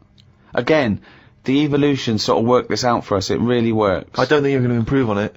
In your mind, you some kind of kerplunk style No, but what I mean is that's probably that long because years ago they were eating dinosaur, and that might have took a lot of indigestion or something. I don't know how chewy it was. It might have been quite fatty, dinosaur meat, and it needs to go through all that. Now we're eating like yogurt. So I mean, we don't need anything that, you know, is doing that much work anymore. All the food is mashed up. Auntie Nora, right? All her food is mashed. Right? She doesn't have to chew anymore. She's got teeth, but she doesn't need them. And that's how. She's got teeth, but she don't need them. No, but that's how we're she could have her intestines removed then. Well, no, but this is what I'm saying. That would sort our other problem, wouldn't it? We're changing everything all the time, aren't we? Educating Ricky? Yeah. Should I do a bit of that? Well, the clues are coming in furious. The answers, I should say. Yeah. So go on. Oh, this is what. Yeah, Rockbusters is well underway, Carl. Don't worry, you've done your work there. Okay. Right, come on. Right, educating Ricky. This is my favourite bit now. You're just going to tease us, aren't you, with 3 headlines? If you no, I'll choose one, then we got the other 2 as well. Yeah, that's the way it works. And at the end of it, you learn some stuff. Like I say, I'm struggling a bit with knowledge. Yeah. At last he confesses. Yeah. Go on. So the 3 headlines for you to pick from, we've got, first one, we'll have a big fire tomorrow. I got a feeling there's some vegetables involved. Yeah, go on. Maybe. Second one, he's a bit of a nuisance. Okay. Right. And, third one, I'll bacon in the morning if you're sick of having me here. Oh, that one. I'll bacon in the morning if you're sick of having me here. Right, I'm having that one. That's brilliant. Right, well, it's a saying. Do you know, cold shoulder? Giving someone the cold shoulder? Yeah. Alright, if you have someone round at your house, and, you know, you try to get rid of them, and they're hanging around and stuff, and you're like, oh, I wish they'd go, I'm tired and that. Well, years ago... when? Literally years ago. Well, ages ago. Sort of, olden times. I think it said medieval times. Yonks ago then, yonks ago. Yeah, medieval, We're going back quite a bit on this one. You know when you find out these books, why don't you just pop down when it was? Just make a note. I don't think it says all the time, it just sort of says, you know, a few years back. Yeah. No, it doesn't. Well, never. Alright, I'll make an effort next week. Okay. Right? So, it's annoying that, because my girlfriend said to me, just make a note at the time and they'll stop having a go at you. Yeah. Yeah? And I kind of thought, it's alright. Didn't listen? I don't think it matters anyway in this one. We're looking at the saying, right? So it's giving someone a cold shoulder, right? And what it is, right, ages ago, there wasn't enough houses for people. Right. Because there wasn't much money being made, you know, there weren't big businesses, people weren't earning good money like they are now. So there wasn't as many houses, right? So what you ended up getting is like, you know, the rich people having a nice place to live. And the poor people were like wandering about, you know, looking for places to live and that. And what they ended up doing is, they had like, people would go around to the mate's house and say, look, I haven't got anywhere to live. It's a bit cold, can you let me stay? Right? So they'd go, oh, alright, then you can stay a couple of days. But they ended up staying for like weeks. Yeah. Right? So, to sort of get rid of them, what they'd end up doing, they'd be making the dinner, and they'd be making a lovely dinner, like a bit of meat, nice warm meat, and nice veg, gravy. And this happened every time, did it? No. This is where the saying came from. This is what happened, Rick. This is happened every time. It was in that vague book. The book of vague sayings and stuff. Right, so they'd be making a nice meal, but what they did, they looked after all the family. Well, the person who won't go home, they just give them some, like, sort of a cut-off of cold meat. Right. So they'd say, you're giving them the cold shoulder. Meaning... Right. Okay, that's rubbish. Okay, absolute... Carl, why does that necessarily work? Yeah. Why do they always, in every situation when you want to get rid of a lodger, well, still feed him every day, but make the meat lukewarm. So they always leave then. Yeah. Oh, this food's lukewarm. I'm gonna become homeless and again, they go, wandering the hold streets. on, are you giving me the cold shoulder? Yes. Do you want me to leave? Yes, just say leaving. No, I like to do it cryptically. That way, in years to come, someone will have a little saying about it. Well, anyway, that was our bacon in the morning. Yeah. If you've had enough of meat, we'll leave that. Well, bacon in the morning! Oh, bacon in the morning if you've had enough of me! So come back. What are the others? Just tease us again with the others. We'll come back to those. He's a bit of a nuisance, and we'll have a big fire tomorrow. Nice, looking forward to that.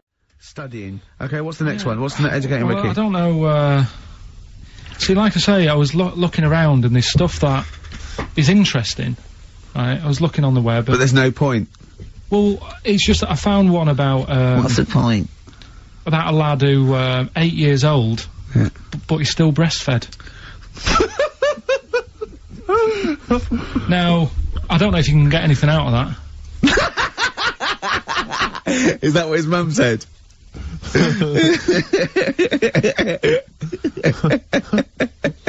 What do you mean I don't know if I can get anything out of that? You don't need to. No, it's just that, you know... Where did you read that? That was on the internet.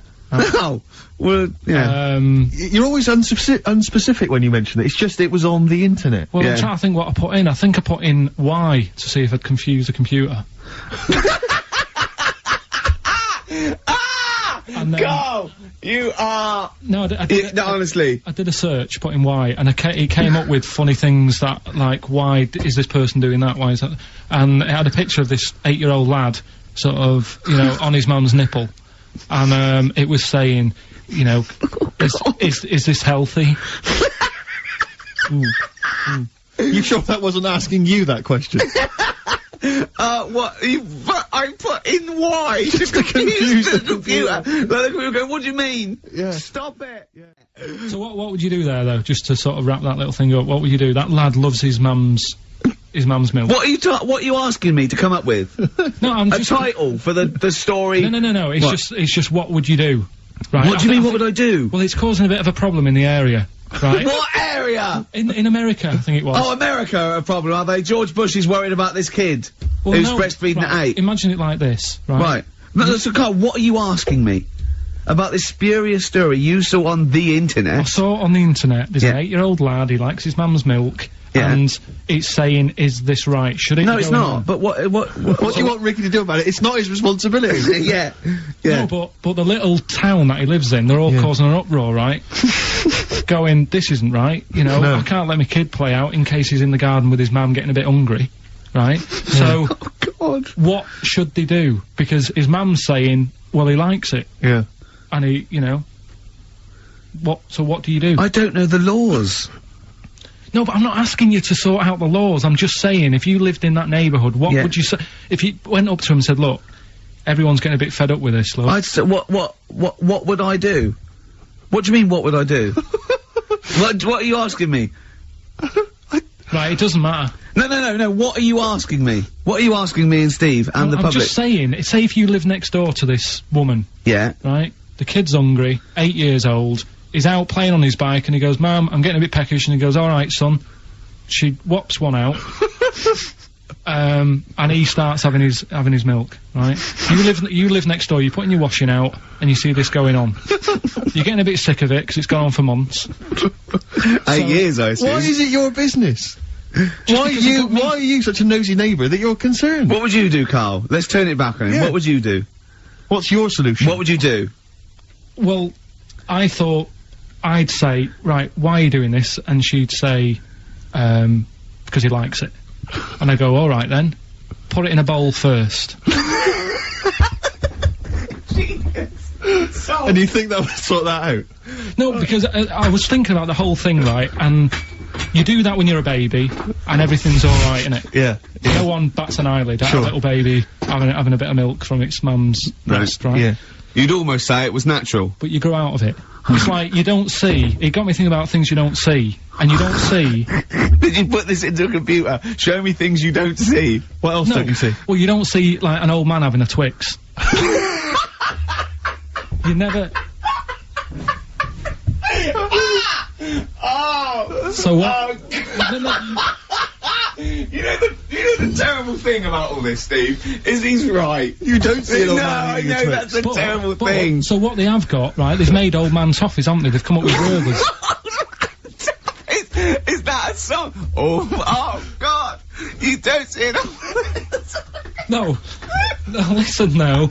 So they've got their Werthers, right? Yeah. So, look at him! You think he's giving a lecture at Oxford? It's not going anywhere. No, go on, sorry. Go on. I'm just saying.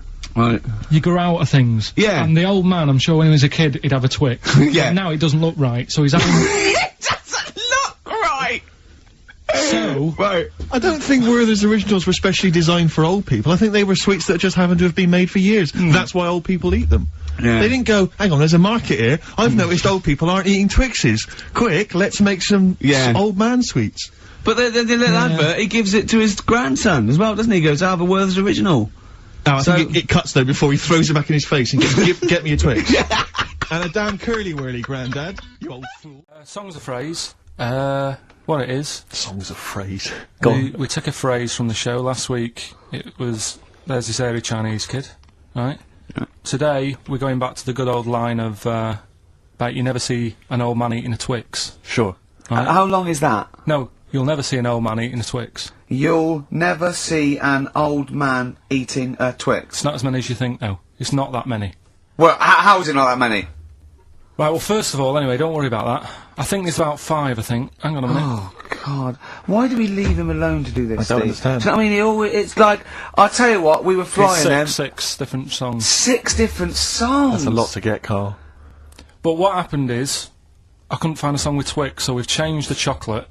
Oh, this is rubbish. We're not doing it. We're not doing it. No, you've got to be punished. We're not doing this. Do it next no, week. you'll like No, shut up, Carl. No, Well, no, we're he's not put a doing lot it. of effort in. So what? You're right. He's got to do it right. He's got to do it right. No. There's too many. We said too many. It's not. He's changed the thing. It's not a one-off phrase. It's ridiculous. No, It's if absolutely only pointless. Rick, if only his parents had spoken like that to him sometimes in the past, Do you know maybe what I mean? we wouldn't Right. be having this discussion You're not now. doing it. Come on. No, we're not doing it. Steve, what do you think? I'll tell you, we've got the prizes, but I'm not even going to bother giving. I'm not going to bother. I think we'll just share them out amongst homeless. Absolutely. No. There's troubles in the world, and I'm not going to let you faff around doing nonsense like that. No, well, it's ridiculous. Well, let's do it for no, this let's week. play a beautiful song. Now, Karl, the big question, as we know at the moment, is whether we're going to let you do songs of phrase or not. Rick, I should tell you now, there has been a flood of. Oh no, there hasn't. Sorry, I was thinking there'd been a flood of emails, but it was people agreeing with you, Rick. I know Tony Blair has been trying to get through. Yeah, exactly. I'm just checking the emails. No, there's absolutely nothing supporting you, Carl. So no one gives a side either way about No, well, that, that's not then? fair. There were a couple of phone calls, weren't there? One was the guy saying you should. I think the other one was you, Carl. Was it phoning from the kitchen? Can we do it? Can we do it? Right. No. If you don't like it, we won't do it next week. But you've I've made it. I don't know why you did that. We thought of lots of stuff that you could do. You chose one where you have to have 10 words and 6 songs to choose. You haven't got Twix. I don't know what you've substituted Twix for. Okay, I've got to say now, I'm going to sit on the fence here. I'm quite intrigued. Okay, right. What have you substituted Twix for? Well, I can't tell you. Because you can. No, I can't because people have to listen to it and work out. All right, let's just hear it. Let's hear it then. No. They know what they have to know what the word is. They have to tell what the song is or the artist. I prefer just to play it. No, you've got to tell them what it is because they might not even know what word they're looking for. Let's hear him out, Rick. Right. Please, democracy. That's what we're fighting for. Come on. Right, you turn them up. Right, okay, I've got the headphones on. Go on then. Right. Okay, so hang on. The phrase originally was you never see an old man eating a Twix. right, and we're trying to identify a number of songs which you've used to make up that phrase. And you email in xfm.co.uk/Ricky with as many as you can get, and whoever gets the most right can It's win some so stuff. complicated. This is so complicated. Right, here we go. I'm baffled by the email address. I couldn't figure that What's out. the email address again? xfm.co.uk/Ricky. Right. Right. And there's some link on there, is there? Yeah, that you just press and it comes through. Brilliant. That. Right, here we go then, right? Ideal man.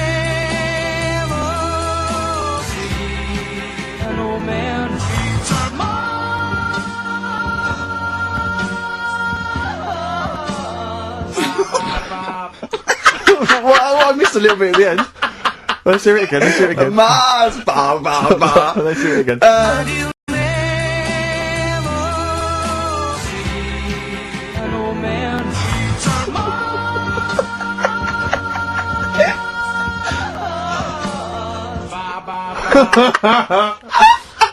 Oh no. Oh God. So, okay. Right, we'd say the prizes, Steve. Right, so how many songs were there? Do we know? I think it was 6. You think there was 6? And you'll never see an old man eat.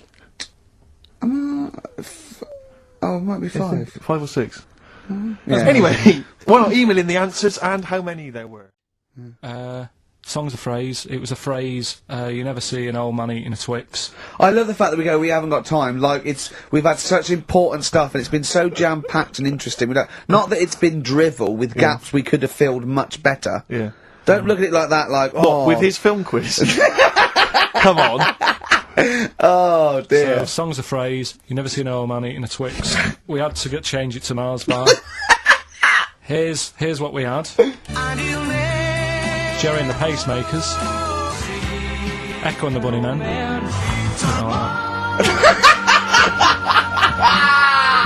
David Bowie, and the Beach Boys finished it off. Oh, what do you mean I thought that one was? What do you mean? Who's the winner? Oh, it doesn't matter. You've got to give the answer. Who was that one you didn't know it was us? It was Neil Young, wasn't it? Jim Crochet, is it? Old Oh, Man yeah. River, it's called. Jim Crochet. Old Man River? Yeah. Jim Crochet sang Old Man River? I don't think so. What was it? Who cares? Right. Well, people... I can't believe this. Old Man River, it was. Let's give the prize to... Jim Crochet wouldn't have sung Old Man River. Well, let's give the... That's Paul Robeson. Let's give the prize to Mitchell Sterling, who has got some of the answers right. We're going to get weaker. That's already happened. Mm-hmm. They used to say, you know, an apple a day keeps the doctor away. Now they're saying eat 5 fruits. Right. So we've definitely that's evidence. You can't argue with that. I'd probably put that first because he goes right. What's number 2? So swap that round. Okay, that's number 1. Give him the pants second. Yep. I'm gonna die. Okay, They number used 3. to say an apple a day keeps the doctor away. They used to say pull your trousers up. Now they say put them down. You can. I've never had such fucking dribble. Number 3. Right, number 3. Oh, the scholars are now waiting with bated breath when they find this old scroll, and they go, "Ooh, what can number 3 be?" I reckon we'll blend all our food. Oh God! No, because I honestly thought then he was going to make a point about race. When he said, I never thought it would be. We'll blend all our food. like they do for babies, you mean? I just think when you think about all the stuff we eat now, cavemen chewing on big lumps of meat. Yeah. We had wisdom teeth. Yep. Now they say, take them out, you're not using them. Yep. Why not using them? Because your food's soft. Yep. Sorbet. Yep. Soups. Yeah. You know, everything's softer, Just isn't it? those When you get an two, but yeah. avocado, they say, is it soft? Everyone's squeezing the food before they buy it. Yeah. No one wants anything tough. Yeah. So I think chewing is a sort of It's a thing of the thing of the past. We haven't got the time to chew. Everyone's like, hurry up, eat that. You don't have to go out for dinner with Ricky. He's like, hurry up. Like, I'm still eating Well, it. he does blend his food, I think. When you've seen me dancing, how would you describe me? I think that you look like isn't an albatross, isn't it? So you look like an upright lizard, right? Being given electroshock treatment, and I think that's a lot fairer, isn't it, than the albatross nonsense? Well, so I'm just trying to picture that, because again, I was that a compliment? You were on my side, right? You were defending me there. A cross between a giant lizard and a stick insect. Again, because they don't sound straight away. They don't sound like compliments, but I'm assuming you're on my side here. Stick insect with funny glasses. Is that again? I thought I was thinking you were perhaps being a touch more supportive, but you've not really. Karl, you've seen me dance. What are your views? It's just like a bit of weird art. That's brilliant!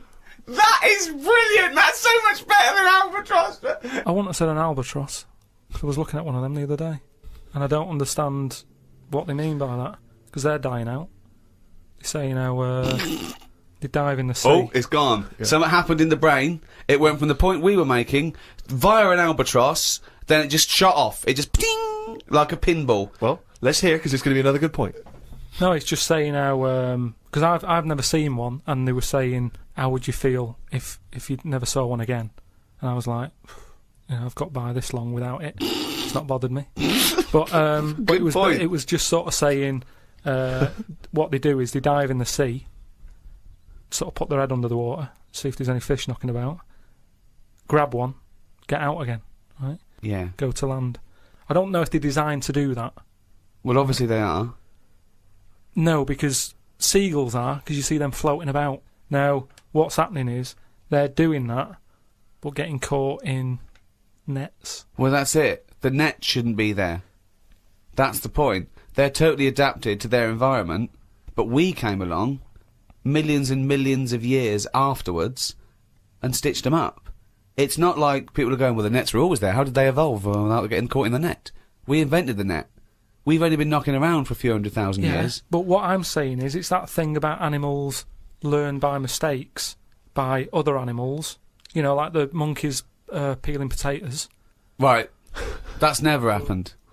They go and put nuts in the salt water to salt the nut. Whatever. How does that get to peeling potatoes? Because in your head, they were working in a canteen. Making chips. Yeah, definitely, yeah. It doesn't matter what the food is. I'm just saying how they know how to sort of prepare I that love food. the fact that you don't care what the fact is. When you're discussing facts, that's all that matters. Otherwise, on Mastermind, they just go, who wrote Much Ado About Nothing? Dickens? Yeah, close enough, whatever, someone did. The fact is what matters. Yeah, but with that question, that's got a straightforward answer. What I'm telling you is the way that animals work. If it's a potato or a nut, it's a foodage.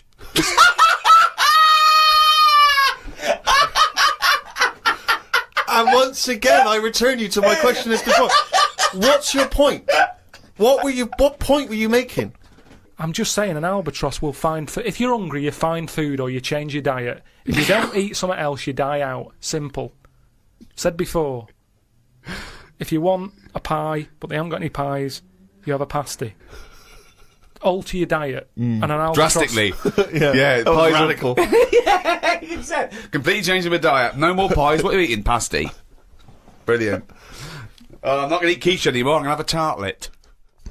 Take out next Wednesday. There's no such thing as next Wednesday. No, but what I'm saying is, before the year's even started, I know in that new diary I can whiz forward to December 25th and I go, another Christmas.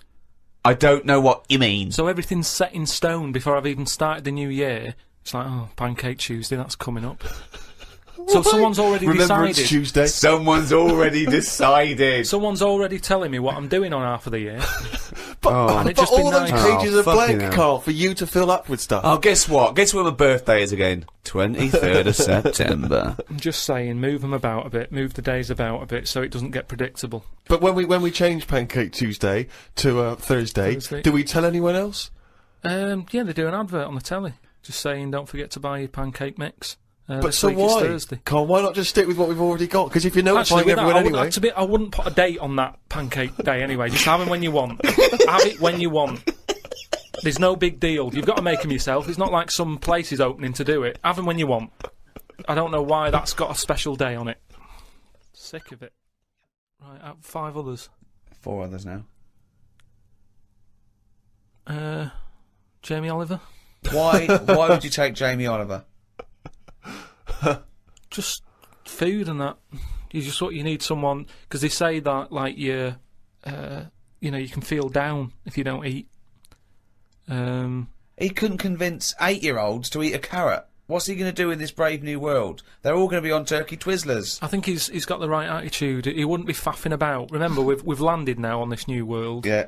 I don't know what it's like. The people who've Listen, maybe... I love Jamie Oliver. I think he's great. Yeah. but he wouldn't be in my 5 people to start a new world. That's all I'm saying. Nor would Patrick Moore, because he knew the way. Well, what chef would you pick? I wouldn't pick a chef. Why would I pick a chef? Because you want someone who's going to, like I say, food's important. When you're low, there's nothing better. If you're a bit fed up, there's nothing better than having a good... But Karl, I don't think you quite grasped that these people have to start civilization again. They have to be wise people who can make the laws. Yeah, and before you do all that, you need a good meal.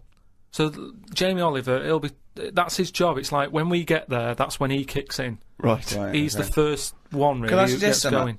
Just to save 2 places on Patrick Moore and Jamie Oliver, take a map and a cookbook. I'm knackered today, and the face feels dry and spotty. Oh God, what's wrong with It starts off moaning. The first thing he does is start moaning. He wakes up and goes, "Oh fuck me, I didn't die." Oh God. I'm knackered today and my face feels dry and spotty. I think it's the change in water since being away. Or it could be all the Madeira cake I had yesterday. I'm gonna burst. What's the Madeira cake? The Madeira cake dries you out, does it? Well, it's just quite fattening, isn't it? But I like it. It's one of my little pleasures. Oh God almighty. I went for a wander about to try and find the UFO data magazine for my mum. I didn't know which category to look under. There were too many magazines. I noticed how on the rude magazines, the women are being pretty rude on the cover, but on the gay magazines, it's just a fella smiling, showing a bit of arse. I don't know why gay blokes would buy it. Blokes have got their own knob to look at if they like knobs.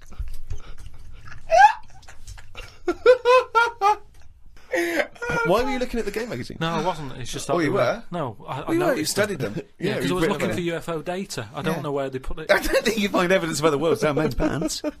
Yeah, I don't think you want to boldly go where no man has ever gone before, Karl. I had no luck trying to find the UFO data magazine. I will try some other shops. He writes UFO data magazine every time. He can just put UFO mag, but no. But it you want to reminds be me. right. You want to be specific. If I write stuff down, it means that I remember it more. Sure. So, still looking for it. Got some posts from Oxfam. They're flogging animals for Africa again. They've got new animals in their catalogue now. They've got donkeys and alpacas. Donkeys 50 quid, alpacas £20.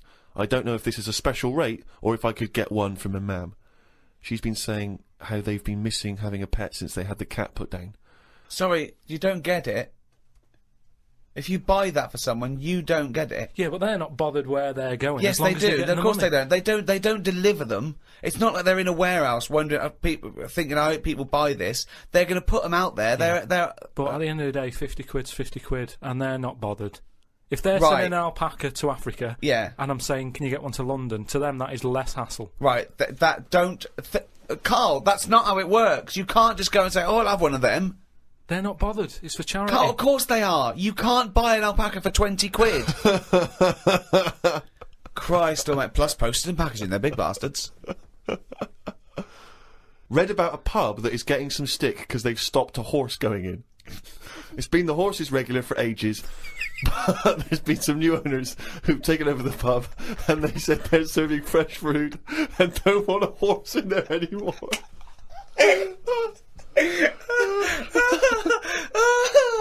Oh, God. Easter's alright. It comes and goes. Do you want an egg? Not really. Don't have one then. You're not forced an egg. You're not forced an egg. I like Easter, and everyone can afford an egg. There's no one being left out, whereas Christmas, everyone goes back to the family and they have a big meal and all that. And there's a lot of poor people out there who can't do that. So it's more of a, if you're going to talk about religion and, you know, the religious sort of occasions, Easter's one that I'd keep. Yeah, it smells more Chinese now, doesn't it? Sort of sweet and sour. It's good, isn't it? Is that dead? Yeah, that's dead, isn't it? Are they dead? Are they toads? So I don't get it. Are they alive in that bag? Yeah. Why aren't they legging it? He's got like a Sainsbury's bag full of toads. He rips them out, cuts their head off, sticks them in another bin bag. I don't even know what that is. I mean, it looks like a load of condoms in jam and water or something. I mean, it's weird how he's got it sat there as if that's meant to tempt you in. Well, the idea was, you know, that I'd nip out and get a little snack. because Ricky and Steve said, yeah, try everything out, you know, do what the locals do, but there's no way I'm eating this stuff. Darby, seahorse, cocoa sorghum, and peel. This looks like they've got custard creams on a stick as well at the end. Just anything on a stick, whatever you want on a stick. I just don't understand why they're eating all this. I mean, at home, restaurants will get closed down for having a cockroach in the kitchen. Yeah, here is a starter. I didn't know it'd be like this. I didn't think it'd be this mental, really, in the food department. There's a woman over there just tucking in on a bunch of scorpions. Look at her, like she's just having like a bit of a chicken leg. Not a problem, just shoving them in the face.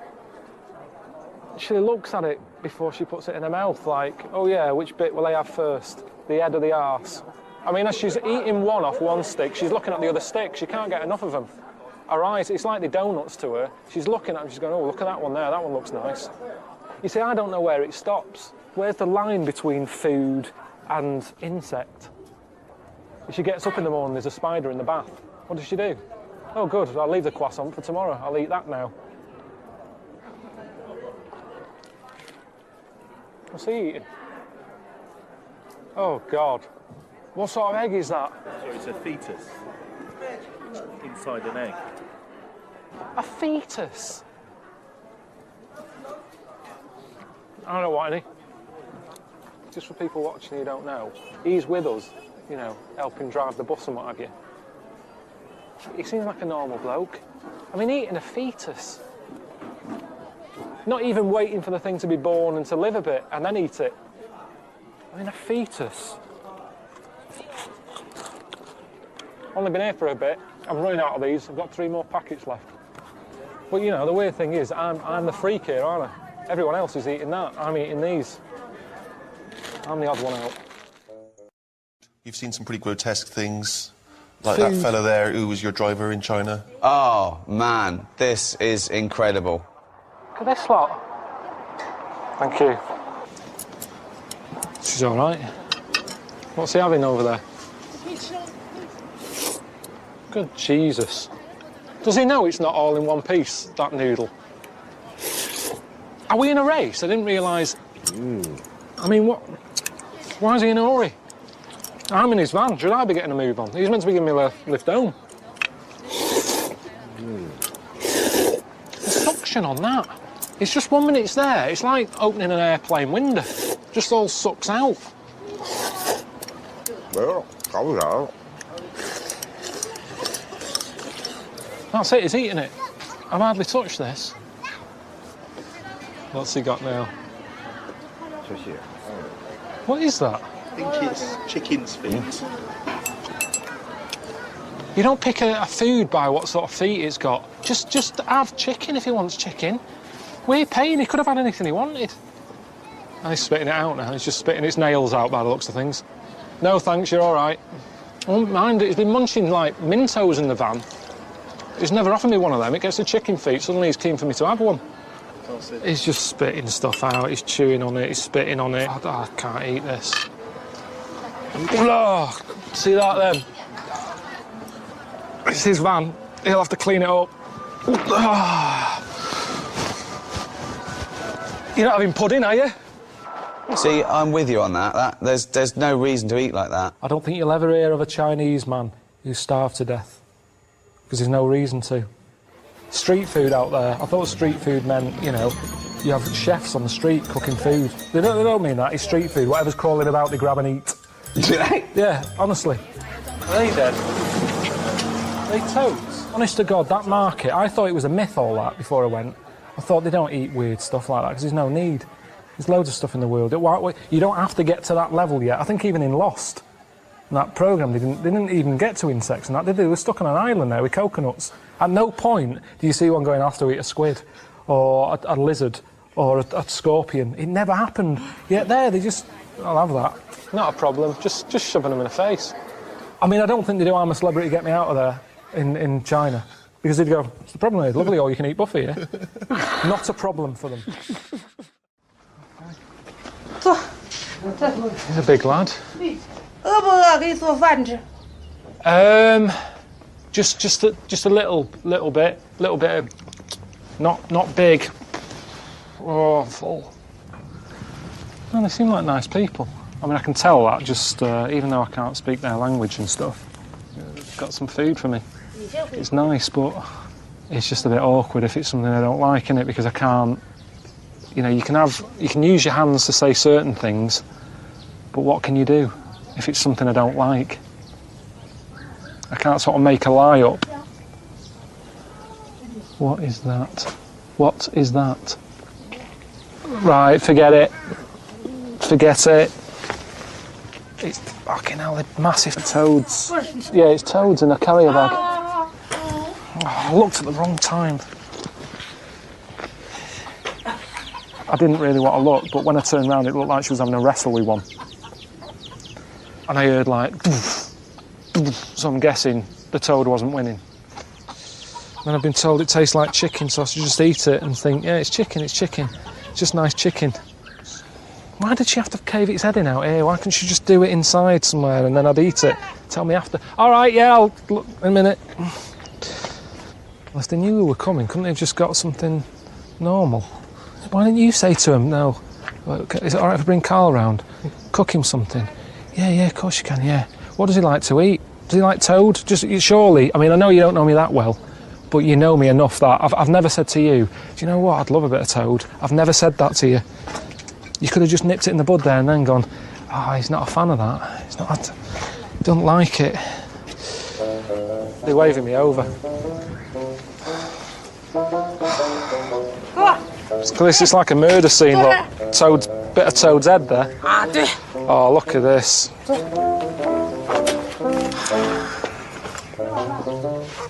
Chicken. Just a little bit, because I'm not very good with these. He's better than me. That just looks like noodles. Nice. Lots of that. Oh. No, I love it. Love it. Just chewing. I'm gonna make him. I think the baby's choking. No. Eating toad was weird. You didn't eat toad? I had a little bit of toad. What does the toad taste like? Like chicken. Just chicken. This woman was forcing it to me. She was saying, "Oh, eat it." Oh, not fun. Every time I swallowed it, it was coming back up. It was like it was still alive and the legs were still kicking itself out of my head. Right, no more. All right, Karl. I know you're heading off to Mount Fuji, but before you get there, we thought you might enjoy stopping off in the countryside to explore some of Japan's ancient traditions. We've actually tracked down a little restaurant where you can try the dish that started sushi. All right, it's a fish that's been fermented for years, and I know you're not sort of really into your fish as food, but it is a real privilege to try it, so I'm sure you'll appreciate it. All right, mate, enjoy it. Bye. Do you want to sit down? Chair? I mean, that's mad, isn't it? What's the difference? What's the difference of doing that? Sitting there? Sitting there? What is the point in that? Karl, traditional Japanese sushi. I've been eating a lot of fish whilst I've been here. I'm not a fan. Maybe you can enjoy. It's very expensive, very rich, I think rich taste. Rich? Full of, how to say, full flavor. Why has it got a lid on it? Is it alive? No.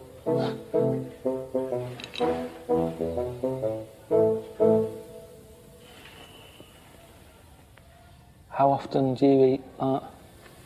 Actually, I have eaten once. Once in your life? Yes. Right.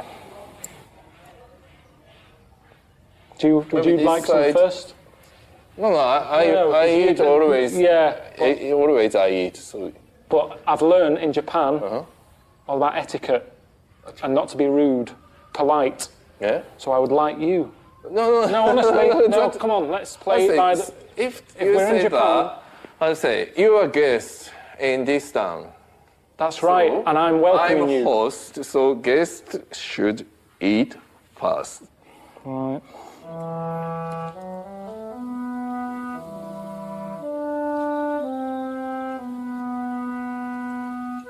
Stinks, doesn't it?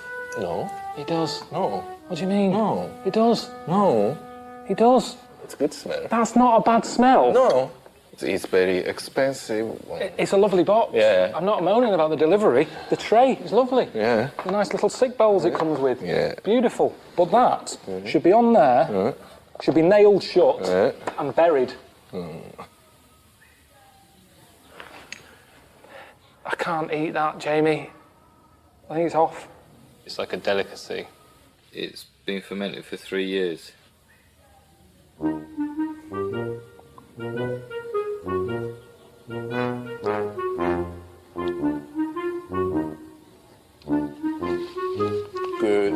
Good taste, good flavor. There's something in the middle of it. I can't eat it, Jamie. I don't know if it's rude or not.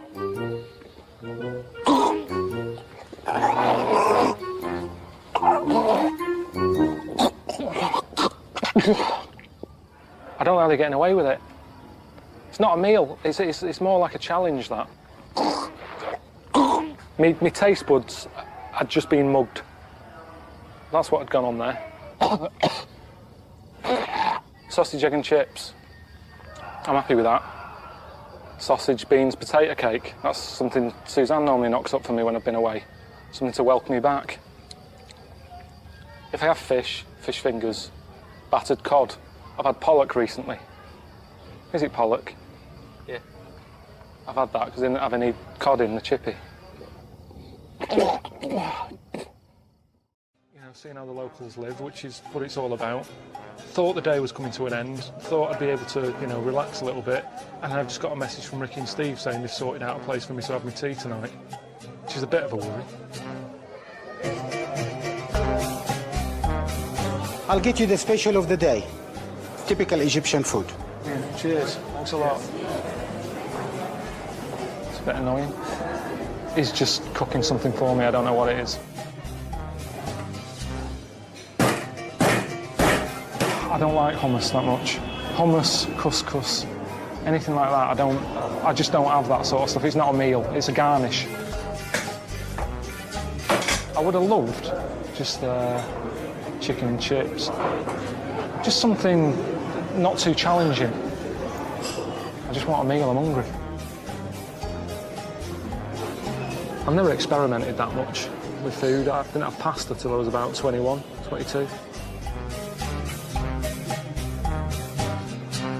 Yeah. All right. Brilliant. I got a bit of a taste of that at the end, and I'm sure I knew what it was. Let me just have a bit again. I'm sure I've had it before. Okay. It's rubbery. Rubbery. Chewy. Quite beefy. How about testicle? That's a testicle. Aha. And the chewy one. Penis. Normally on a Monday night, probably have a little bit of lamb that's left over from Sunday dinner or something. And yet, you know, this Monday night, cock and bollocks, couple of eyes, bit of tongue, you know, for garnish. I never thought I'd be saying that. It's supposed to be good for you as a male. But why do you use everything to that degree? We kind of eat everything. Nothing goes to waste. Besides, it's delicious. Well, I said, well, I didn't say that delicious. I didn't say delicious. Oh. You put words in my mouth along with other things.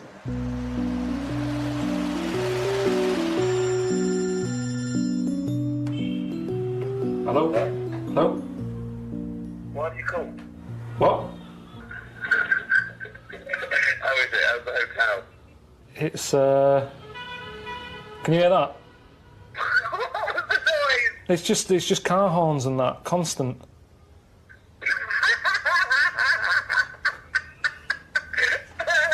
Oh, God. Anyway, the hotel is pretty depressing. We never said it was going to be all luxury. You've got to see the real Egypt, haven't you? Have you bought a little Fez yet? Because I'd like to see you in a Fez, I'll be honest. That was my dream. What, the little hat? Yeah, have you bought one of them yet? No, I wasn't planning on sort of rushing out. Why don't you? Well, I think you've got to blend in. When in Rome. Yeah, but I told you, when in Rome, I'm happy to go along with it. I'll eat pasta. But when in Egypt, they don't say, do they? When in Egypt, have a bollock for lunch. It's not. Well, anyway, I've got to go because I've got to open another bottle of wine. See you later. All right, see you later. Yeah. Can I get 2 pieces of chicken? 2. What? It's a KFC for deaf people.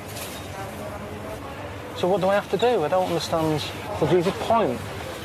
Yeah. 1, yeah. 1 of them. For 1. Original. I don't quite know what's going on here. Are they all deaf? Can you hear me? Can you hear me? Hello? No, they're all there. Thanks a lot. Brilliant.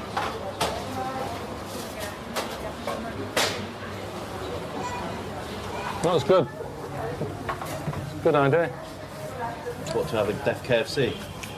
Well, yeah, because why not? You know, I don't come in here for a chat. You're coming here for food, fast food. I'm taking it up even faster because they're not chatting behind there. A lot of the time in McDonald's, you know, they're all gabbing, aren't they, by the milkshake counter. But in here, it was quick. It's there in front of you. Point, bang, done, out. It's amazing, isn't it? I mean, with technology, most of it, you don't really use it, do you? It's kind of like a toy. But seeing them use it sort of makes you realise it's a good invention, video calling and picture messaging. But when Ricky sends me a picture, it's that sort of thing. So, this is what I'm saying, we don't sort of use it properly. They've got a proper use. You know what I mean? Packing again. This time for Mexico. I mean, it's the same clothes really, it doesn't matter where I'm going. I've got the same pants, I've got the same t-shirts. Maybe a different flavour crisps. What crisps have you got? Monster Munch pickled onion. It's good to have things like this. What do you like about Monster Munch? It's just a bit... There's something about them that cheers you up. Not only are they sort of tasty, but just having a little monster to look at when you're fed up. Ow, Jesus, that's really hot. And then I thought I'd give them some you know, new experience. What's that? Bit of Monster Munch. Pop it in your mouth. How do you like that? It's good, isn't it? I mean, I think Louise has had stuff like that. You don't get that fat from wasp larvae. I mean, he had a belly on him. And he kept saying, oh no, it's the wasp stuff, it makes you big and strong. How many are you eating? Because they're only that big, and there's not much fat in them. But the uncle, you could tell he was kind of like, oh, this is alright, this. I think he enjoyed it. So I'm happy about that. I gave him a new experience there, I think. And I just was hoping that they'd get a taste of something new. And think, do you know what, I might leave this little village and go into town and get some crisps. They haven't got brains, have they? They'll just run riot. I don't want to do it. We'll have just a little drink of tequila to smoothen your muscles and give you a little bit of strength. One kind of tequila, they put worms in it. And it's a very nice thing to offer the worm to the guests. What is wrong with you people? May we split? Just piss-arsing about on bulls, drinking worms. I've been wrestling. I've only been here about 3 days. It's like everyone's daring each other to do something stupid. Get on a cow, get on a bull. Hey, let's have a wrestle. Eat a worm. Do you know what I mean? It's just, it's never ending. It's just... Actually, for us, this is normal, man.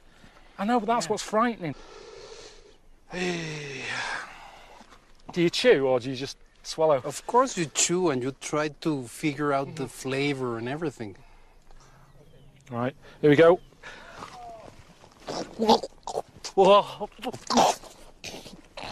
Swallow it!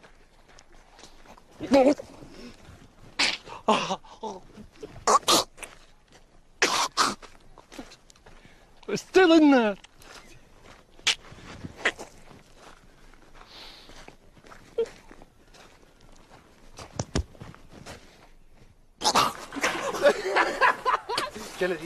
Oh, God. Fucking hell, man. I daren't bend over because I'm going to be sick. Right, well, okay. Let's jump inside.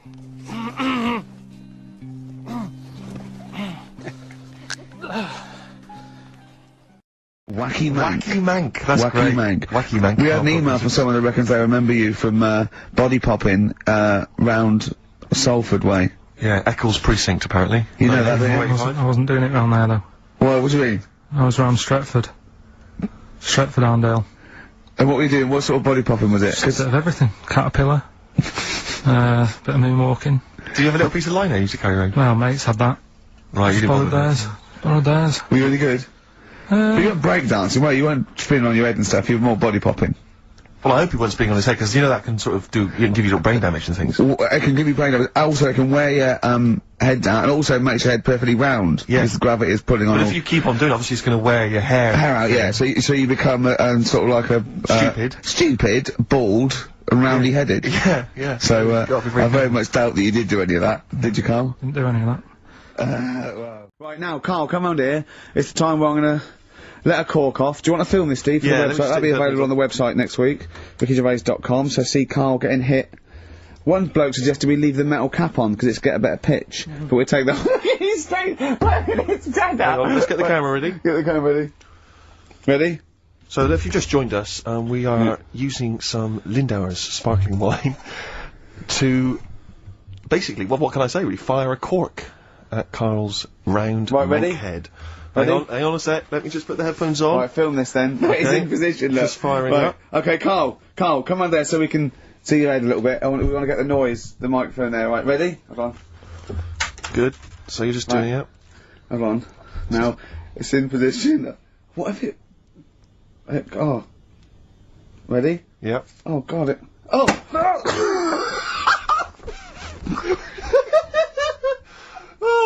It's like Jackass. Did it hurt? Did it hurt me? What do you mean, did it hit you? I sort of just... It went off course, did it? Just glanced, did it?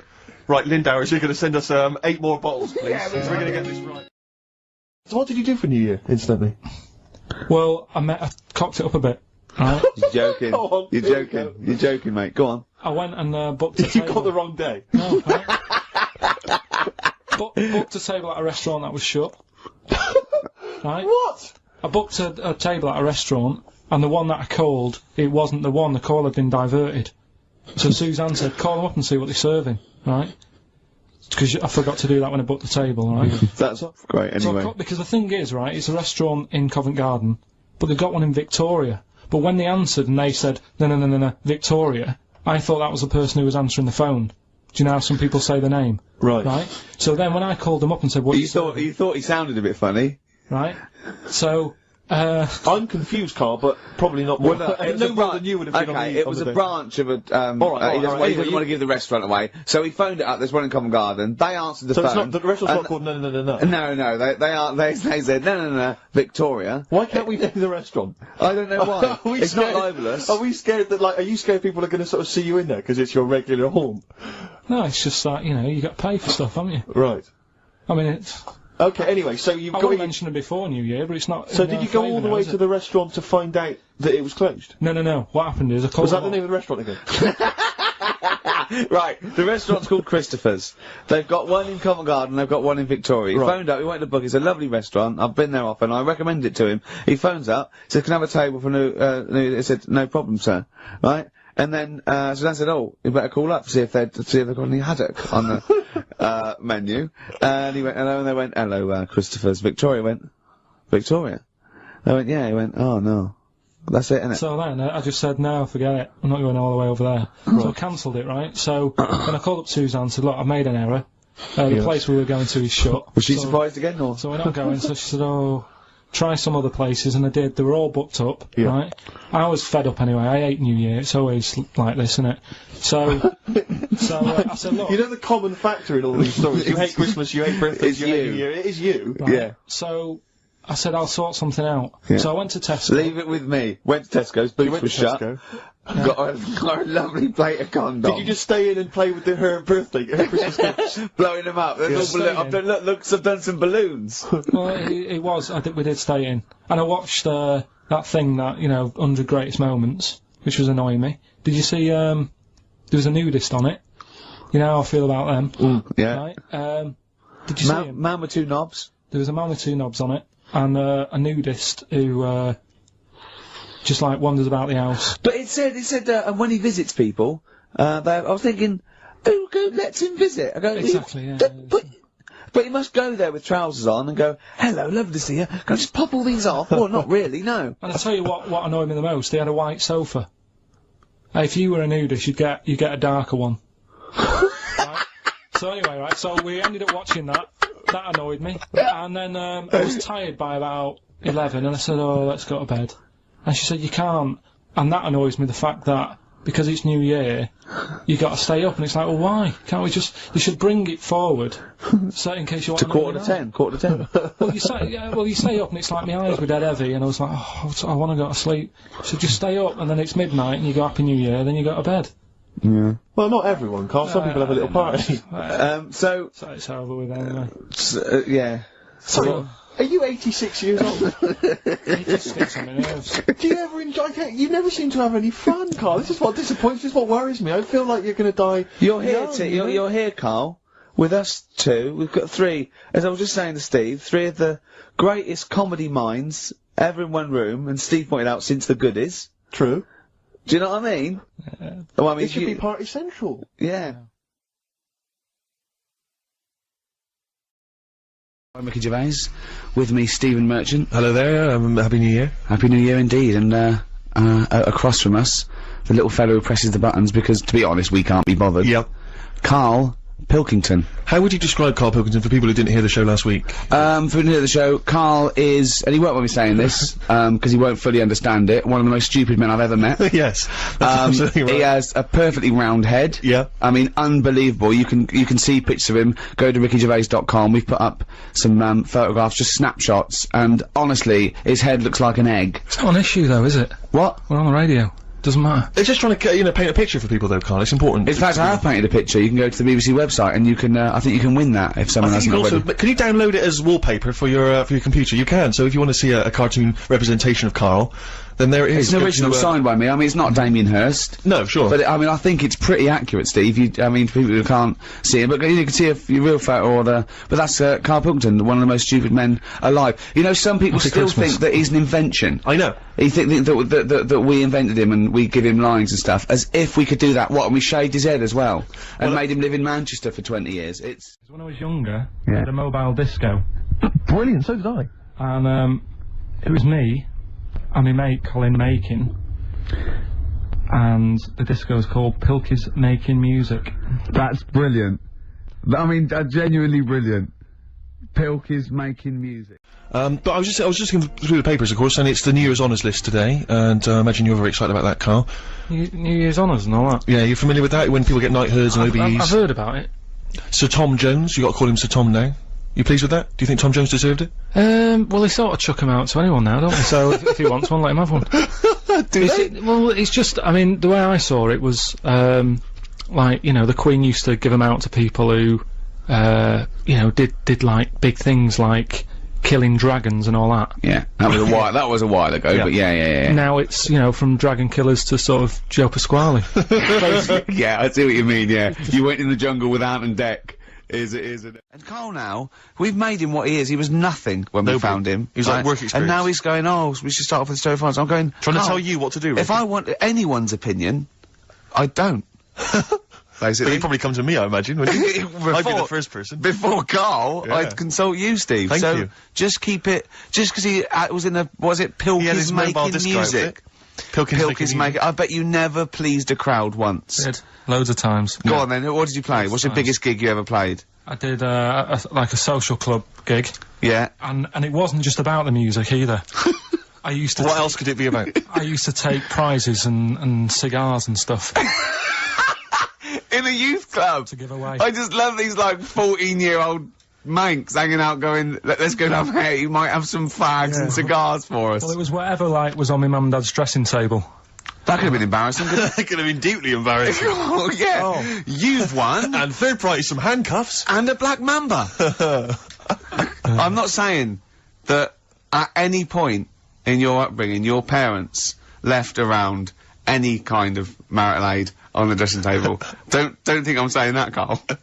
I'm not suggesting. Like, he doesn't like this, does he? Well, I can understand why. Oh yeah, because it's about It's about his parents having sex. Well, they must have. Yeah, at least 3 times. I think I was an accident. They still have had sex. Alcohol. I think it's been ongoing. I just never liked any records that with a hint of novelty about them. They are popular. They're floor fillers. I hate them. I just. You haven't done DJing, have you? Exactly. What do you mean? Singing on the other side of your face. Have you? Yeah.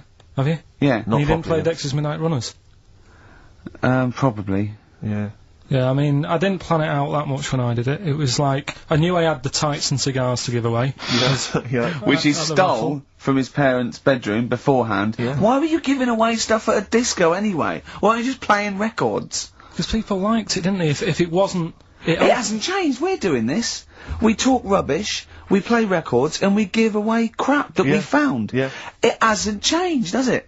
And, so I had some good times. I mean, for people who haven't been listening all the time, it was called Pilkington Making Music. Yeah, Colin Making. It was like Pilkington, and my mate was called something Making, and the music was what we played. Yeah. Right? And they had some cards made. Had some nice blue glossy cards made, but they were quite expensive. Yeah. So I used to hand them out, and then they'd say cheers for that, and say, no, write it down. Write the number down, I want that back. Yeah. Brilliant. Because they were quite pricey. Yeah. Classy businessman there. Made I think Richard Branson used to do that. I think so, yeah. Saved a bit of money, because my dad made some lights for me. He just like... He said he made them, he found them in a telephone box. People were making phone calls in the dark. Around the neighbourhood. Exactly. It was just white bulbs in like a box, and like my mate making, he used to just flick them on and off, like the thing, and then they'd be in time with the music and that. And, perfect. Well, you had to sit there and I love that. I love that. We got a sound to light system. What's his name? Colin. Yeah. Brilliant. Right. So. Did you ever rent him out? Right, well, we never had any disasters, right? But my mate did one. Right. And I don't know if it's that funny, really, but it. Go on. I'll tell you anyway. Right. He was doing this gig, and it was probably one of the biggest gigs, right, that he ever had. Must have been a couple of 100 people there. Yeah. And in like a big sort of warehouse thing. Anyway, for some reason, there was some problem with a big speaker that fell, right? So, the police turn up and stuff. Right. And they try to control the night, and they're going, can everyone sit down? We try to control it, can you sit down? So anyway, you get a few, like, little groups of people sitting down on the floor, and people were still stood up, and the police were saying, look, you know, we're going to cancel this whole night if you don't all sit down, and more people are sort of sitting down. It's going on for about 20-odd minutes, right? Will you please sit down? And it gets to this point when there's just one lad stood up in the middle. And he's going, look, you're ruining it for everyone. Will you sit down? And it goes quiet for a bit, and someone's muttering something. And he goes, the lad standing up has got calipers on his legs. Can we have a round of applause for the kid? Who said that? It was this lad who was doing the DJ. He was the DJ. So, like, the police and everything were saying, well, you sit down, you're ruining it for everyone else. Dear. You know, the quick way to sort that out would have been to play James. Or sit down. Yeah. But most of mine were, I had good nights. Yeah. Always got rebooked and stuff, and... Someone here, who I work with, right, I'm not going to say they are, because it doesn't matter, but they were eating, space cake, right? What do you mean by that, Carl? Explain. What's a space cake? For people who... It's some sort of druggy cake, isn't it? Yeah. Right? A dope brownie or whatever, yeah. Right. So something with cannabis in it, is that what you're saying? I think it's something stronger than that, isn't it? I don't know. But anyway, he was having this space cake, and... You better give me the name now, Carl, because I've got to report him. No, listen. It's only, no, It really doesn't matter. No. Is it Sturgis? Was it Claire Sturgis? Yeah, She wouldn't bother. She's gone on the hardest. She doesn't bother with those. Just It doesn't do anything to her now. straight to the vein, yeah. So listen, right? So he's at a party, right, with his mates, and they're listening to, the, Star Sailor album, right? Right. And, he's sat there, and he's had some of this cake. Right. And, he's listening to the album, and his mate sat across the way, talking to someone else. Right? That's weird. The album's on, and he thinks to himself, this track's going on a bit. Yeah. And his mate across the way, who's talking to someone else, heard him say it, and he goes, yeah, it isn't it? Yeah. So he goes, oh. Right. And he goes, see, usually at this point, I say, had this bloke taken drugs, but you started the story with this bloke no. had done some drugs. But since, right, Rick? No, if he was here now, right, he would say, yeah, I know it sounds mental, but it happened. And it wasn't just a one question, it wasn't just like, oh, this track's a bit long, innit? Yeah, it is. He had a whole conversation. A whole conversation with the guy. And but sorry, I just want to clarify, you mean he had the whole conversation telepathically? Yeah. Right. He didn't just shout across the room. And they've recently met up and, like, they've sat there and tried to, like, work out what happened. And it's never happened again. They didn't have to talk at all anymore. Yeah. Why did they meet up? Couldn't they have just done it, like, in their own homes? Just stay at home, do they have to have that cake before they start having a conversation? Hold on, wait a minute, lads. Why are we using our lips? Yeah. This is using way too many oh, take them. There you go. My only question with that is, being skeptics like Ricky and I, whenever we hear a story like that about the paranormal, the first thing we always look for is maybe some other explanation. Yeah. Maybe one vague idea. Lying? Could be lying. Chinese whisper. As I think you pointed out, there are drugs. It's often an issue as well. Madness. Fear. Delusion. Sleep. Yeah. You know, there are so many things you go through. I'm gonna go with the drugs before your dead grandmother exactly pops into the equation. I'm gonna go with the acid. Right. Look, you're actually a little bit stressed today, aren't you? Because you had a drink last night, didn't you? I had a couple of drinks. Yeah. I was down at Steve's night. He was doing a bit of DJ. Yeah. Went down the store. And that's why you're all grumpy. What? Do you hear what he just said? What? I was DJing last night, obviously that XFM evening. Yeah. Hour and a half, my friend and I split the time on the decks. Yeah. What was the word you just used? He went down a storm. We went down a storm. Right, 3 girls, I was walking to the toilets during my set, 3 girls went, you are a genius. Right? What's his name? Dane Bowers? Zane Lowe? Because you played records in a certain order? Yes. Sorry Rick if you can't deal with that. Sorry if you're a little bit jealous, because this time you can't share the award. Oh dear. But it was my credit this time. You can tell he hasn't been a DJ. Because it's not just about... It's not just about that. The songs you play, it's the way you play them. Oh, the way you play them, whether it's 33 or 45, very important. Yeah, leave your hand on them Exactly. as they're trying to go round. What's your favourite song But of all how time? could you do that? Because you haven't heard how that ended now, you see. I've just told you there what he was doing. Because you've probably got it wrong. I haven't. I know what happens at the I end. assume everything you say is probably wrong. There you go then, you'll never know. And that will annoy you now. So, other songs I like, Rod Stewart, Killing a Georgie. Oh yeah, that's your favourite song, isn't it? That's good. Because it's, yeah. What's the story there?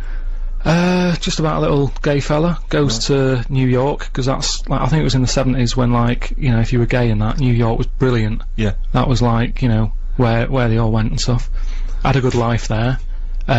His dad didn't, I think his dad kicked him out or something. No, I'm sure you're thinking of, Small Town Boy by Bronski Beat. I'm sure you're getting all these mixed up just because it's another little gay fella, as you call him. Anyway, he goes to New York. He goes to New York. He's having a wedding time. Yeah, having a good time in the 70s. Oh, you're right. His dad said, how can a son of mine not be straight? I take it all back, I'm sorry, yeah, you're right. Yeah. And he goes to New York and that. They go out late, don't they? They have, like, late nights out and stuff. What do you mean? No, I just mean, you know, gays like to party and that, they know how to live. You know what I mean? They get the most out of life and that. Partying late. He was on his way home. Sorry, that's such a general Everyone sweeping goes out late and statement. parties. What do you mean they like to go out late? No, it's just if you go in Soho in London, right, at, like, 5 in the morning, you think it was like rush hour. But you assume anyone who takes a bit of pride in their appearance is gay?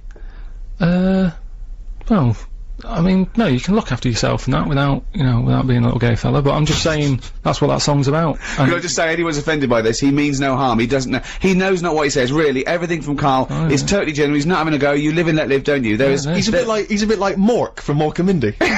He hasn't got a prejudicial bone in his body, but go on then. Yeah, so, and then because he was out late, he was walking back and sort of, it's a bit of a sad ending, he gets attacked and that, but it's a good song if you want a song with a story.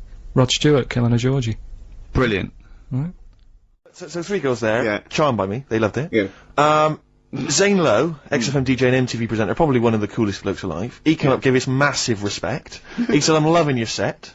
He actually used those words, right? There were people coming up, they couldn't believe their luck. It was roaring. We'd stick on a track, people would cheer as it came on, right? My particular favourite, Karl, I think you'll agree, my particular triumvirate, LL Cool J, Mama Said Knock You Out, leading straight into House of Pain, Jump Around, then straight into that current Elvis track that's been re-released, remixed by Junkie XL. I played the original, which I'd already played on XFM before. I'm already there, cutting edge. Yeah. Right? 3 old tracks, you mean? 3 old tracks. In a row? Yep. And, well, I think the words that would best sum it up are, I kicked ass. Great. Rick. Alright? Well, I'm going to be kicking some ass today, because I'm going to be shamelessly self-indulgent. And, we've only got 2 shows to go, so I'm playing some of the most beauteous tunes in the world. And I was just telling Karl, lined up a Simon and Garfunkel track, Only Living Boy in New York. He went, why is he the only living boy in New York? I went, what? He went, what does that mean then? I went, I don't know. He went, well, what's it about? I said, I don't care. I said, it's lovely song. No, what's it? I said, I don't go into that. I said, he went, I like a story. I said, like what? I said, killing a Georgie, no trickery. Killing of Georgie. I think we should play that at the last. It's good, I heard it the other day on Radio 2, it was cracking. It sounds like well. It's really good. Tell them what it's about again. It's about, little girl, gay fella. A little what? A little gay fella? Yeah. Right. Who, I mean, I haven't heard it for a bit, so it's all off memory, this. But, gay bloke, is he from Scotland? I have no idea. But he's from somewhere where gays aren't liked. Okay. Right? No. No, he is. Georgie Boy was Gargate's nothing more than the kindest guy I ever knew, right? Now, all he did was, right, his father said, how can my son not be straight, kicked him out, right? Goes to America. Yeah, but you can handle all that. You can handle your dad not getting on with you if other people around you are into the same scene. Yeah. But he was like, he was left on his own, he didn't know what to do. Yeah. He was getting stressed out. Yeah. So he goes... And this was before, I mean, this is, when did this record come out? 77? 77 years, something like that. Right. And, he's... During punk. Right, I see, yeah. So, you know, the village people had come along and made gay cool. Yeah. That had already happened. Yeah. But it wasn't respected. But he was watching the telly or something, and he saw that New York had loads of them over there, and they're all having a good time. Sure. No, sorry. At no point in the song does Rod Stewart say little gay Georgie was watching telly and saw loads of gays in New York. At no point in that song. No, but this is what I like about that song. You sort of picture what's going on. You make it up. Yeah. Okay, so the little gay fella was watching telly, and there was presumably and now from New York, the gay show. Yeah. Or whatever, because it was a big scene over there, wasn't he, in the 70s? Yeah. Okay. Right, go on. So he goes over there, and he's having a great time and that. He's meeting... Went to New York town, very quickly settled down, soon became the toast of the Great White Way. Yeah, they loved him. All the old queens blew a fuse. Yeah. Yeah. And then, I don't know, he was out late one night. Yeah. And he's walking home. Yeah. And, gets attacked, gets killed, yeah. And he's lying in the They didn't intend to take his life, they just pushed their luck a little too far that night. Yeah, you see? So... Yeah. But what's good there? Is it good that he had a bit of a good life, and was able to be himself? Yeah. Or, should he have stayed in Scotland? He didn't come from Scotland. Again, I really... Well, I think, is there any way we can get this song before the end of the show and play it? Because I've heard it recently. A lot of people listening will have never heard this song. They wouldn't have any idea what we're talking about. Can I say what you said when we were talking about that song once before? Is it bad? It might be. Because we were talking about, you know, Georgie Boy, and he, you know, got it. I don't know. What?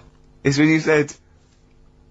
Well, it's a fact. I don't think if... Well, he said, so it's King of Georgie, he gets out, dies, right? He goes, well, they do go out late. I know. All gay people I go know out a few late. gay people, and they start to party late on. That's what, in Soho, right? Yeah. Girlfriend got in a cab, right? Suzanne was in a cab, and the cab driver was taking her to an early start, right? She works at the BBC. Yeah. Early start, 4 in the morning. It was going down, it was mental in Soho at 4 in the morning. Yeah. They were all still, like, starting the night out. How do you know they're gay? It's Soho, isn't it? Fair enough. Play a track. I'd love to be able to try and dig this out. Yeah, we will. This is Simon and Garfunkel, The Only Living Boy in New York. It's lovely. Only Living Boy in New York. Do you like that? It's got a nice feel to it. Simon and Garfunkel. Yeah. Lovely. My New Year's resolution is to be nicer to you, but Well talk done, sense. you've already broken that. No, but talk sense. Talk sense. You've had 3 holidays this year, and I'm just saying, you're in your 30s now, and 30s is when you should be really putting the work in. That's true enough. To reap the benefits in your 40s, 50s, 60s, 70s, 80s, 90s, and 100. Carl, what's your New Year resolution? What about think before you speak? It's worth. I mean, See, I'm consider it. allowed to laugh. I'm allowed to laugh at things other people say, Carl. That one, that is a good suggestion. How was your holiday, Carl? It was alright.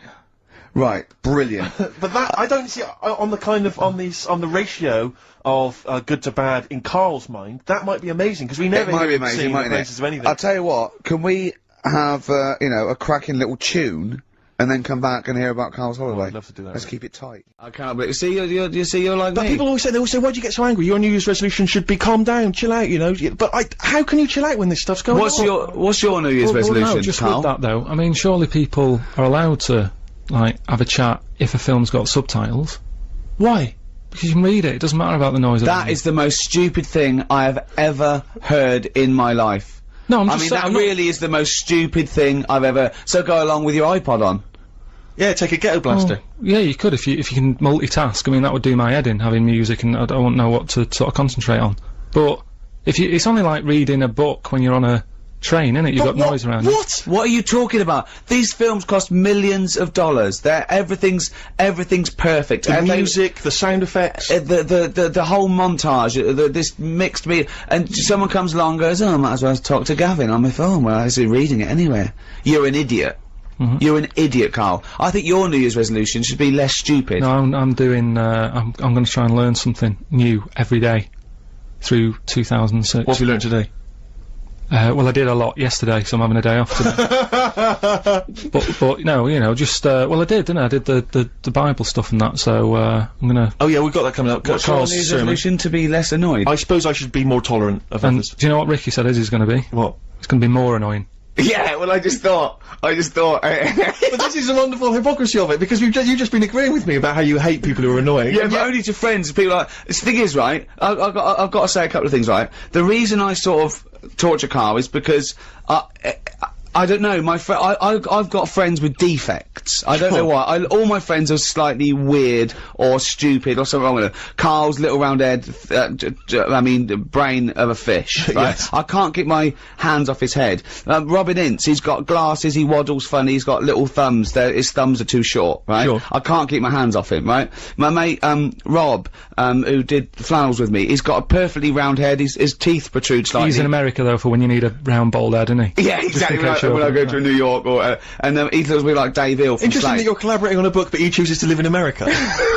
No, yeah. But, could I just say also that I do not advocate the use of vices on friends' heads. It's dangerous. Do not, squeeze your mate's head in a vice. That's just between me and Karl, and, you know. Ricky Gervais is an experienced annoyer. And he probably wouldn't let me do it, to be honest. I have to offer him an awful lot of money. Also, do not smoke. There's no point. And floss. I wish I'd flossed when I was a kid. Also, if you've got a bicycle or anything like that for Christmas, please wear the correct safety gear. Whoa. What? Well, I got a bike as a kid. Yeah. Right? And my dad, you know, I think the helmets used to come with them and what have you. I popped it on, went out on my bike, coming back into the garden. Dad sees me. He said, "Come here." I said, "What?" He said, "I never want to see you wearing that helmet again. You look ridiculous." Oh, wow. He'd rather take the risk. No one looks good in them though, do they? Yes, they do. Wear the helmet. Karl, you said that your New Year's resolution was that you were going to learn something every day. Yeah. Have you learned anything today? If I can. Today, like, I don't know the full facts of it, but... Could I just say that when someone says they learn something new every day, that doesn't count if they forget it the next day. No, because that'd be Groundhog Day learning. Well, the thing I learnt today was about an octopus. Oh, Go on. What they can do is, you know, they've got 8 legs and that. Yeah. They can use 6 of them legs to cover their head so they look like a little stone, and use the other 2 to run off. Right? But that's He's thinking of squiddly diddly. Yeah, it's a Disney image in his head, isn't He's it? thinking They're of pink. but anyway, that's you know. So that's it's not Pink the main singing thing. a song in your mind and running off, yeah. No, but anyway, but something else I learnt, right? It's mainly about animals and that, because that's Yeah. normally quite interesting. Yeah.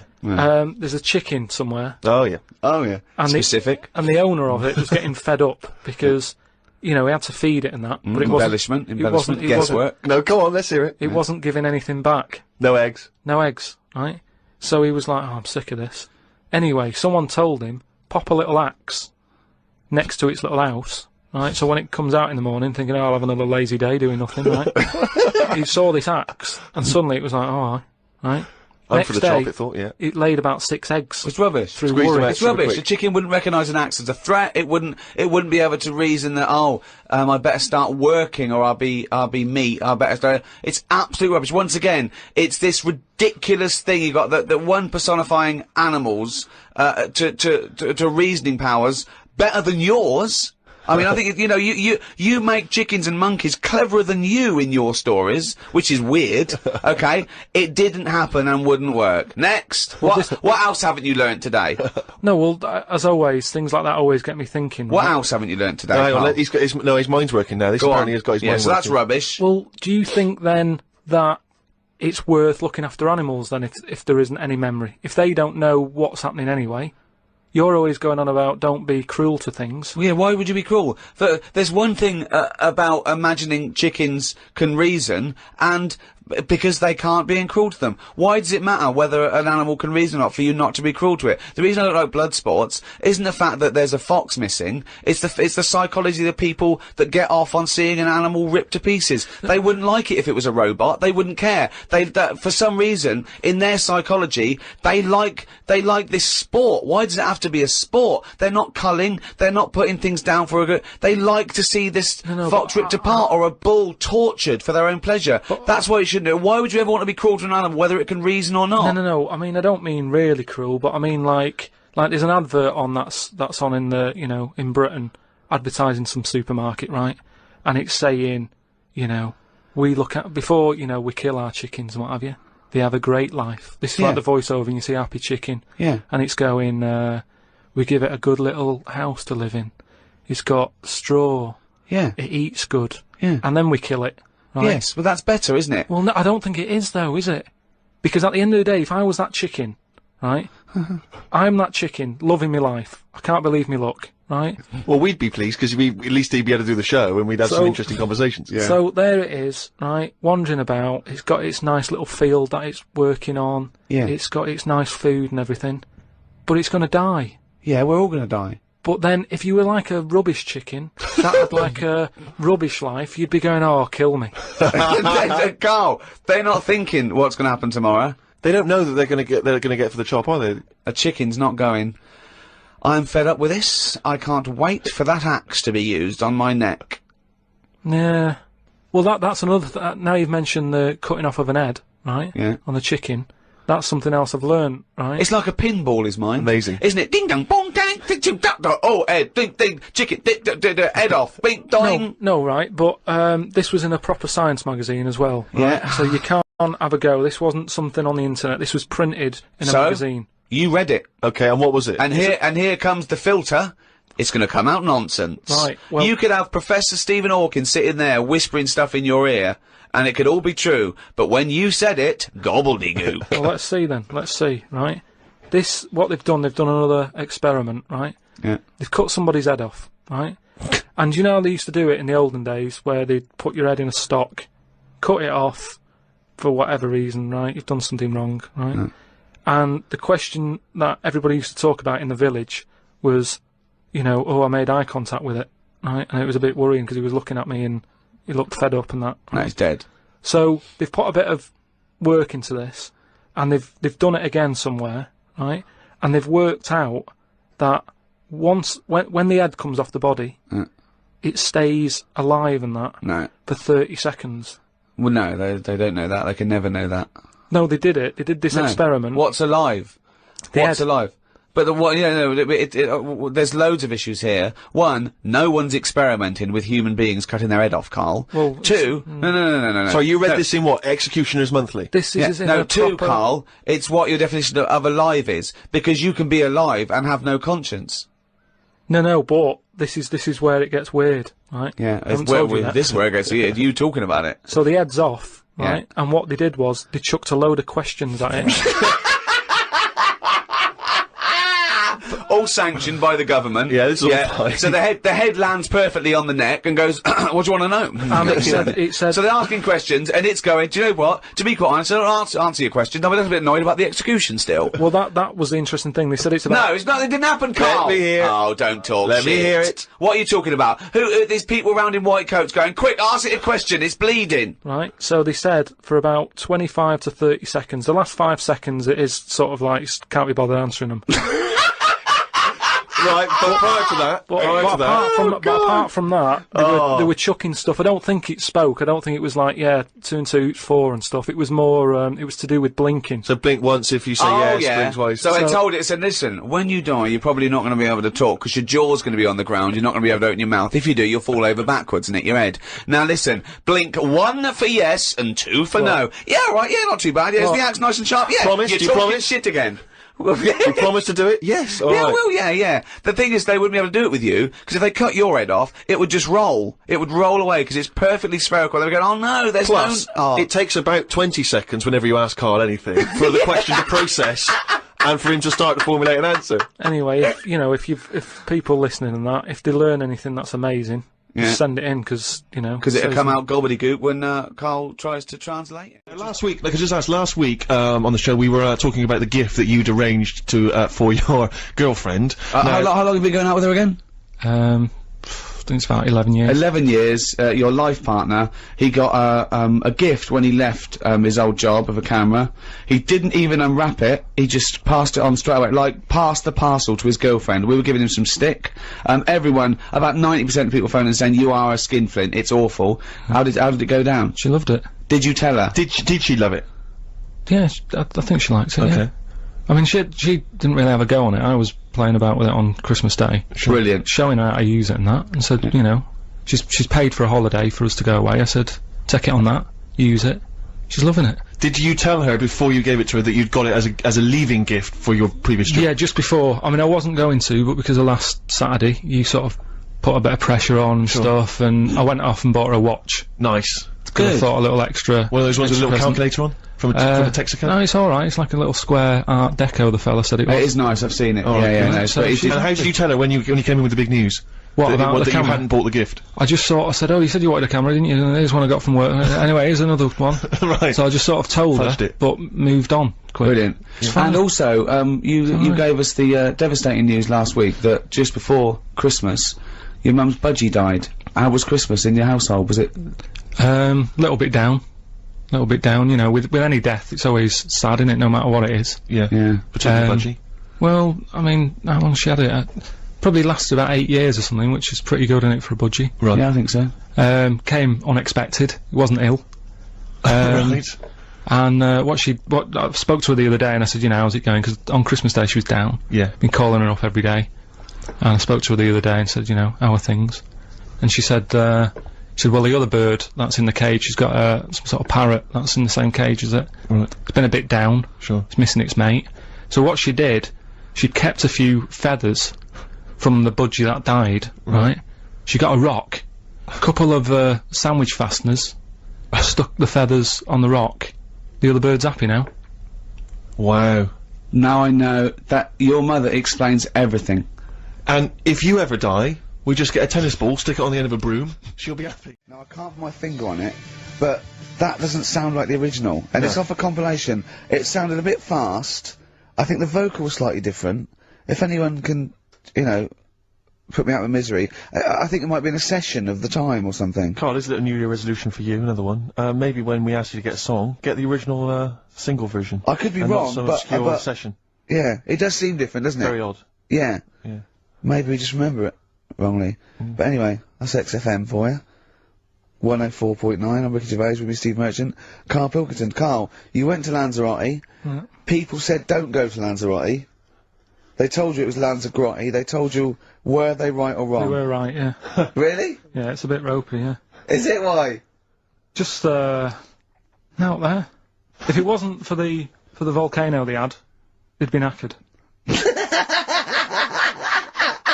That's their big draw, is it? That's it, basically. That's all they've got going for them. When you landed, was it really hot? Initially, were you quite excited? You were thinking this is okay? It was warm. It's, you know, we can't complain about the weather. The weather was alright. Sure.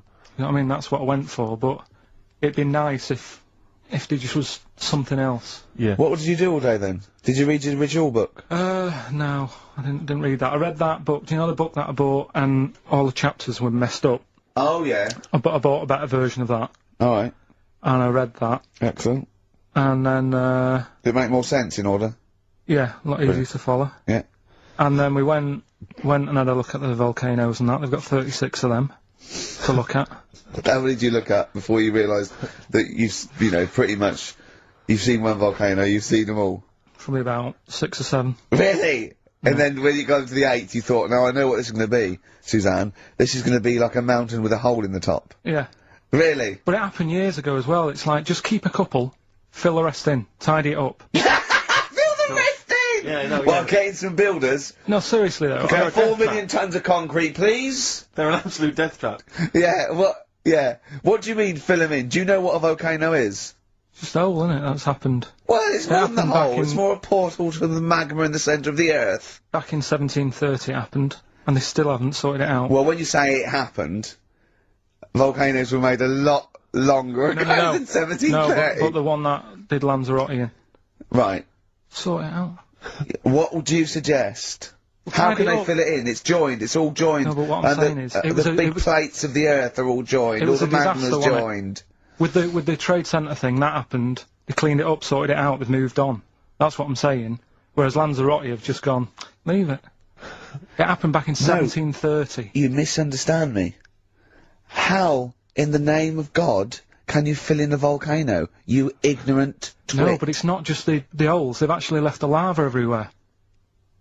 That's what I mean. It's not just the big holes. There's lava everywhere. But it's molten rock. They can't just pick it up like they're like a carpet. Put it in the holes. The holes are there ready. Just push it all in. That's what I'm saying. What exactly is there then? Is it just a kind of moon-like kind of surround with just kind of dust and rock? That's exactly what you see. I was there when the Mars thing went wrong. Yeah. I would have just sent a camera crew there, filmed a bit of that, right, and say, here we are. This is it. Yeah. Ignore the little coffee shop in the background. Yeah. Right? This is Mars, because that's where it's like just loads of dust. Yeah. Holes everywhere. Tidy it up. Little round-headed aliens complaining. Yeah. It's just like Mars. Yeah. So, is there what's the best bit about the holiday? Come on, pretend you're Judith Chalmers. I have been doing. I would have done all that. I would have said that. Don't bother. I mean, the hotel was good. Yeah? That was alright. What was that like? It's alright. Just, you know, clean. That's all you want, isn't it? See, that's not quite what Judith Chalmers does. She doesn't go, what's the hotel like? Alright, yeah, clean, innit? Alright.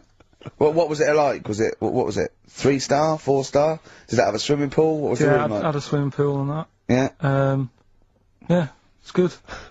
If, you know, I think it was one of the better ones on the island. Okay. Nightlife?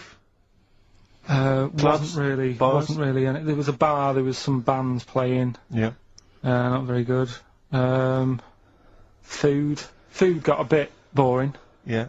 It was always the same food every night, but they sort of themed it and made out as if it was different. So, like, on Mexican night, it'd be chicken with a nacho on it.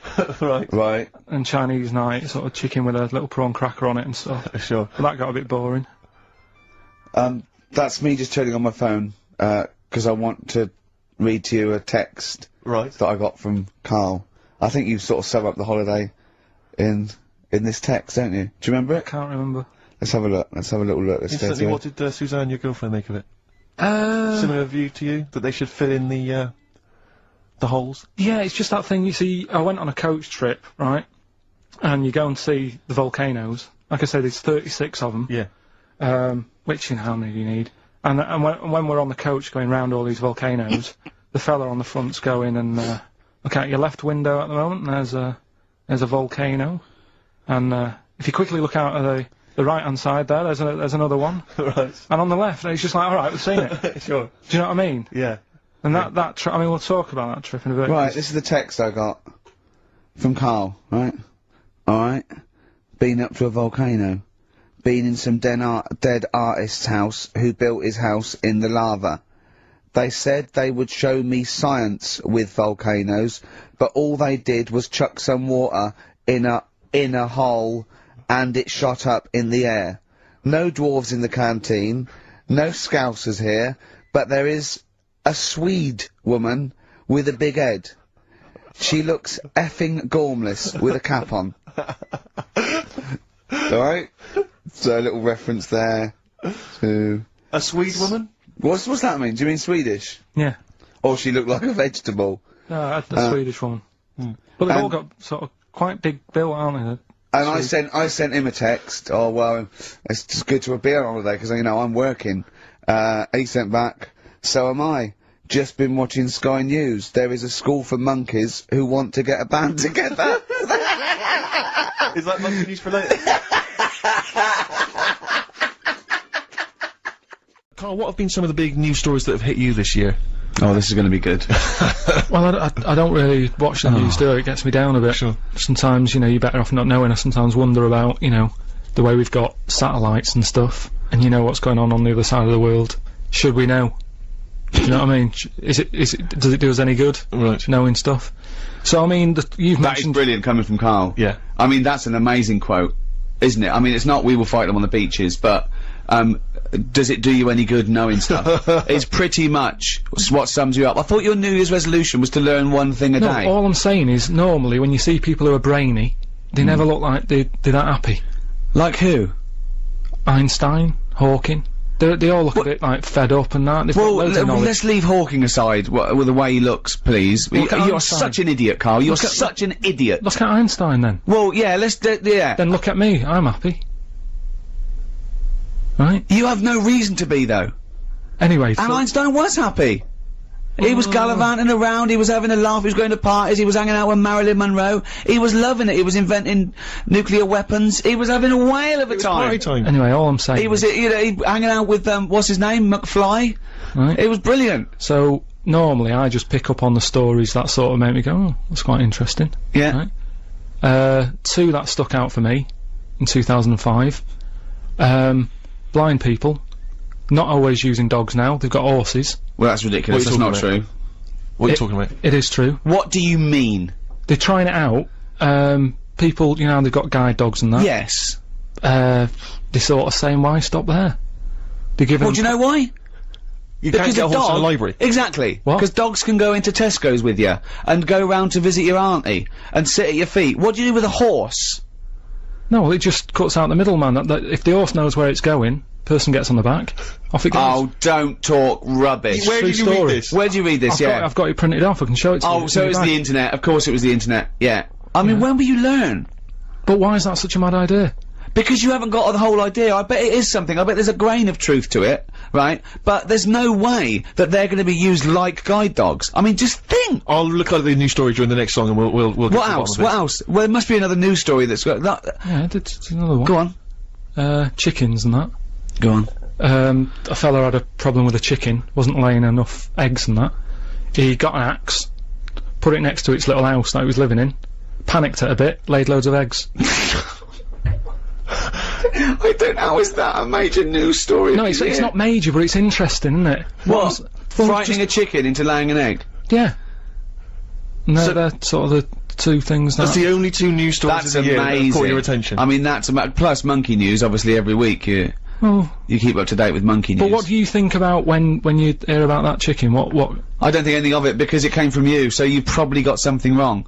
Or it was a little fluff piece in a tabloid that just someone, they had a slow news day that day. Now, Rick, am I right in saying that Karl himself made the news this year? Because wasn't it right that a friend of your girlfriend's had read about him? Apparently, you were slagging off Cornwall somewhere. Yeah, my girlfriend's sister lived in Cornwall, and you were the front sort of story on something like the Western something or other edition, slagging off Cornwall. What are you on about? What have you been up to? What have you said? What have you said about Cornwall? I haven't said anything. I like Cornwall. Yeah, but you must have said something, or they wouldn't have They mentioned Karl Pilkington. You've been slagging off, apparently. I love Cornwall. I love going there. What have you ever said anything about it negative? What was that thing? Oh, didn't you slag someone off at Mevagissey? You went into a pub in Mevagissey. Yeah, and he was airy. That's that one fella. There was a sort of. I went in there, and they're really friendly and everything in Cornwall. Yeah. If you're listening, Don't creep. No, but I like it. If I wanted to retire and that early, that's where I'd go and live. I wouldn't now. But I went there, right, in this little place called Mevagissey, and went into a pub, and the woman behind the bar was all friendly and going. It was around Christmas time, and she said, "Oh, what we normally do is like have a fancy dress and stuff." She said, "Yeah, I'll show you some pictures, right?" And she was going through, and there was a picture of someone there, and I said, "God, what's he come as? Look at him, he's well airy." And she said, "Oh, he just works behind the bar, he wasn't dressed as anything." And he came out round the corner, airy fella. but there's no way that made the paper. Have you said anything else negative about it? When was the last time you were in Cornwall? It was... We took someone for a wedding present, we took someone on holiday there for a week. There was a fella on the beach who, he worked in one of them huts, you know how they sell deck chairs and stuff. Oh, yeah. And I think that's a pretty nice job, especially in the summer, innit? The sun's out, you sat there, all you've got to do is talk to people, say, "What do you want? 2 deck chairs? There you go, no problem, see you later." But this fella, right, I went in there, got the chairs, took them back, he was being really moody. He said, "Oh, so you got a lot of sand on them?" I said, "Well, there's loads of it out there." It's not a surprise that he's stuck on, and he had a bit of a moan at me. And I don't know if I've ever mentioned that sort of. Well, maybe he recognised you. But that isn't a diss. That's one person, isn't it? If you're from Cornwall and you've got any reason to but dislike there's not many people live in Cornwall. It's a very small community. I mean, no wonder they don't want to be part of us with people like you slagging them off. I love Cornwall. Got So do I. I think Cornwall's beautiful. You're an idiot. Don't. Anyone in Cornwall, do not judge the rest of the nation by Karl Pilkington. It's not fair. I sometimes wonder imagine if he's the one that archaeologists dig up in a million years' time, and find some of his notes, and they measure the head and everything, and then some of the ramblings that he did. Do you know or if an alien comes down, it would just be him that they'd bump into. That would be just our luck, wouldn't it? I tell you what, though, talking of like education and that, I know I'm sort of not the brightest bloke knocking about and that, right? But I treat myself the other day to a new mobile, right? And, you know, going through it, getting used to it, getting used to how to send text and all that. And do you know the predictive text? Yeah. So if you send a text, you type it in, and that sort of guesses what you're gonna write out, right? And it's new, so it doesn't really know me yet, right? And I was sending a text to someone to say something like, "I ain't got a clue," or something, right? Wrote ain't, right? A-I-N-T. Looked up at the screen to make sure that he'd written it right. That had written up biotechnology. What? That had predicted that I was going to use the word biotechnology. I am never going to use that word. Ever. What? I ain't got a clue? No, ain't. A-I-N-T. Yeah. I wrote that, just A-I-N-T on the phone.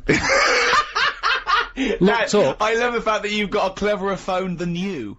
So good Christmases, yeah, all round. Definitely for me. Had a great time, yeah. Carl? It's alright. How does it rate with, what did Suzanne get you? She got me, you see, you were having a go at me about giving her, a camera, right? Which was given to you, which was second-hand. Essentially second-hand. It doesn't really matter that bit. But it's a present that both of us could use, right? And you were making me feel bad about that. That's why I got her a watch, right? Which in a way I can use because I can say what time is it. Sure. Right? But it's Chico time, isn't it? But the thing is, right? She got me she got me a little printer. Oh, yeah, that's good, yeah. Well, what, you mean a little fella who works in a print shop? Just a little printer to go with a computer and that. But for me, again, that's a present that, you know, we can all be using. You are so ungrateful. It's not that, it's just that, you know, it's good when you're a kid, isn't it? Christmas is all about, like, your presents. What did you want when you were a kid? What's your best present you ever had? There's a few things. I mean, one that I always remember one Christmas, right? It was the year when computers first came out, right? And there was one called the Sinclair Spectrum that I wanted, right? What year are we talking? 80? Must be 80, 83, 84, right, yeah. And, anyway, I think my mum and dad's got me one. You know, it's under the tree in a big box. I'm thinking, yeah, that's about right. Yeah. About the size of a computer. Brilliant. Anyway, Christmas Day comes, you know, I couldn't sleep and all that, excited like you are as a kid. Yeah. Get up, open it. It's not the one I wanted, right? Really? It's not the Spectrum, it was a ZX81, Okay. right? So I thought, well, I've best not show that I'm disappointed in that, you know, even as a kid you have sort of, you know, that thing of You saying, lost that, now you say, oh, it's not what I wanted, Suzanne, but go on. yeah, but, you know, so I sort of, you know, pretended I liked it and that, I thought, oh, just play some games on it, I'll just get on with it, right? Anyway, I try and Sure, even as a kid he had the weight of the world. I know. His parents have saved up for it. Look at his frown lines. Look, he's frowned since he was about 4. Yeah. Look at those lines. Right. So, yeah, but this is why. You'll understand in a minute when I tell you the end of this story. Go on. So, I load up a computer game, which used to take about 10 minutes. Was right? it on cassette? You had to load- oh, yeah. Yeah, it sounds like a fax machine, doesn't it? Yeah. Right? Anyway, it wouldn't load. I was thinking, what's up with this? Is it broke? Right? And I kept trying it. And my dad sort of, my mum used to get up early to open the presents with me. My dad got up at about midday, he couldn't be bothered. Right? Anyway, he comes down and so telling. This is the picture he paints is so heartbreaking. It's like Alan Bennett or something. Yeah. Or Dickens. Yeah, or some of those kind of 60s back, like Kathy Come Home, sort of, you know, really sync dramas. So anyway, so I'm there, right, getting frown growing and that. Yeah. Trying to read this book, thinking, why isn't it working? So my dad has a look, and he goes, oh, you're missing a bit. I said, what? He goes, you need a RAM pack, right? Which is a bit that you put in the back of it that gives it extra memory. Yeah. So I'm like, what do you need one of them. I'm like, what do you mean? It's Christmas Day, right? And we're talking about the days when, like, Tandy wasn't open. Sure. It wasn't open for days. Yeah. Do you know what I mean? It's like now, by lunchtime Christmas Day, everything's open again. Yeah, sure. Right? Then, you had to wait about 2 weeks. Everyone, like, had a big holiday and everything. Yeah. So I'm like, oh, God. Oh. I actually started to be sick, right, with frustration. Oh, no! What? Well, How old were you? How old were you? Do you know what? How old were you? Well, like I say, I don't know, it must have been about 8 or something. Oh. But that thing of like, what, it's Christmas Day, I can't play with it, and I had to wait for like 2 weeks, what have you. Sat over the kitchen sink, sort of going, stressing out. Hated it, it was a rubbish Christmas. Wow. I love the idea of you going, Stress, isn't it? What did your dad say? He just sort of said, look, calm down, we'll get you one when the shop's open. And I was like, yeah, but 2 weeks, isn't it? I have never heard anyone being sick from stress. Oh, poor little kid, just so stressed. Yeah. Neil, you know, quiet. I thought, that's good. He's not going to complain about the noise and that. Sit down. I have some arrabbiata, which is nice and that. All right. Anyway, he starts sort of normal chat, saying how he'd like to put my head in a vice. Sorry, he'd like to put your head in a vice? In a vice, yeah. Not really. Sort of normal, sort of. Yeah? Yeah, and I was just thinking that it would be lovely to put him in one, you know those vice that are sort of attached to workbenches? Yeah. Just so, not to, just put it in there so he's caught there, and then I can sort of do what paint his head or something, or feel it squeezing. And I just imagined sort of squeezing it too tight, didn't I? So he's saying all this, right, which I'm getting the sort of picture enough without sounds, right? But then he thinks, well, why not add sounds? It's quiet in here, right? Starts sort of going, so your head's in the vice, tighten it, and you're sort of going, right? So he's sat in a chair, quiet restaurant, doing that. It's like the scene out of When Harry Met Sally, right? All these, like, tourists and that sat there sort of going, oh, look at Gervais over there. And then suddenly, like, from a look of like, oh, that's good, it's Ricky Gervais, to what the hell is going on? But I just imagine this little head, because what he do, I just imagine him in a tighten, I go, Is there any other radio show that's ever been on Radio 2 that has had this discussion? Well, no. Does Johnny Walker, OBE, ever say, I'd love to put Terry Wogan's head in a vice and see what happens? We were going to have a quick assessment of the year's events, because it's been a tumultuous year in many ways, Rick. You know, some steps forward. I'm sure you'll agree with the ban on fox hunting. Absolutely. I really can't believe it took to 2005.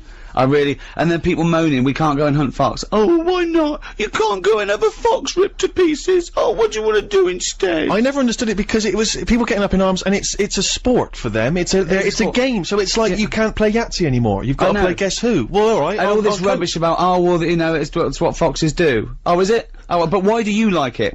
You wouldn't want a robot fox, because you want to see blood. My brother-in-law was doing this job, he's a driver, and he went to this sort of really posh school, and he was talking to someone there, they're into fox hunting and stuff, and he said, I don't agree with, just chatting to us, I don't agree with fox hunting. They went, oh, why, are you a vegetarian?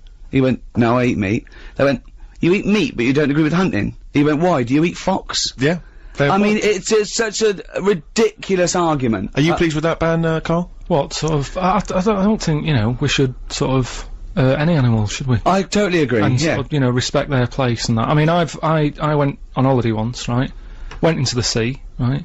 Was only up to my knees, right? Got stung by a jellyfish, right? Sure. And what I mean is, like, you know, the sea, that's someone else's territory, innit? Right. And I could have had a moan. But you I was like, well, I shouldn't be here. Whereas if you went home and you were watching telly and a jellyfish came at you... I'd say what's going on.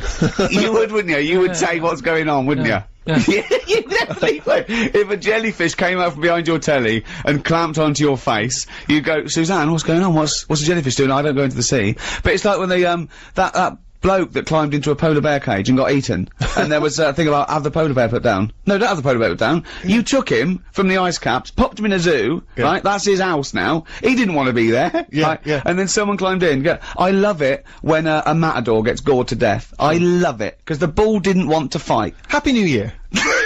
But also this year, of course, we've had the gay civil marriages, or the civil ceremonies. I'm not entirely sure yet what this is. Do we loosely call it gay marriage, just for the sake of ease? No, well, it's just it's officially a civil marriage, isn't it? They're not saying it's a marriage as such, because I don't know if the church acknowledge it or not, I'm not sure.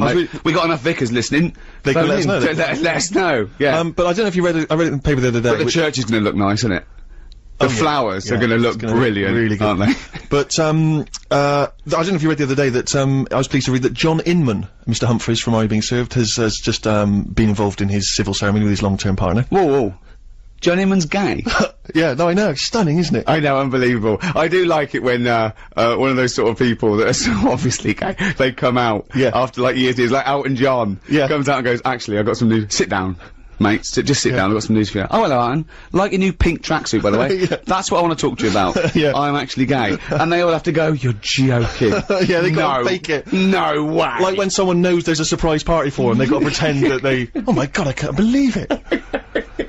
But, yeah, so what we've had, it is a year of disasters, which is, it does seem worse this year. I don't know, maybe I'm hitting that age where I think there was, like, it was nicer before, but it was a year of disasters, wasn't it? It's been terrible. Well, we've had obviously Hurricane Katrina and the tsunami and the earthquake and things, and it's obviously been terrible, and we don't want you to be flippant about that, but the only time I was praying for a natural disaster of biblical proportions was when I was watching Celebrity Love Island. and it never happened, sadly.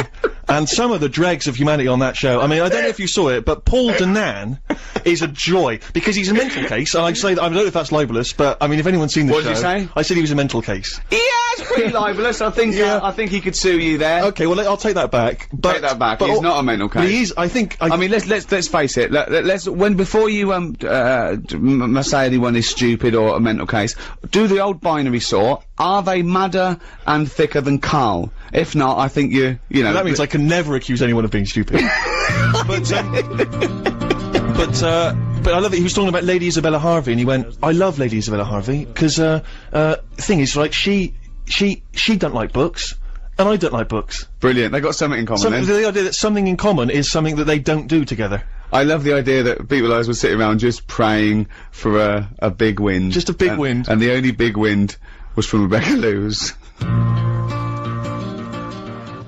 In fact, the thing is about the world and Karl is that he's the same shape as the world, and that's why I like him, because that's all you need there, a little round... I can't help but think the pot calling the kettle black there, Rick. What? My body's round, my head is sort of fat and square, so how dare you? Just quickly before we move on to the final bit of the sermon, we just thinking back to some of the other highlights of the year. One of mine, Rick, I'm sure one of yours, Live 8. Live 8 was great fun. Not only was it a great day, but obviously, you know, it made its message very much clear and open to the world. Did you enjoy Live 8, Karl? Yeah, it was alright. It's, you know, quite a good thing. I mean, has it sorted the problems out, or...? Well, it's more about raising awareness, isn't it, and bringing that to the world's attention. I'm aware of it, so yeah, it's sort of done the job on that. But I read something about, Unbelievable. Do you know, but, you know, because Live 8 was all about money and stuff, wasn't it, giving money? And no, it wasn't really.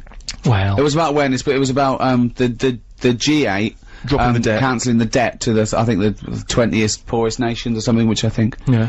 Well, then I was reading up on that, and there was something about, do you know Bill Gates? Yeah. Who did, the computer stuff, didn't he? Yeah. I think he's the Microsoft. wealthiest man in the world or something. Absolutely, I think the first 100 billionaire. Wow. Was he? That is a lot of money. Because they worked out, they put to him that, with his labour, what his labour's worth, he would have to drop over $6,000 to be bothered to pick it up. Wow. And they asked him, and he said, well, of course I'd pick it up, you know, because it doesn't work like that. But yes, he's that rich. But he could just pay someone to do it as well, couldn't he? Okay, get on with it, Carl. Again, you've missed the point. No, I mean, again, you've missed the point. But all I'm saying... Sorry, Gracie, in wherever you are, Carl's an idiot, and I stand by it.